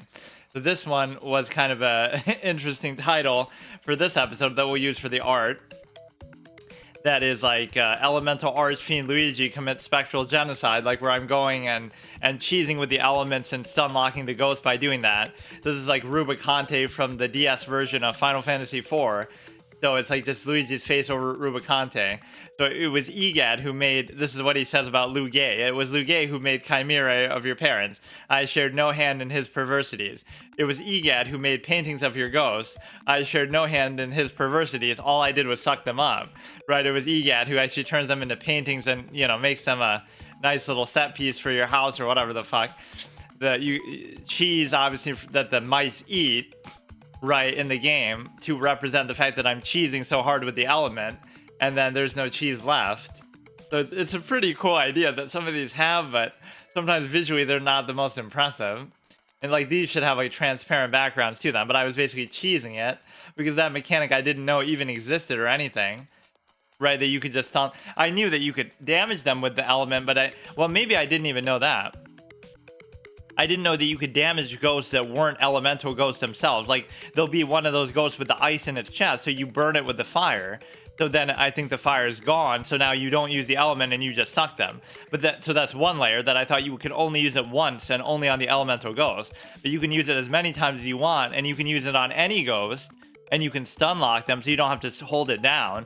There were so many things about that mechanic that I didn't know that I learned kind of just dynamically in the course of doing that, almost out of necessity a little bit, right? Like nobody told me that either, or maybe nobody else knows either, but it's not something you would normally need to do. There was something to do with the glass set maybe that we just used. I shouldn't Xmas board. I think I was around here. Glass set, and then what? The chest.org. Oh, this one's kind of cool, but it doesn't really have a very catchy name. So I'm pretty sure this is what I was using. But there's another glass one, so I guess I'll skip that. Metal background, is it gonna fuck up my thing now? Sometimes it resets the whole thing and you have to redo it if you do that. I definitely didn't use this one. Yeah, this will be the one that our life depends on, and we made sort of a good recovery. We fell all the way from 1695 to 1606, right? But then I've been sort of struggling. Then I went back up to like 1670 something, and then I'm kind of struggling to get any farther. So this is still a good spot to be at. What's hard to judge about this is, I mean, obviously it's not good, but like in this many games, how many people really even get this far? And the answer is probably not many, but they probably play, you know, this isn't the extent of what they play. Like we can even look at that as we go into here. And I'm coming up with such long titles that it's not that, oh, I'm trying to leave out this fact that I'm streaming so they don't snipe me. It's like, you know, it just happens to be. I'm not doing that strategically too.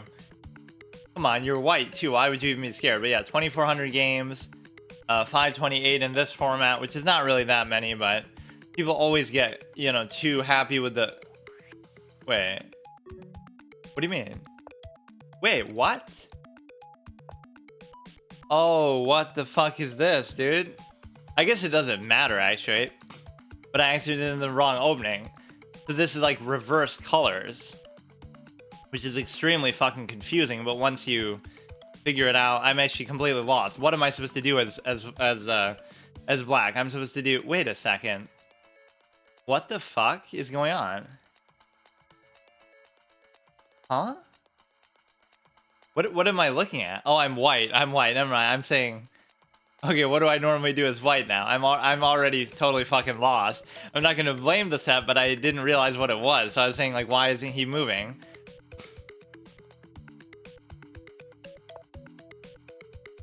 Okay, he's black, I'm white. So all that means is nothing really, because I can just, you know... You can just play it the same way you normally would. Oh, this is just fucking annoying. I guess it doesn't really disqualify my use of it, though. It's like, it's one thing if it's like blindfold or if it's just random, but in this case, you can still see everything. It's just not super clear at first what it means, and the name didn't really indicate that either. But no, Rubicante is like one of my favorite villain archetypes, where he's actually kind of honorable and he's not really a bad guy, in the sense that, you know, he'll heal you before he fights you and stuff like that.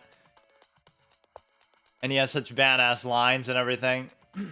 Okay, we better concentrate. This is a good Octopus Knight-esque position that, again, would it be worth it to let that go there? And I don't know. We can do this. There's nothing really crazy posed by it. I can't tell whether this is the best position for the Light Square Bishop or not. He's pushing this very aggressively. The problem is it traps me in a position where you it traps you in a position where you would be forced to deal with this. You can't do both together. I'd normally like to do this if the whatever, like, then he goes there, then I can just like raise it or something, but in this case I'm not too sure actually what to do with it. Because see, if I do this then he goes there, then I'm forced to take, because it's worse if I let him take. And so I don't know actually what to do. I'll do that because I kind of want the trade to happen, and it's unlikely that they'll do it. The problem is it's also unlikely that I'll be able to save that pawn, and it's also blocking the diagonal that... I guess it was already blocking that. Wait, we got to make sure we don't get cheesed on time. We're not going to get cheesed on in terms of stream sniping, because... I mean, this in itself is annoying for him, because you would have to give up your castle in doing it, wouldn't you?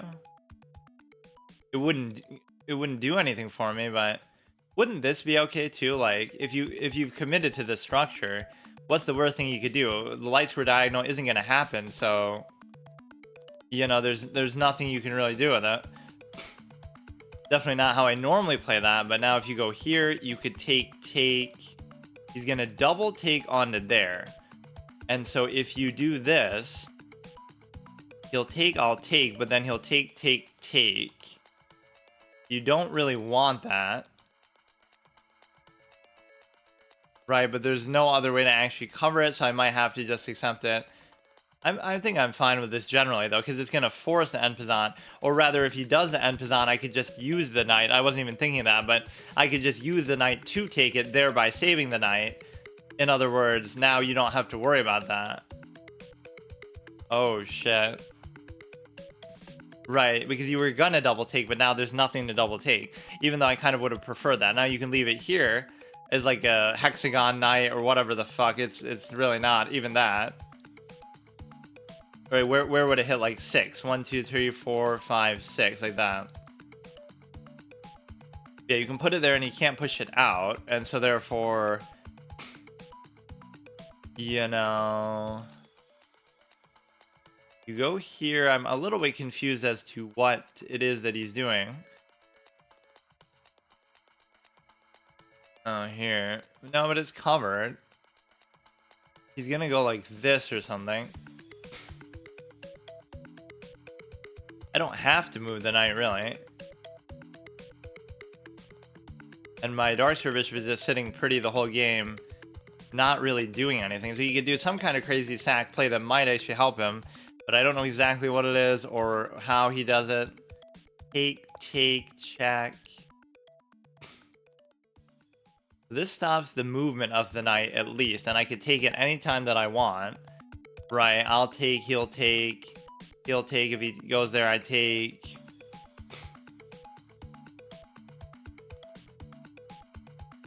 This feels like if I really focus and play my best game, it's fine, but I so often don't do that. So that's my whole lesson in this. That's the one thing you need to learn. You don't need to learn theory or lines or openings. You need to learn effort and hard work and calculation just in a base sense.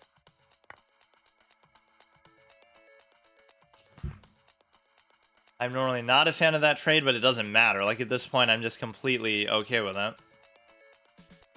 Now you got to bring something with the knight. So if you bring it to here, right, that's kind of cute. It impedes the movement of his pawns at least a little bit. And so now if he goes there, take. Very strange position to have, like with those knights there, but there ends up being very little he can do about it. If you sack, I still take. You can't take.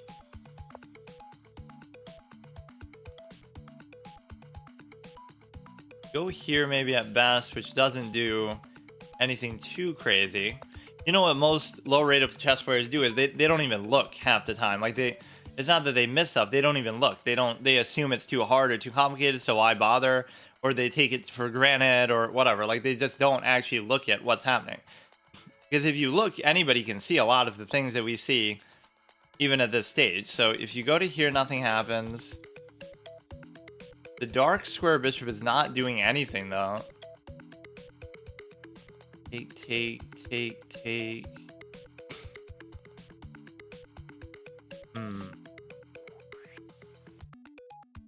You can't do that. Let me see.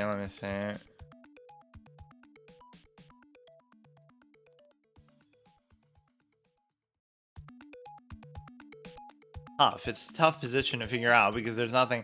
Why don't we just do this as a basic developing move? But there's nowhere that he can actually go with the knight. Even that potential to attack the queen wouldn't have been a big deal, but this pawn is kind of an odd one out, so maybe you could try to break this open, but I'm not really trying to break anything open or try to attack, but this actually seems relatively comfortable because the knights are just...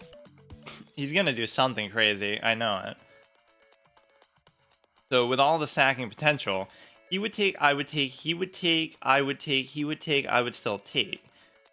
He would take, I would take. You would think this would solve it, but I'm not really putting in enough thought.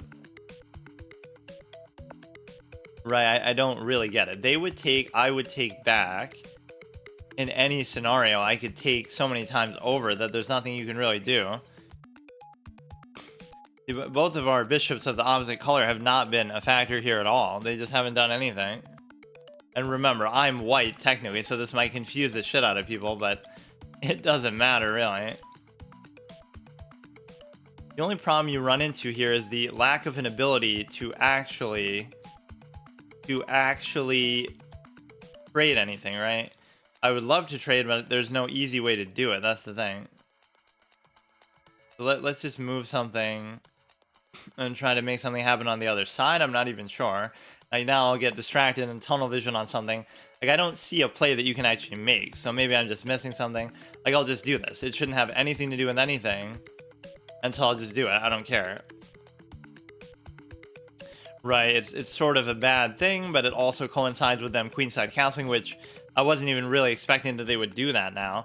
A lot of the time people just don't castle against me at all because they don't have to, because I'm too defensive and not putting pressure, but I'm even a fan of these kind of structures, but I should open something up. You take there. Oh shit.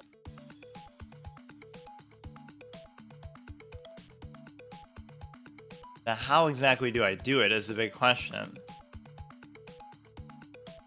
I'm keeping adequate cover on there, so I'm not sure really what the... I'm not sure what the big point of it would be. Like, they would take, I would take... You could always bring this in too. You could always try to double stack. I'm worried about this, but it seems like he's reached his limit of how many attackers he has on there. So there's no real trick that you can do that's going to, you know, vacate all the pawns such that you can take a knight or something. That would be his whole master plan, but it doesn't work. If you take there, it's fine. This one's interesting for sure. That's a good move. I didn't really even consider the possibility, so...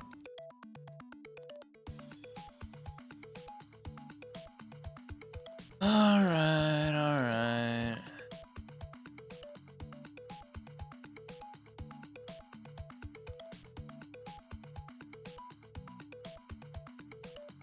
I'm just going to assume it's good, but I don't really care.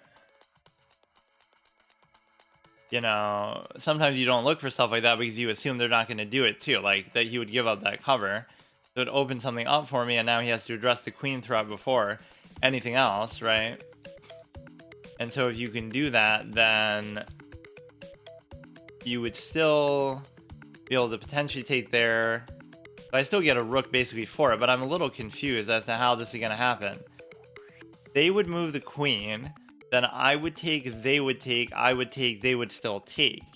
So I think it's even if we do that, but it's not really even because I'm losing a shitty knight and they're losing a bishop. But in principle, see, you might say, oh, that's just lucky. But in a way, the whole reason why I didn't think they could do that was because I wasn't considering them moving the bishop like that, because I knew that that would happen. So is that really my fault? But yes, you should still be aware of it more acutely. You know, you have to consider those crazy impossible moves, even like a sack that you don't think is going to work, but it might have something to it. But this is actually pretty good, but then he can always just block it off too. Or now you got to look for something even better above and beyond that's going to, you know,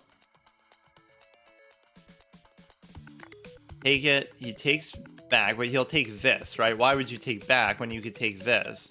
So take this, then I take back. Then you take back, so it's actually fine, right? There's nothing you're doing with this now that's threatening anything, so you can just leave it. Unless I feel like, you know... This is still adequately covered, so only if I could give a check would this be kind of a cute play. You know, it's just not, though. I mean, you do have to take it, so maybe that opens the king in a way that I like, but I don't really care.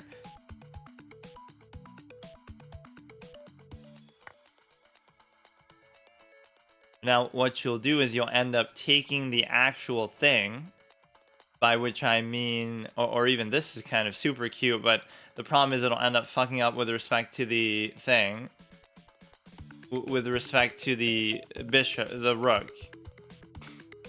And the reason why is because if I do this, you'll pin it down. And so I'll do it here.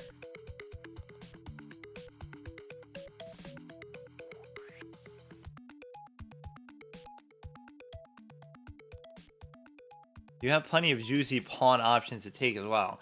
It gives him this attack, obviously, but the thing with that is it's actually okay, because I don't think it's going to have that much impact on the game. I got to watch what this Dark Square Bishop is doing, though, so. Doesn't even do it. You're setting up basically to double take it, but I don't have to entertain such nonsense here.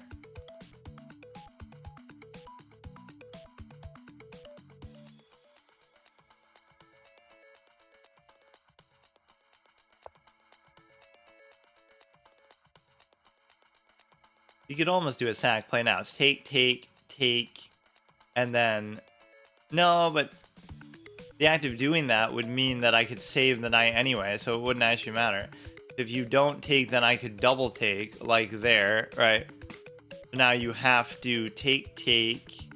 Then it's just a matter of what the dinky knight can do, which doesn't seem like a whole lot. See, my best knight positions are always when they're just out of the fucking way.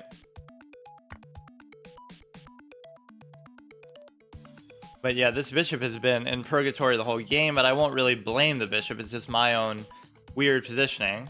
It's gonna look like I'm playing some sort of illegal position. I'm hacking. There's no way that black could be in this position in this exact way.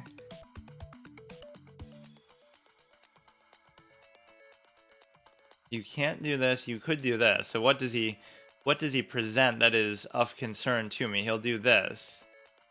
And so therefore, you don't really have to worry about it because you can just ignore it. You check, I can just...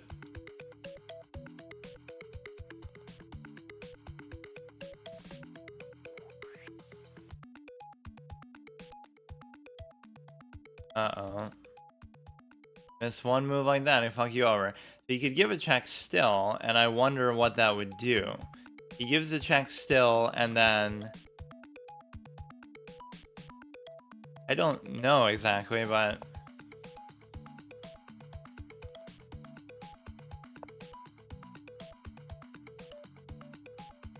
Now the point is you can't actually do anything, and the reason why is because you can't even give a check. Right? Like you take, you go here, I can take... And of course, if you leave the knight there, I'm going to double take it, and it's actually trapped. But never underestimate the knight's ability to fuck things up, so at the very least you have to go for a trade. But if you don't, then it could be even better, because you'll take, and then, whatever, take.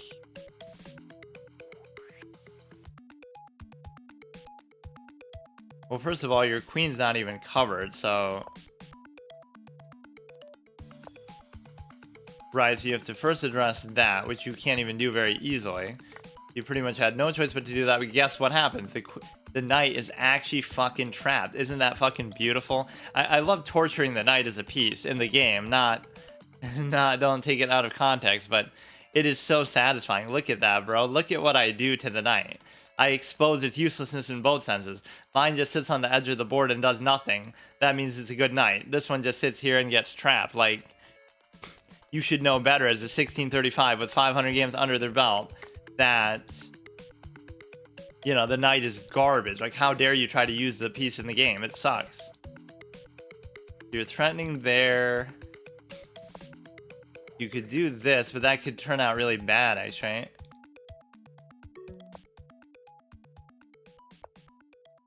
Oh no, it didn't take too long though. Or no, you're threatening this anyway in the way that can't be prevented. I didn't even realize I was doing that.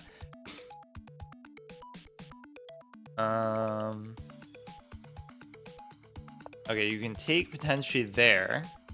I should just try to... Oh shit, it's over now. It's over now. What are you doing? What are you doing? That made it so much easier. You could have tried to drag it out, but...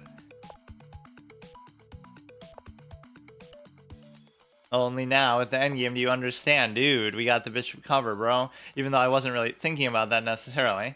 No stalemate. It's not even possible because of the fact that you got the stupid ass pawns too. Okay. If you're gonna go through that long, why not just let the person get the win? Like I always do that in card games. Like I don't like to resign, so I'll let them actually get the victory, but sometimes they go on too long. It's not even like BM. Like, I accept the fact that you won. It's cool. But you want to get some sort of cool interaction or something. Or sometimes I do that too, but like as a challenge. Like, I'm not allowed to win unless I play all my evolve cards, like in a shaman deck or something. So I have to see all the fun interactions first. Otherwise, I'm not allowed to give lethal. But that'd be fun in chess. Like, I have to get my pawns triple stacked. It's not even like a GM challenge, like I have to give up my queen. No, I have to do some weird structure, and only then I can win with it on the board or something. I have to triple stack either my pawns or my opponents, and then when your pawns are triple stacked, then you have my permission to resign. But if they resign, obviously it fucks up the whole thing because you can't control that. So by black, you mean white, and by white, you mean black, because obviously this set is going to mess with your mind. But that means that he was winning most of the way, and then I was only winning at the end, which I don't really get. Yeah, see, like, there was a sack play, but what was the sack play? I don't get it. We didn't even play all that well. I felt more like I did, but...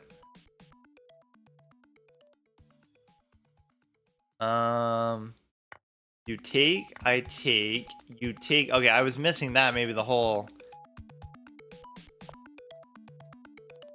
I was missing that, like, maybe the whole time. Right, the fact that he could do that particular... So that's even what he ended up doing in the end. So I was just kind of had a blind spot for one pawn. Or yeah, like, chess is perfect for people who are colorblind, because you can just... Actually, I wonder what the thing is with that. Like, what would be the consensus? Colorblind chess. Would it require something special, or chess for the colorblind? How do the colorblind people play chess? They have some kind of special board. I think colorblind people can tell between black and white. If they couldn't, they would just be blind. Compared to pigeons, all humans are colorblind. What more could we want? Colorblind simul. I don't know what the hell this meme is. He just kind of screams. Let's actually watch it. LeBron James, scream if you want Paper Mario, the 1,000-year door.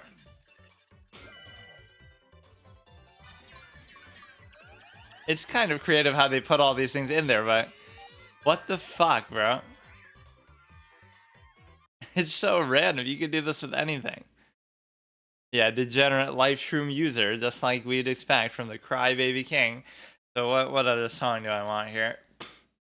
I keep forgetting my own sort of music list here. But no, they either are about to, or they already did release the re-release of that, which is kind of sad, because in the amount of time that I have taken to get through my PvZ hard mode series, I should be on that by now. That's supposed to be my next hard mode. Although, of course, I couldn't do it on there anyway. And the reason why is because you would need the hard mode actual mod, so I would still have to do it, you know, on the old school way. But the point is that imagine how long I took. Or I always had this sort of desire to see it on a handheld console anyway, like in terms of like the DS, I thought somehow they'd be able to put that on there. But even the 3DS, they still didn't put it on there, and it took all the way to the Switch. You're trying to say the Switch is on par with the GameCube? Is that really the way that you're looking at it? But no, I mean, it's just kind of sad that that's come out in the amount of time that I still have taken to do this. Just kind of looking for a song here. Great C, Wind Waker. I think I've done enough Wind Waker. Oh yeah, this is a good one. Let's do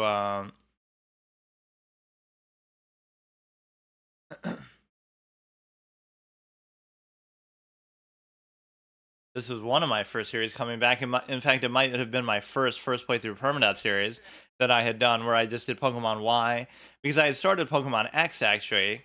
I'm pretty sure.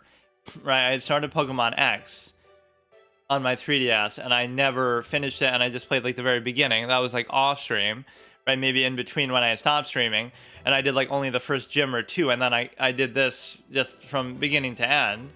And it was permadeath, obviously, for my character, like a normal first playthrough permadeath, but it wasn't permadeath for the Pokemon, which is kind of, you know, Nuzlocke or whatever kind of format that people do. It's kind of confusing in that way when you say it's a permadeath run. But I said for the next Pokemon game that I do, I would do a first playthrough permadeath, because I haven't really played any of them anyway. Or I got to finish that Troll Seed from Pokemon Coliseum. That would be fun for a 2-player stream. Or I think I even did it on... No, I just did a regular playthrough. Like, what were my duo streams that I did? I did Coliseum, right? Or maybe we did... I don't know why I remember that almost being a randomizer, but we did Coliseum, we did Path of Radiance. Those were two things that were like... you know, making a non-2-player game 2-player. So, like, in Coliseum, you control 2 Pokemon at once. Right, it's a 2v2 battle every time. So they would control 3 of the Pokemon that I have, and I would control 3, you know, of the 6 that we always have.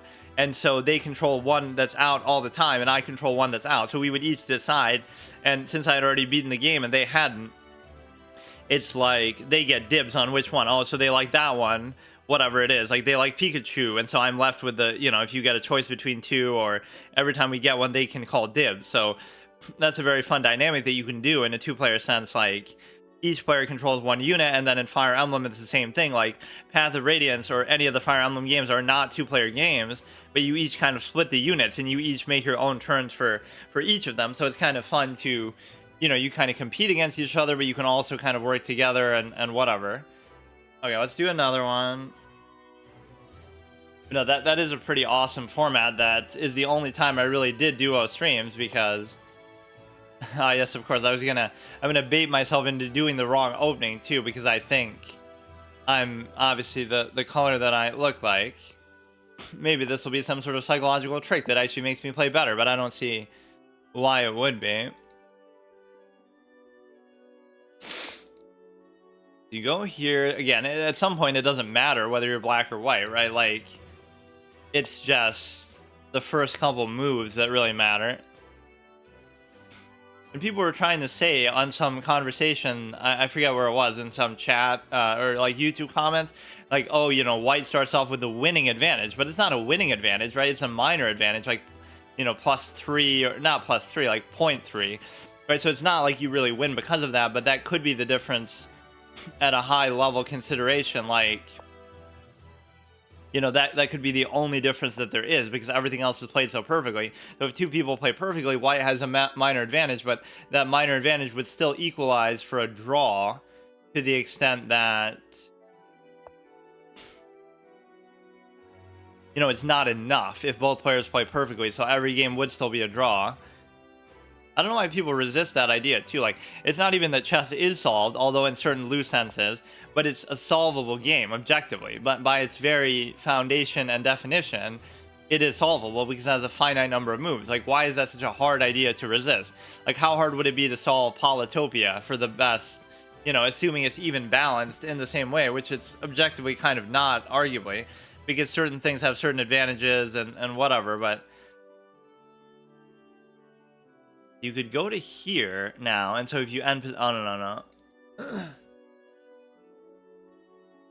So this is kind of cute, as far as, like, I would rather... I don't know. You're blocking the diagonal for now, but it doesn't matter, because I don't care. Like, I have to figure out a way to deal with it some other way. We want to bring the knight out. You're also doing that, so you're very worried about the welfare of that pawn, but for me, for right now, I almost don't even care. Let's just do this for the sake of it, so that they're not playing very aggressively here, even though I am black, even though, you could be excused for being confused about that. But I'd have to attack it with the knight as well, which I can't even figure out how to do, to be honest with you. So if I, like, do this, I could try to split that open.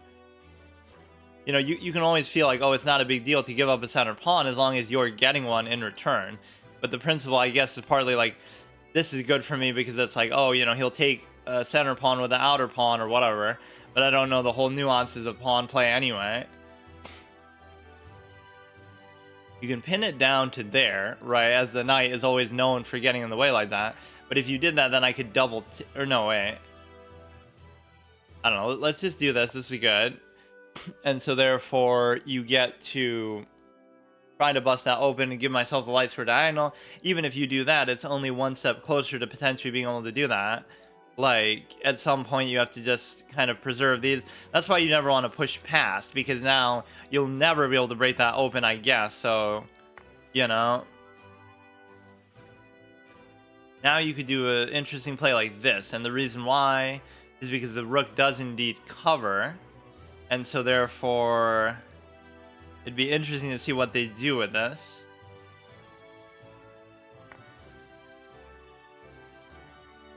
Like, okay, I would take, they would still take. You go here, right? This is where I sometimes just settle for trades, but there's nothing really wrong with doing that. There could be some kind of cheeky unleash that you have as a result, because now we're attacking this more than adequately too. You'll move the stupid ass knight, and if you move the stupid ass knight, then the stupid ass rook is under threat. And so you just have to keep that in mind. But as usual with the knight, it can be a very disappointing piece because it doesn't actually do anything for you, right? Like, it's just, you can unleash it, but where can you unleash it that's actually good? And the answer is, there is no such square. That would be kind of a cute idea to try to keep it in here to try to, attack this adequately, but I don't think it's really going to happen, right? You're going to get harassed no matter what you do. I better just watch out. Or you could unleash the knight yourself, and so therefore, something good can happen there too. I would take, they would take, I would take, they would take, but then I would still take. How about that?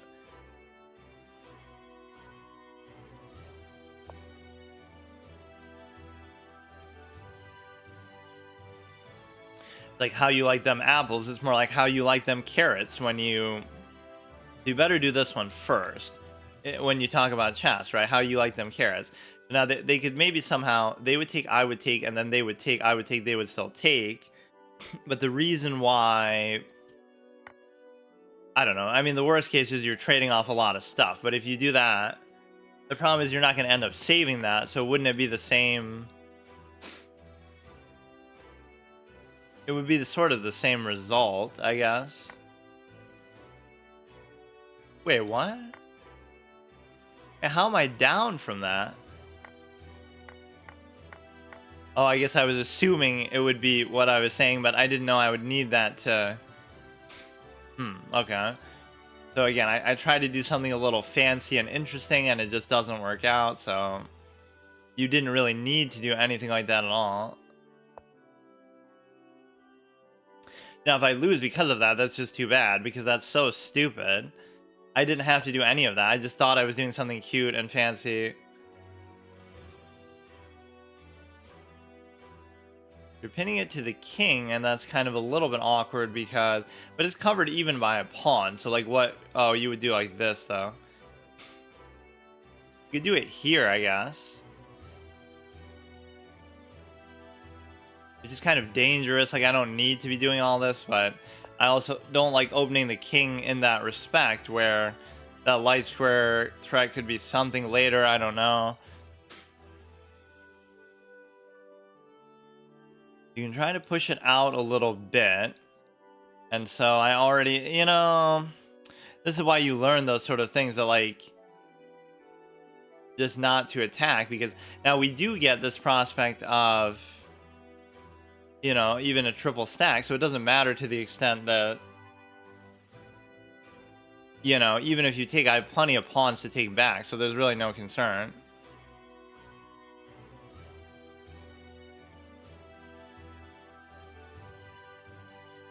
I don't like leaving the king so naked there, but it's also an awkward spot that I don't necessarily have to maintain for us here. You could do this, but I would take, so there's some possibility that could be bad. So one of these could become a passed pawn, maybe. Right, I don't know to what extent that's going to matter. But see, even that +2 doesn't necessarily mean that you're going to win the game. That's the whole strange thing about it. Or that would be kind of cute, like how I just even said it. But let's go bring this here, so then I could just take with this.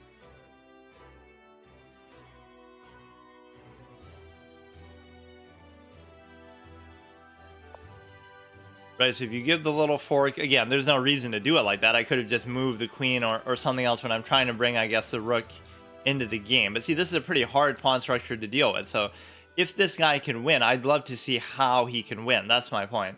How have you played that many games that quickly, too? 4,000 games in 8 months. Do the math. Like, what?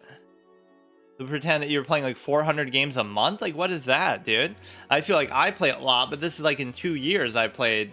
Even if you want to double that between chess.com and whatever, but yeah, over the board, because I totally play over the board, except maybe that bot challenge on webcam, but that hasn't been much. So I would take, they would take, I would take, they would still take, and then we'd have to see how this stupid ass knight comes into play, because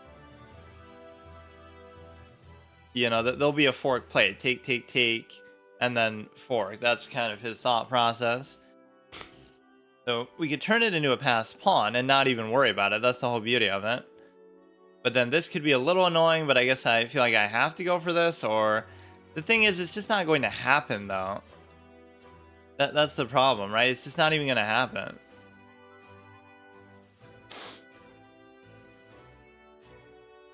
You definitely don't want to take.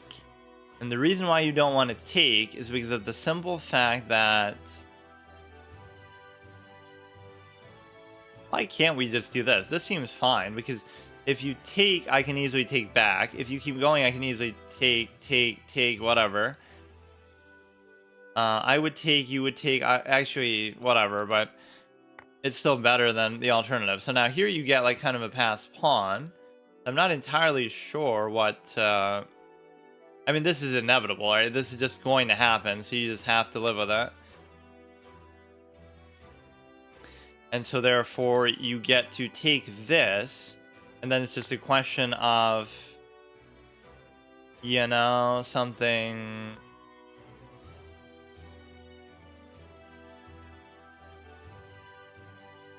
Now, nothing you do here should necessarily protect the pawn, right? I don't think.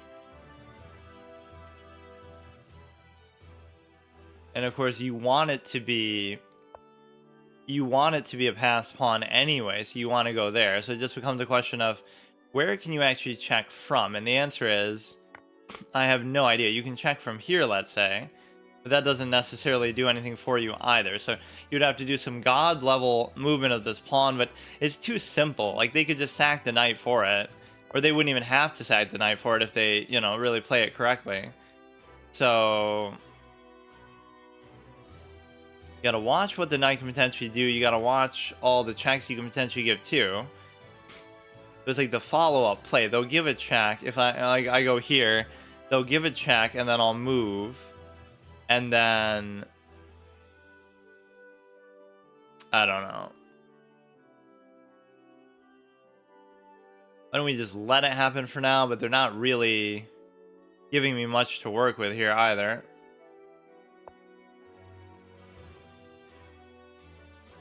Go to here, so we got to stay attached to these two pawns. I think it's very unlikely that one will even be of much value, but let's just make it annoying for him. But I already made it kind of too easy for him. You have that potential, but I don't think now is the position to really do it. You got to see, what can this potentially do that would cause you a problem with respect to, like, a, you know, a position that I couldn't get out of. I wasn't even really trying to do that, but you could move this, and now he has that, like, forking potential again, but it's just not even there. So you go here, and then he can't give a check, right? That's at least one thing that he cannot do at all. So you could try to double attack it there. If you go here, I can't really raise it. I would check, you would move, I would raise, but then you would take. You would double take.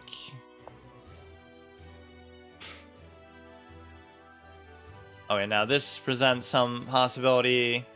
You can't give the check there, actually. There's nowhere the knight can go that's actually all that intimidating, though. That's what's interesting about it. Right, I find that very fascinating. That, like, I don't know what the fuck to even do with it, but...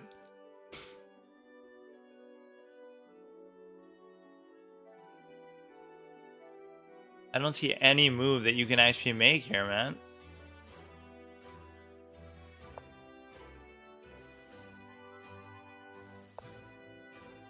Or that's just for a simple trade. Now, you'd be surprised. You'd be surprised even in the knight's ability to fuck a position like this up. But then again, if I was up by some kind of pawns, it would be more substantial, but... I have to try to do this one, and the process of doing that could be... Oh my fucking god, dude. I mean, you just have to try to do it. I don't know what to tell you.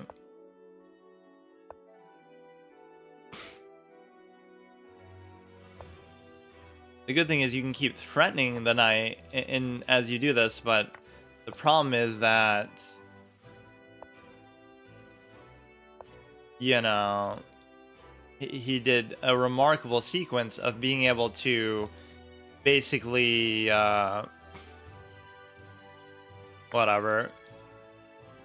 He did a remarkable sequence of basically being able to actually take like 3 things in a row by doing that. You can eat up this side, but then I'm not sure, man. You gotta exploit the knight as the liability that it can be at times, or even that you just lose right there. So that one doesn't really count, but I will count it. It's just, it really objectively doesn't count because I did that to myself where I didn't have to do anything. Again, this is my bad tendency. I keep forgetting what game I'm playing. You know, you can get a draw anytime that you want, but I just don't like draws. I have too much honor and integrity to actually play this game, so you know, it's just the majority of your losses come from that. At this stage, if you are like me, at least, just you don't want to draw it, but it is inevitably a draw, and you could have easily taken a draw, but you just choose not to. Not even because you really think there's a win or you have a plan to win, right? Just in principle, you're wasting your time playing a game, and a game by definition, there's a winner and a loser. That's a game. Like, you don't do it like this. It's just not acceptable. There's some kind of stupid ass stalemate that could occur.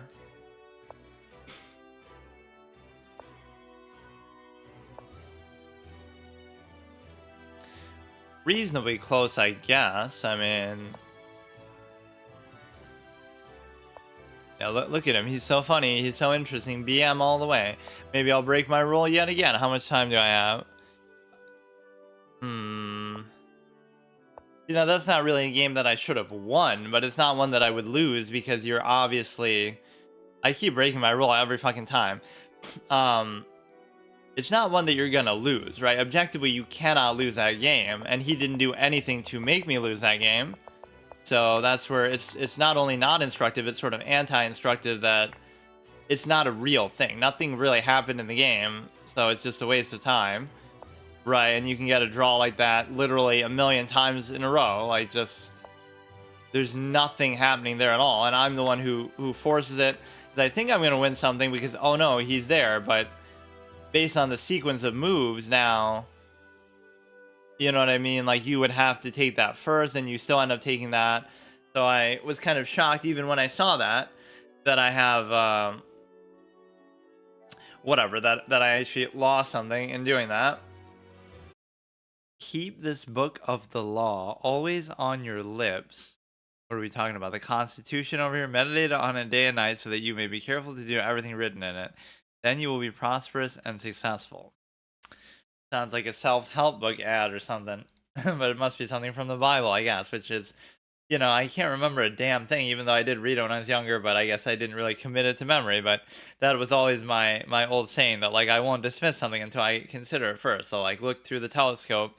I forget where that actually originates. So it's like people who were skeptical of something to do with celestial objects and Galileo or something, right? That he said, okay, look through the telescope yourself. But then it could all be an illusion and it could all be fake, like the moon landings and all this kind of stuff. But that's always what people say with stuff like that, is that, you know, you could always, you know, oh, what if like the earth is flat, right? If it really was flat, then the assumption would be that, okay, everybody's in on it, so any images that you supposedly see, oh, this is an image that proves the earth is round, but the image would obviously be fake then in their estimation. So, like, it doesn't really solve the problem, even though their premise is maybe a bit narrow, that they're already preconceiving a conclusion. But my whole way to assess stuff like that is the cui bono effect, where it's like, who really benefits from saying that one way or another? Like, what radical change would it make to your life? For example, if the earth really was, if it really was flat, like, what would really matter? Right? They're not using it to really restrict you or something like that, whereas plenty of other things are used for that. Or, like, even the moon, like, when we went to the moon, did we discover some precious resource that you were tricked into investing all your money into that you'll one day potentially reap the benefit of? No. What happened was nothing. You're right. You didn't really get anything for it. So unless you want to say, well, they did it for some kind of a benefit of more funding for NASA and stuff, you could say that. But, like, you know what I mean? That's a lot of work to go through, and a lot of people who'd have to be in on a lie just to support that a little bit.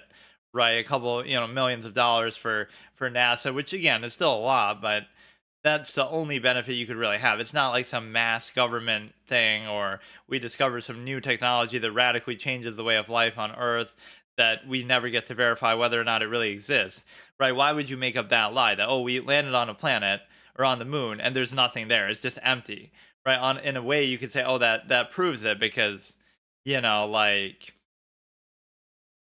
the fact that there's nothing there means that there's nothing they could really prove it. I mean, like a moon rock, but it's just, that could have come from anywhere. That could have come from a meteor. But it is interesting to look at that there's a lack of accountability to it, is that you, you would discredit anybody who has any evidence to the contrary would be called into question. So like, oh, you didn't see it yourself or something like that. I don't know why these uploads sort of are out of order. I think the first one was the emote one. The second one is like some Botez thing. The third one is some. I actually can't even remember.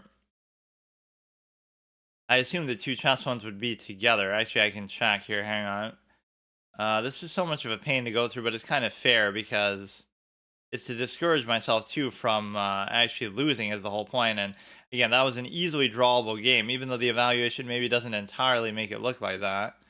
So let me go back to here. Okay, so this one is going to be what? I like kind of reminiscing on some of the stories to do with these because whatever. I've never really thought about them since I uploaded them there. So this was like my old emotes and different ideas that I had for them. Like Jess Castle, it's sort of like a forehead variant. And then this one is like blunderful. So he's got the question marks in his stomach or whatever. Or he's like eating a piece to show that, or throwing a piece to show that, something like that. Wonderful is kind of like my term that I never really saw anyone else or heard anyone else ever use it, so I guess I can take credit for it, right? Despite all this chess content and streamers, right, nobody ever said the word wonderful as far as I ever saw, right? Before, well, it couldn't have been before me because nobody even streamed chess before me, really. Like maybe Northern Line or somebody in a random session, but it wasn't like a normal thing to do. We're talking like 2015 ish time, where I didn't even play that much, but yeah, this is like a little paint thing. You know it's serious when I bring out paint. Throwing, as in like you're throwing the game, but you're literally throwing the piece away. I forget what exactly the name or the context to that was, but yeah, definitely the forehead thing was associated with me a lot. Um, just my whole mentality and way of doing things. So this one was a little bit aesthetically displeasing because of the fact that, what is this called? The metal background. Glass pieces we just did, and they may or may not be fixed, but I don't really care. Oh, that one's awesome. Libra pieces. It doesn't match entirely well with the board, but I guess it's okay. Or this background is like using the light theme is kind of blinding. That's a true hard mode element right there. Let's see. Let's not even bother listening to anything. Let's just do it. So this will be the last chance that I give myself, though. I'm not going to do another one. This is it. And I barely will even have time because I have to at least. I like doing that arc in like at least an hour session where it like matches the time of day. So like I start at night and then I end by the time it's night again the next day. So it's like 1 day of in-game time, and it's basically like that does take almost an hour by itself, which is kind of surprising. I guess I should almost really time it to see, but it must be something like that, maybe 20 minutes each, or it's not like exact either as far as like when exactly I start. It could be a little bit past the night or something. You can go to here and you can try to develop the darks for a bishop, and I guess that's fine. Some of these things you effectively learn just from repetition and habit, even if they're not the best thing to do. I figure I probably looked at the engine a couple times over the years, last couple years, that would sort of be burned into my memory just because I've seen some of these things so many times that, but then you have certain preferential moves like that. That's not really the best move or a necessary move, but just for me, I hate the pin, so I have to do it. And so therefore you get to go here. We have the bishop pair, so it just makes you wonder. I always feel like this is what you're supposed to do, but I don't really even get it. Like they'll sack it, and then I can take with the king too. I don't really know. Like I could almost go here and then go back. So therefore, you're sort of reversing your castle, but it makes you feel like you're a little bit safer just that you're covering it there. 2,800 games played in just a year. Like, I guess I underestimate how much people play, but it's sad that you're as bad as me. Even if you played the same games as me, same amount of games, I'd still say that's sad and stupid. Just like I say it about myself that, I should be farther, I should be 2,000, whatever. You can't do anything with that. You can go here, take, then pin, but it's not going to matter. That move seems totally nonsensical and doesn't have any impact on the game for now. Yeah, you want to make a knight move, but I don't know what the knight move is or what it does. So, like, you're trying to open up, let's say, this particular diagonal. And the reason why you're trying to do that is because of the simple fact that you could double attack onto here, and there's no problem with doing that. So it forces you to take or go back because I could double take, but I still couldn't double take, but it would still be fine. Like, it would fuck up your pawn at least. Either you do it first, or even if you do that first. All right, so you go here, and it is not covered adequately at all. And the reason why is because, or no, it is because I would take with the knight, and the knight, of course, isn't doing anything. And then I could take again over with the rook. See, there's so many basic things that you can just do innately, like, oh, don't blunder to a long diagonal, and all these kind of basic mistakes that might seem, you know, like, okay, it's normal for people to make mistakes like that. But, that's not like something you would need to study. You just have to pay attention and actually look.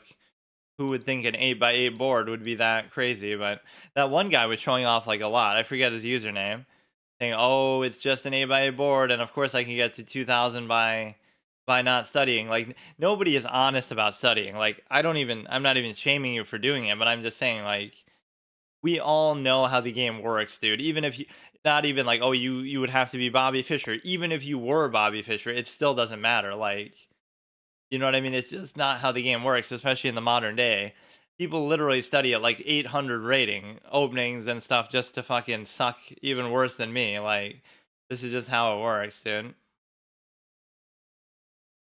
There's nothing really threatening going on with this position as far as I can see.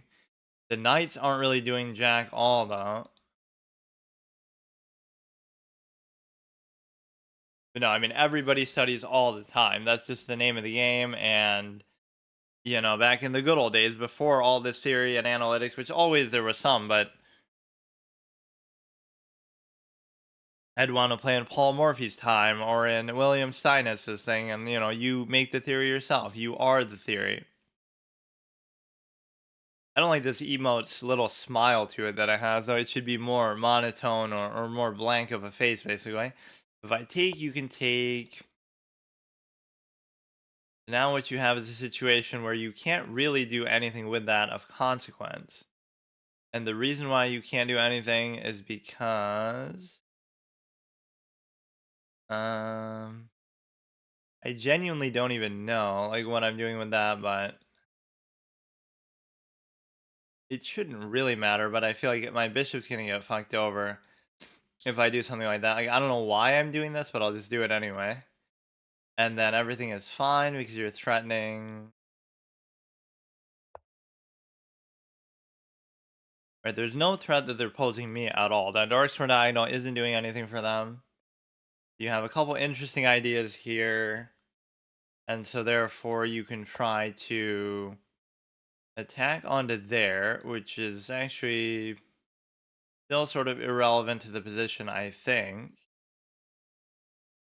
And so there. Oh! Well, actually. Oh, ain't no way I'm playing like this right now. Are you serious? What is that? Wait, did they just blunder it? Or. No, I guess they were still covered, but. Alright, I guess we're done for the day. That's fine. Really instructive, well earned. It's kind of like what I was just talking about, even the fact that anything you can do, you can just see like this on a basic level, but people still can't do that, or that's not enough sometimes. But clearly, I don't do even that, so how would I know?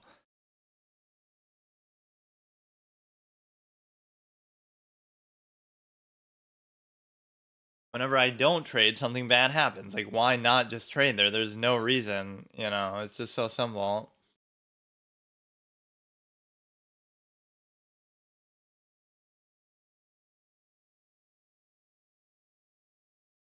You trap like a stupid knight here, and if you do that, then you'd be in good shape. This guy's not good at all. Like we're doing exactly the thing that I always talk about. That you could basically, oh shit, you are gonna trap your own stupid ass knight.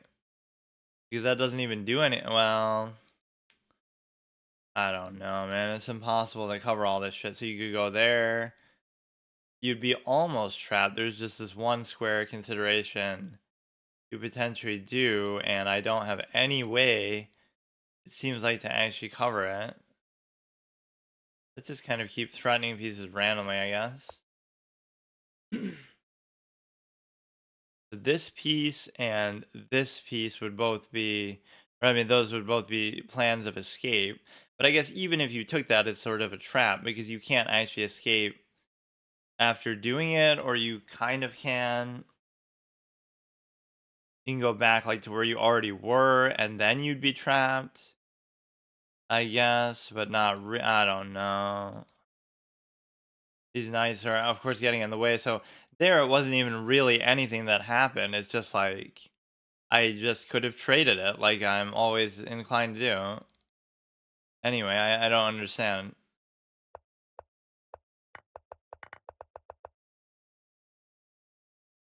Moving back, I'll do it again, even though that light square bishop is making me a little bit nervous.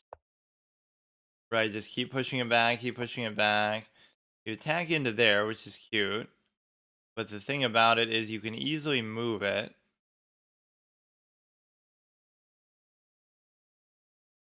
This is like an octopus knight setting up position. That could be maybe the difference in the game. And it's not that you can't even do this with respect to the knight. You can still escape pretty fucking easily. In fact, I kind of just ruined what I was even trying to do with either trapping that or anything else. So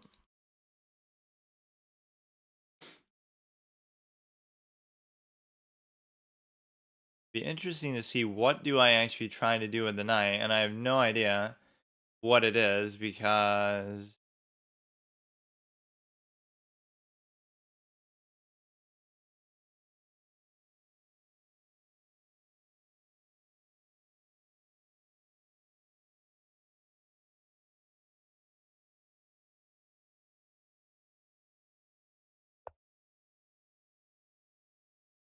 you're threatening there, and so you could almost go here if you bring the bishop in too, but then it wouldn't even really work to my favor because of the fact that they would take, but then if I take, it's like you're taking with these lesser pieces first, and so now that doesn't make as much sense really, but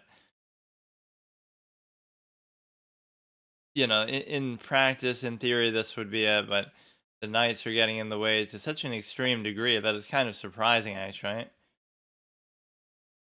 Despite how much I always say that they do that. You do that, now you can potentially block something into there. They would take, I would take, they would take, at least it cuts down the number of potential threats, or it already cuts down the threats. But I can't do anything with it yet. And I can also, we get a little knight covers knight connection. And so therefore, I don't know. You could still do that actually, as much as I'm, not really thinking anything through. And so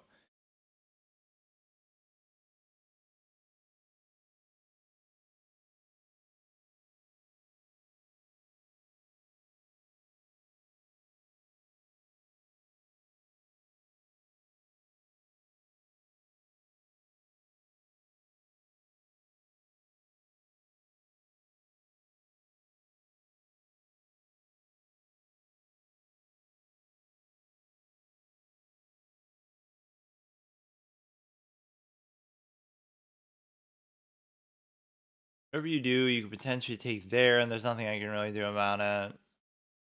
I'm not sure even. You do this, so at least you trade.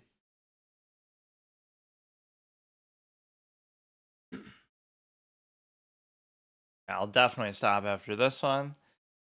Yeah, it's just not an instructive stage where I'm not really doing anything at all. Again, you could literally be playing your first game and it has nothing to do with anything. You can just kind of look at what's happening, and that's still good enough. But it's just not something I have enough interest in. I mean, I'll say that not so much as an excuse, but as just a reality. Like I don't care enough to really do it. You have to just in one of two ways. Um either you do it in such a way that either you do it in such a way that you study, so you care enough to study, or you care enough to actually put effort in the course of the games that you're playing. But I'm doing neither of those, so then why even bother is the question. You can go to here, and then he's just gonna mate, but I still don't see how.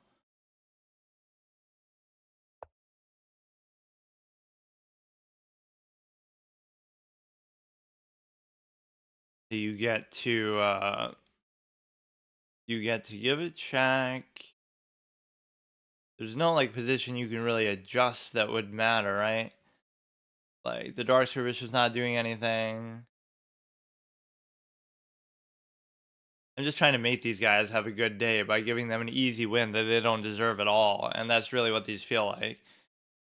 If it's really a good deserved win, I always acknowledge it, but that almost never happens, and so that's why I don't enjoy.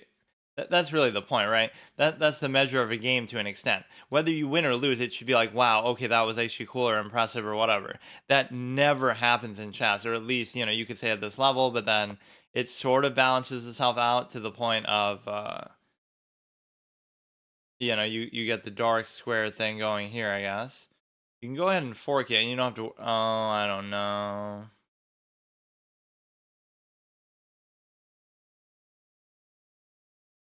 You'll give like a check, and then you'll take the stupid ass thing. Mm,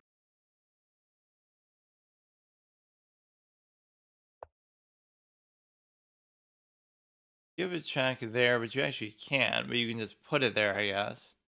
And if you just put it there, then I don't know. Put it there. Give a check. Block a thing. You're bringing this into the game too. That's actually what I was just trying to do too. Whoops! I thought that wasn't there for some reason.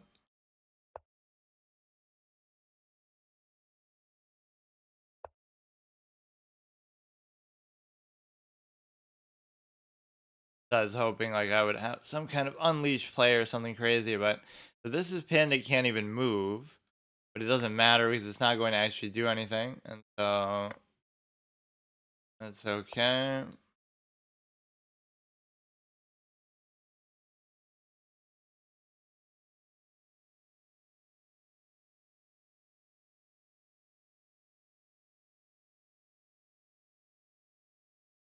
I've tried only in like a cosmetic, superficial way that I have done this for a certain amount of time, but there's no real effort that I put into it, which is kind of sad because that's not really my style, but you can clearly tell. Like, I can just.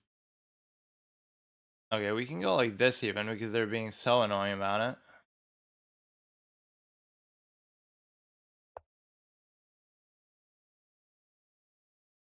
If I bring the rook in, you can take this stupid. Oh my fucking god, dude. I don't even want to trade the thing.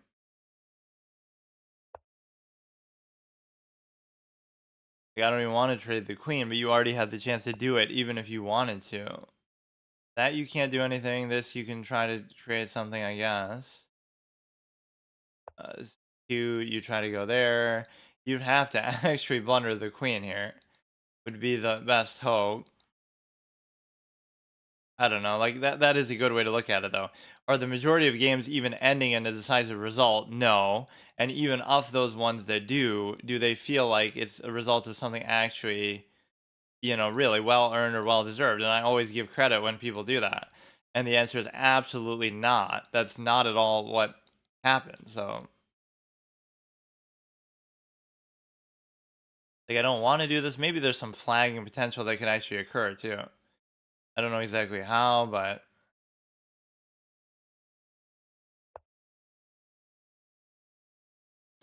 right, he is pretty low. Like, I really hope it comes to that. Even though they're up by such an enormous margin, are they really good enough and fast enough to entirely take it? Well, they wouldn't have to be either of those things, but whatever. I'm kind of sick of it already. How are the Bible preachers doing? Yeah, I don't know why that guy keeps coming in here saying that. Maybe I'll give myself one more chance. How much more time do I even have? Okay, I'll give myself one more chance, even though this is really. I don't know why I can never do that. I always say I should play till I lose one, but then I just can never do it. It's more like I should play till I win one, but I guess I already won did I win the first one? I forgot. I won, loss, and now 1656. So one of those was easily a draw. This one I actually don't even understand what happened. So here's like a little maybe Botez clickbait type of thing, and certain amount of history of me talking about the subject of them, and attention that they get for undue reasons and all this kind of stuff that is maybe fair, or it's not even letting me do it. Hang on. Yeah, like I lost a bet and I have to use them as my thumbnail. This is the kind of stuff the actual streamer community would do. Okay, can we just see this? Why isn't it working? Or it's like where they lie about their age too, that I was sort of clowning. She said she was 23 and they even lied on their Twitch channel. You should report them, 19 and 23. Which I think maybe at that point, this was a while ago, but or maybe it wasn't that long ago because it was when I had come back, so at least like maybe 2 years ago. But then I think that might have been accurate, although that's kind of, in some ways, it's kind of disturbing the way that they, whatever. Libra Pieces is the one we're on.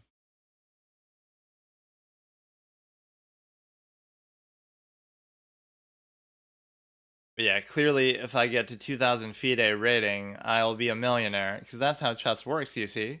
There's no undue emphasis or attention that's happening.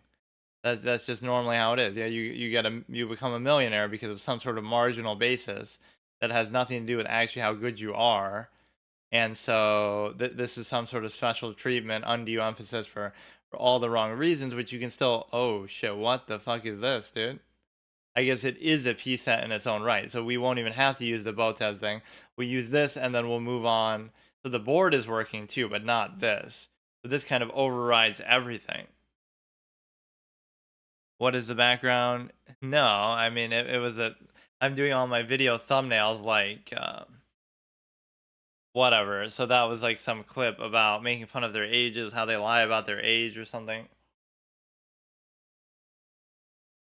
He might be the same age as me actually, or she's a little bit younger, I think. Let's see. It is 28, so like a year younger. So here we just have to, okay, we'll go till I lose one. Or even if I don't, like I don't really have time to, oh great. Nice fucking, how am I supposed to use this then?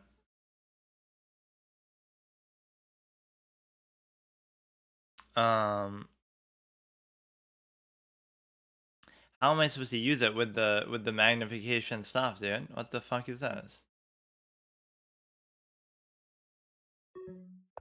Fuck off. This is so unfair that I have to deal with this.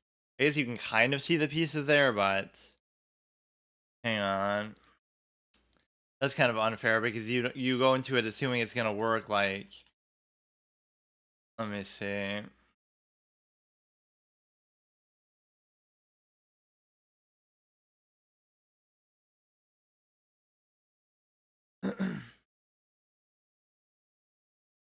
All right, so everything's pretty much fine now. It's just a little bit hard to see. Or some good players will actually play sort of zoomed out, like a smaller thing makes them better. But this is okay, yeah. So they'll take with the queen, or they don't. Or doing this is actually fine. Like maybe there's some points where it helps their development, but like even here, they'll come in with the queen. But so what? I can still. Okay. Like, maybe the solution is just don't even queenside castle, or I mean, don't even kingside castle. Just like you go here, now you have to block with something, so that always makes it a little bit better to sort of slow down their attack. And so if you slow down their attack, that's kind of the whole premise of what they're trying to do here. And so it's okay, even if I have to go here, that's fine.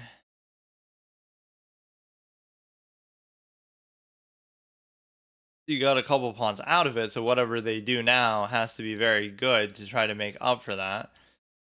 So everything's sort of out of line and out of sync too, but I guess it's partly maybe because the board I'm using is not meant to be what or wait, that's still showing though.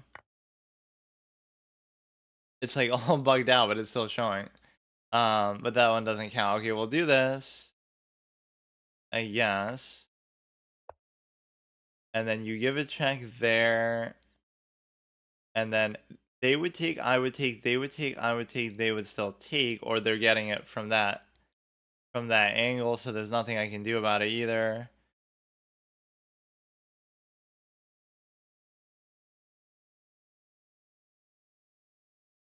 So here, the lesson is I should have just taken that, and there's no reason not to.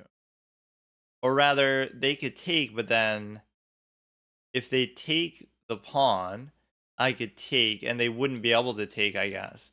They'll take this, but they can't take the pawn. They would take, I would take. Okay, fine.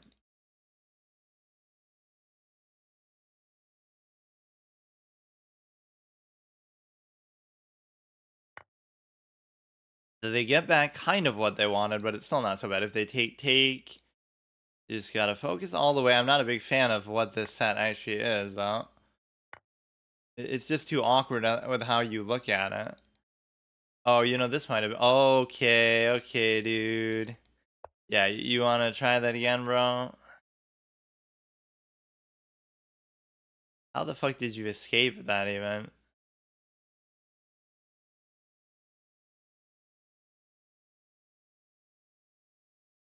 Even this, like, they would take, but then I would take and check and then still take back. So wouldn't that still be worth it? Like, they take, maybe they'll give a check first, but then I could react. If they take my queen, I take their queen and check, and then I still take. So in a weird way, this might actually still be the best move. Take, check, take, and then I still take. So I get the bishop for free because I don't lose my rook. I'm thinking like the offensive clown that they are. And if they move it, I take the thing too. Or, like now I get to just undo my own stupidity, I guess. Although this could be a thing, but you won't really do it. And then I get to double take as well. Did a video on the bow test. Yeah, it was just a whatever. That was just like a little stupid joke one. But the other one was at least or I talked about them at times over the years in terms of just the um whatever kind of cult of personality basis and getting undue credit for certain things and things like that. Not even that it's really their fault. Give them credit on a certain level, but chat replay. I see myself continuing my current career playing tournaments when I can eventually be as good as them all. Whether I'm famous for it or not, I'll be a cold-blooded killer. Yeah, we already read this like yesterday, right? It's the same one. So now what you get to do is take the stupid ass queen. How about that? What a great what a great move, dude. Maybe okay, dude. Okay, alright. Are you fucking serious? What the fuck? And now if you take, they take there, which is... I'm not even sure what's happening anymore. Like, I don't get it. Is this still chess? Are we still playing the same game? Like, what is this, dude? What kind of a game was this? I don't even care so much about that, but it's just I don't know. Like that was the most clown sequence of moves you've ever seen, but I'm just have no idea what's happening. I still don't necessarily lose because of any of this, but it's still irritating. Like we should have almost won their queen, but then a turn. Like I love that. It seems like it's all intentional somehow. Like they uh they know exactly how to deal with it, or I don't know, they just dealt with it just fine. Just another ordinary normal position in the game of chess. So we can try to move this towards here. You're still covering this.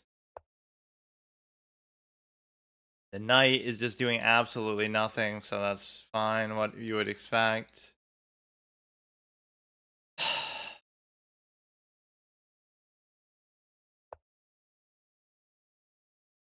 Attack there is perfectly fine. You can't really double attack yet in any way, and so that's fine. You gotta watch out for the dark square. You do maybe a double stack. I guess sometimes I do just genuinely underestimate these people, but it doesn't feel like it because you could let it sit here actually for now. It doesn't entirely feel like you're underestimating them because I don't know. I'm just not doing what I should be doing first of all. I'm happiest when I just put the knight out of the goddamn way though, and it's just not relevant to the game. So if you go to here, you get to do this. There's no question that you get to do it. The problem is that okay, you check, and then wherever you go, you could do something. Let me think. Where you could potentially go. You have a pin unleash possibilities, and you also have the ability to not really do much on the back rank or here, right? Maybe a check, and then this one wouldn't really be anything at all. It's probably better if you just don't do anything with that. Even as stupid as that seems, like I like this, but it's just not going to do anything. That's the sad part. Give a check here, which that's kind of a dumb idea to even allow that, but it makes it seem like I have something going here. Okay, this is definitely the last one. Here, since we're not really even using this, let's just not. They go to there, so it's letting me do something here, and I'm probably gonna get mated as a result of even allowing this to happen, but or now the king even is preventing that from doing anything. If I give that check, nothing will probably happen, but I'll still try it. Right? They could maybe fuck something up or whatever. If they just go there, it should be fine for them. Why is that like red?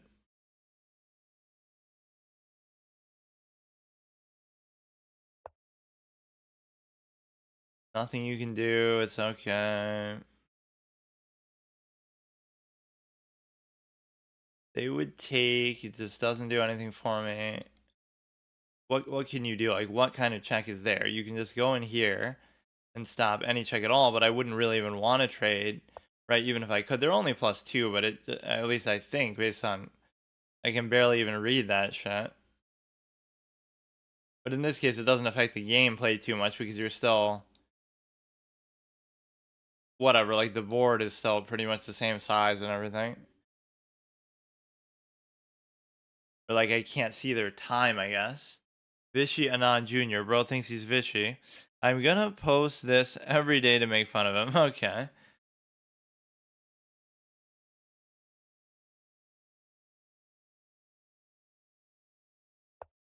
Now, what is this about? You get to give a check on a back rank. And if you can do that, then you would have the ability to keep giving maybe spam checks because you can't do anything with the whatever with the knight. You would take there is the problem, right? Otherwise, I could basically just fork it there. So maybe there's a threefold repetition opportunity presenting itself.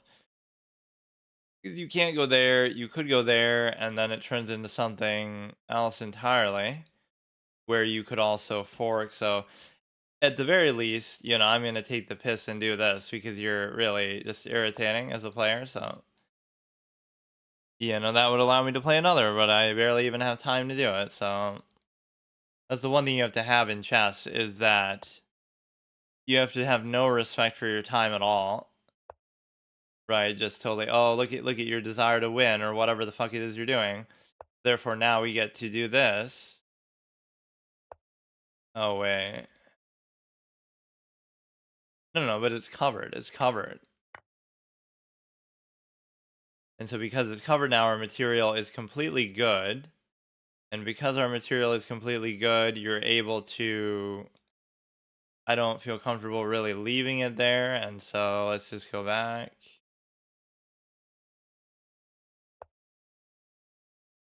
I better just not fuck it up again as much as I'm a clown. And so now we get to go. I don't even know. I want it to be there, but he just keeps vacillating back and forth with this stupid ass bishop.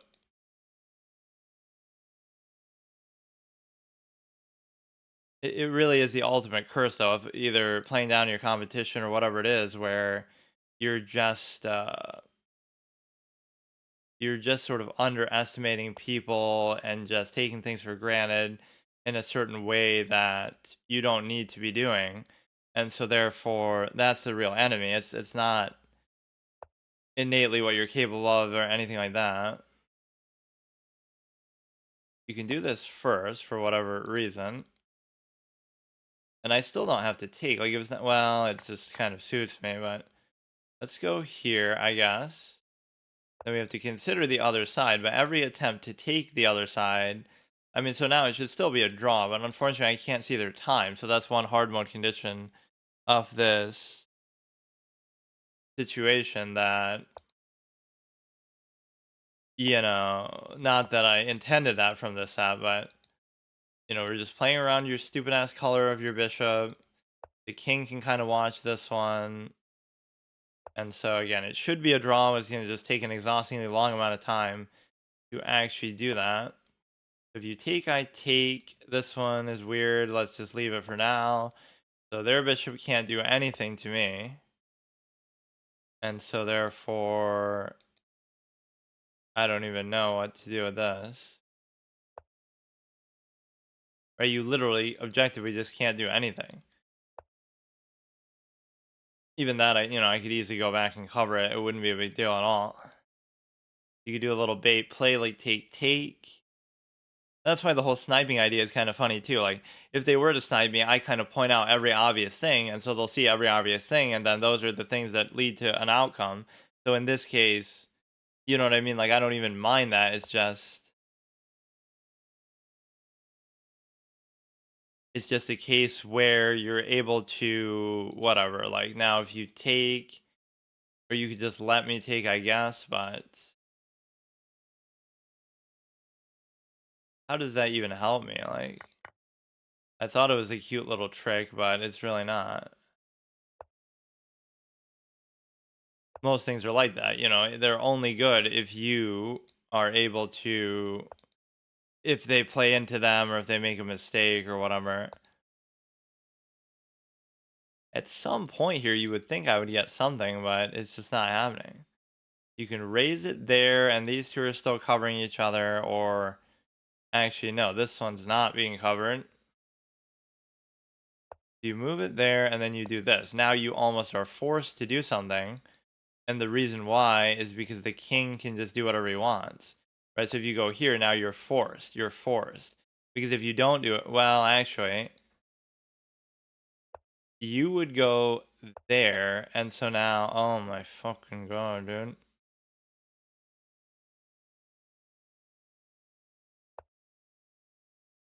if you go there, I take. So I still don't get really anything beneficial out of it. If you go there, I take. If you take, I still take.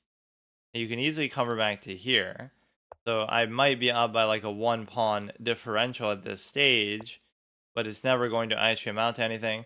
Or like you'll be so close that you might be able to do something, but I don't know exactly how it would happen, but do I stay on that one or do I try to maybe protect the other one? It's hard to say. Even if you were to, like, you get in close maybe, but then you can't attack both at the same time, but what you would actually do is, oh shit.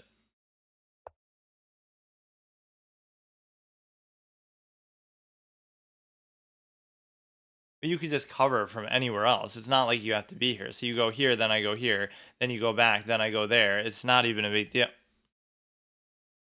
So it is a draw somehow. It's not going to be one though. And so it's okay. Just go back and forth. They go there, I go there. They go there, it doesn't matter. Threefold repetition is incoming. They could try to play for a win somehow, and it's fine. Like you can just sit. You can just sit atop that one. Or rather, I should try to still move mine. Like let's bait him to move to the other side of the board, and then I can try to keep my bishop ready, and then we'll see what happens.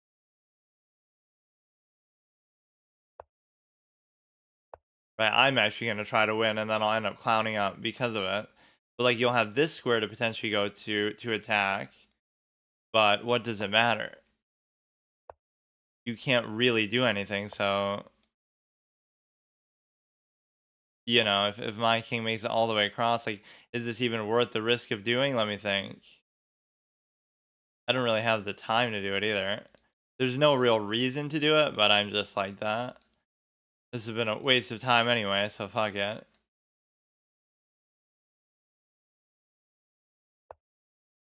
Oh, here we go, dude. Here we go. I can just bait back. I'll just bait back.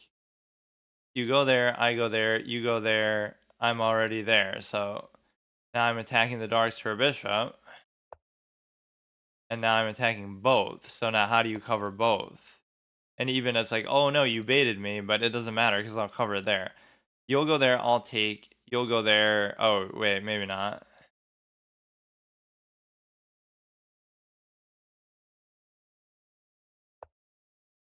You'll have that covered and you're attacking this as well. And so therefore you get to keep bullying. No. Keep bullying this shit around. If you go there, I can take. You can go there maybe. I mean, it's the same shit that we've been doing. Oh, no, but you're still doing it. You're still doing it because of the simple fact that is it gonna somehow be a loss because of time or what? Like, I don't get it. You can just keep doing the same shit over and over.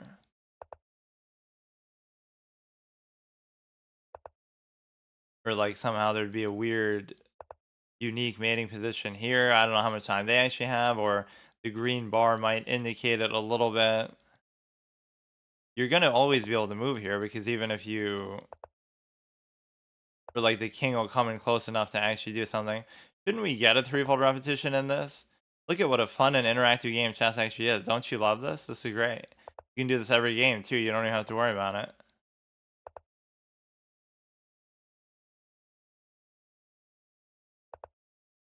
Or I like doing this better than Primo somehow at times. It's possible you might actually do something here, but I don't think you're gonna mate, and I think you might have actually given me the promotion precedent. Like, what can you do now?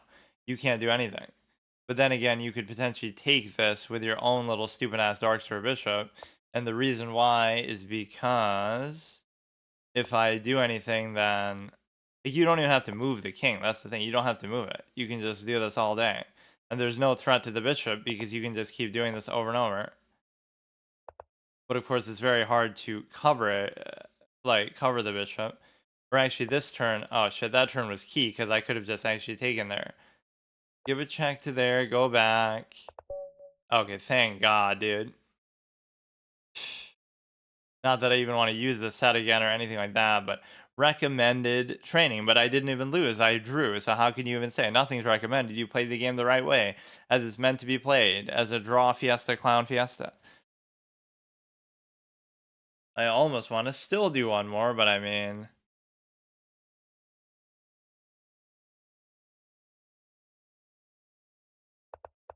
It's so stupid. Like, you can just do this shit forever. How do I even get back to the fucking home screen? Because this one's so zoomed in and messed up and everything. Look at that. It was just fucking dead weight. Straight line evaluation. I can't go back to the home screen, so I don't know what to do even. I could like zoom out or something, or there it is. This one kind of fucks up your whole thing. Unironically, I don't even know what to do. I'll have to just go back like this, maybe. Okay, fine. Let's do one more. I'll indulge it, and then I'm done either way, whether I win or lose. Last one. Just because these are always so unsatisfying, even from the context of, being able to, whatever. Well, wasn't I losing that one actually? Because I don't even remember what happened now, but I think I might have been losing, and then I'm still dissatisfied with getting a draw because just draws are unfun. I'd even rather lose than draw, but you can do this, and I'm almost satisfied with doing it.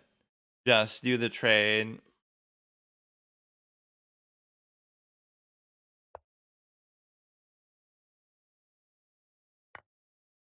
You do it, you take with the queen, and then the dark square bishop is there, so we can level the dark square bishop into here. You can try to double take onto there.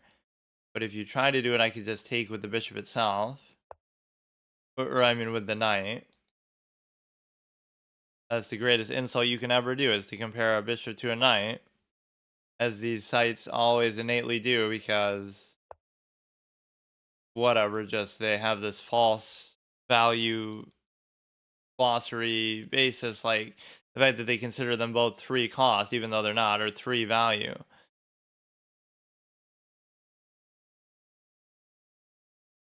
What is he? 1669, but provisional. But he maybe still has played thousands of games, 467 games.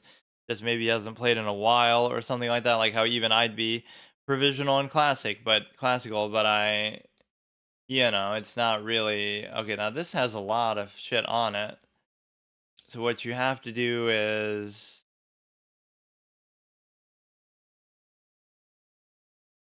you can cut the whole thing off here just by guaranteeing a take on something. And if you can do that, then that in itself is a good move. I'm ignoring what's happening with the pawn, even though that could be annoying, but it won't be nearly as annoying if I do this trade. Or the fact that I'm even suggesting it means that they have to address it first. So if you can punish a move like this means you're a good player, because normally this is kind of a very safe thing to do. You're guaranteeing a trade in such a way that, I don't know, it's just going to clear up whatever attack they were doing is going to be completely undone. And so you're doing a fork in a way that's not even really beneficial. It's just sort of good because you can't even really cover that too cleanly, right? You would have to not only give it up, but also open this and also maybe let me pin that.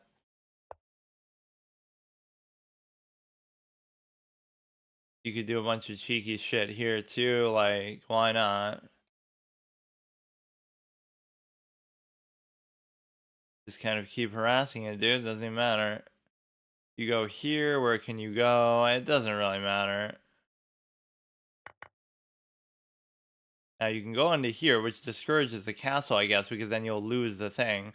And it's also pinned, so that has a certain amount of value to it on its own. So that definitely cut down their threat a lot. Now I wouldn't mind doing this double take as much. Or I can't even still do it, though.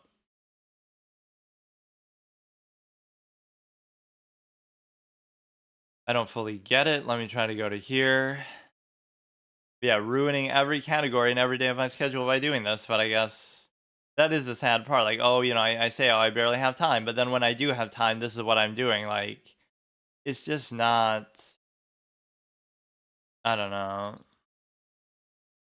You'd almost rather go here. I don't know.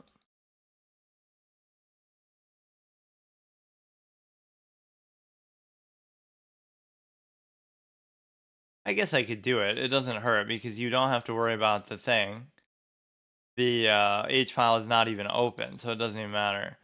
What you can do now is you can go like this, and so you're double attacking a pinned piece that you can only cover now, seemingly with the queen itself.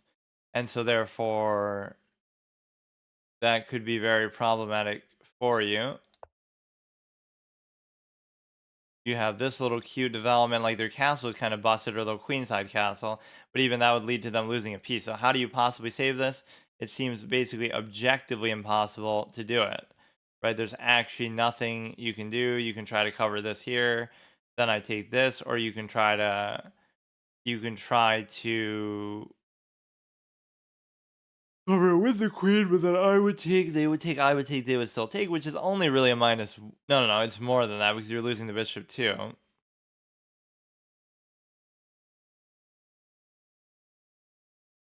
And this set is kind of giving me a headache. Or why did the background default to this now?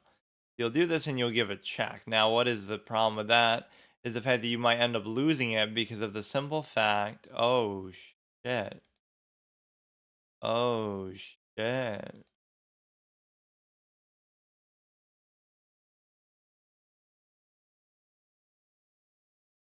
What the fuck is that? Problem is, then you would lose the knight too. So, for example, if you.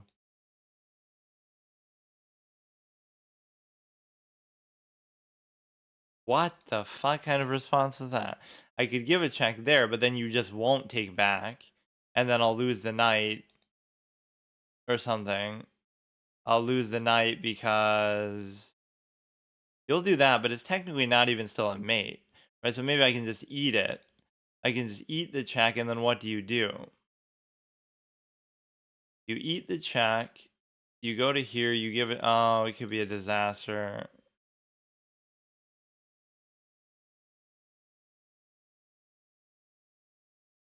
So I guess I'll just. I don't really care. Just do whatever you want. I'm already kind of fucking tilted. It gives you room to run, so I don't see why it would be that big of a deal, but problem is you're going to lose at least one of these, which one could lead to the other two in that context. So for example, if you go here, you can't even give the check, or you give it like with a thing. With the this is where the knight just kind of boggles the brain. It just defies all logic and reason and everything.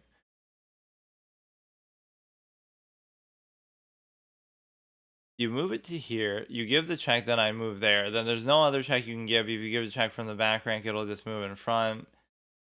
I don't care. I just don't care. Do whatever you want. I guess if I was going to do that, I could have done it there as much.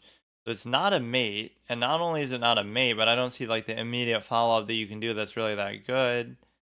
Because you go here, then you go here, then you go here. There's no immediate check you can give.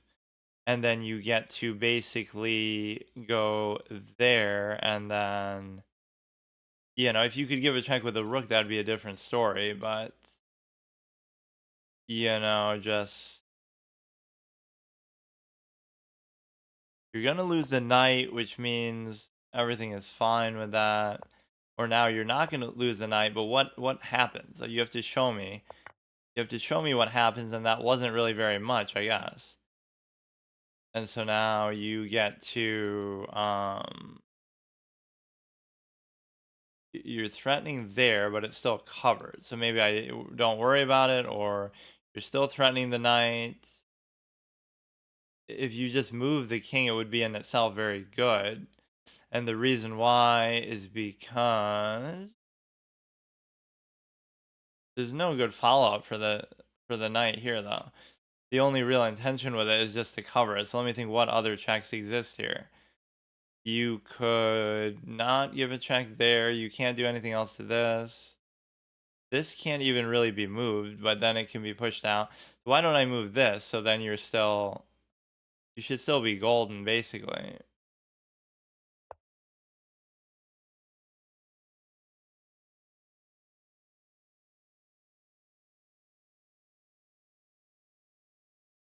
Or maybe not. Actually, I don't know, man. Seemed like we got off to a good start here, but I can't really maintain it for more than I really will start playing either classical again or it's like one extreme or the other, where you can actually take your time fully and you don't have to worry about that, or just play a faster format where you can play like I'm kind of playing in a lot of these games anyway, where I'm just not putting forth any amount of effort to think it through at all.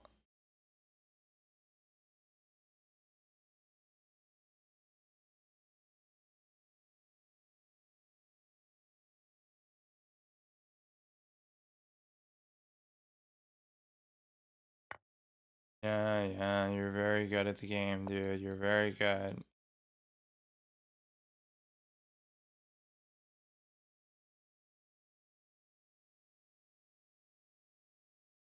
You can unleash it anywhere that you want, and the act of doing that won't really do anything.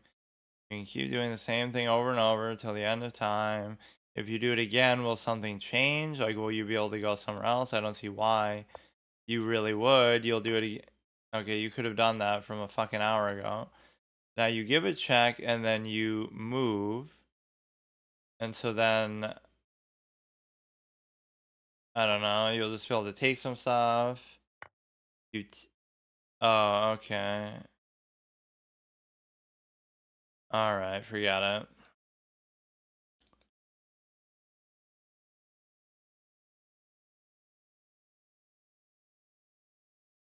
This is what sort of forcing yourself to play really looks like. I don't know why I'm even bothering this much.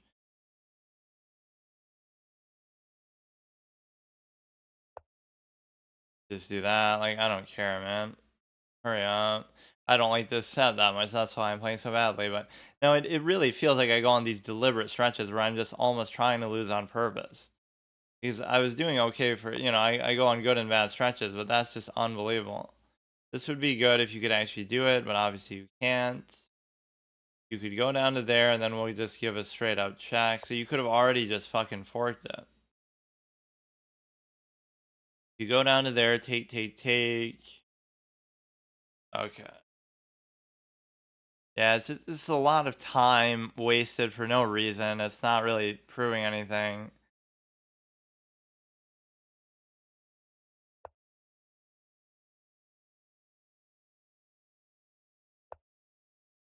Do it again. I mean, you could do it as many times as you want. Why do you see it now if you couldn't see it before?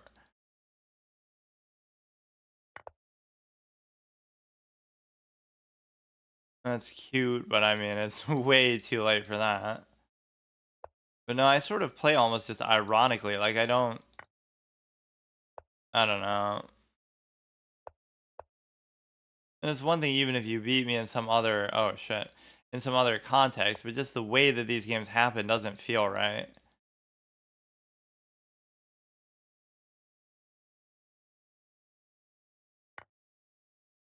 Like, they're not really doing anything most of the time, or I'm so often doing it to myself. Or it is easy to tilt me with some of these weird begin. But see, even there, that was an opening that seemed to favor me, and then I get tilted by my own knight's ability to fuck things up.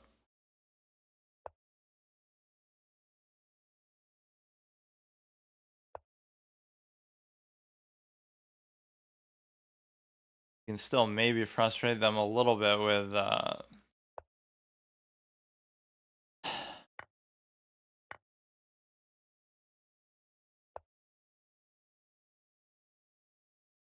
okay, try to create a stalemate possibility.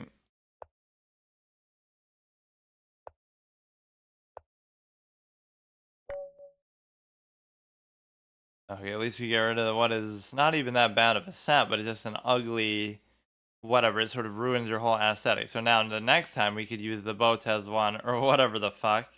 Right, because this wasn't part of the thing, because some of them take over and act as the background and the board and the pieces and everything like that.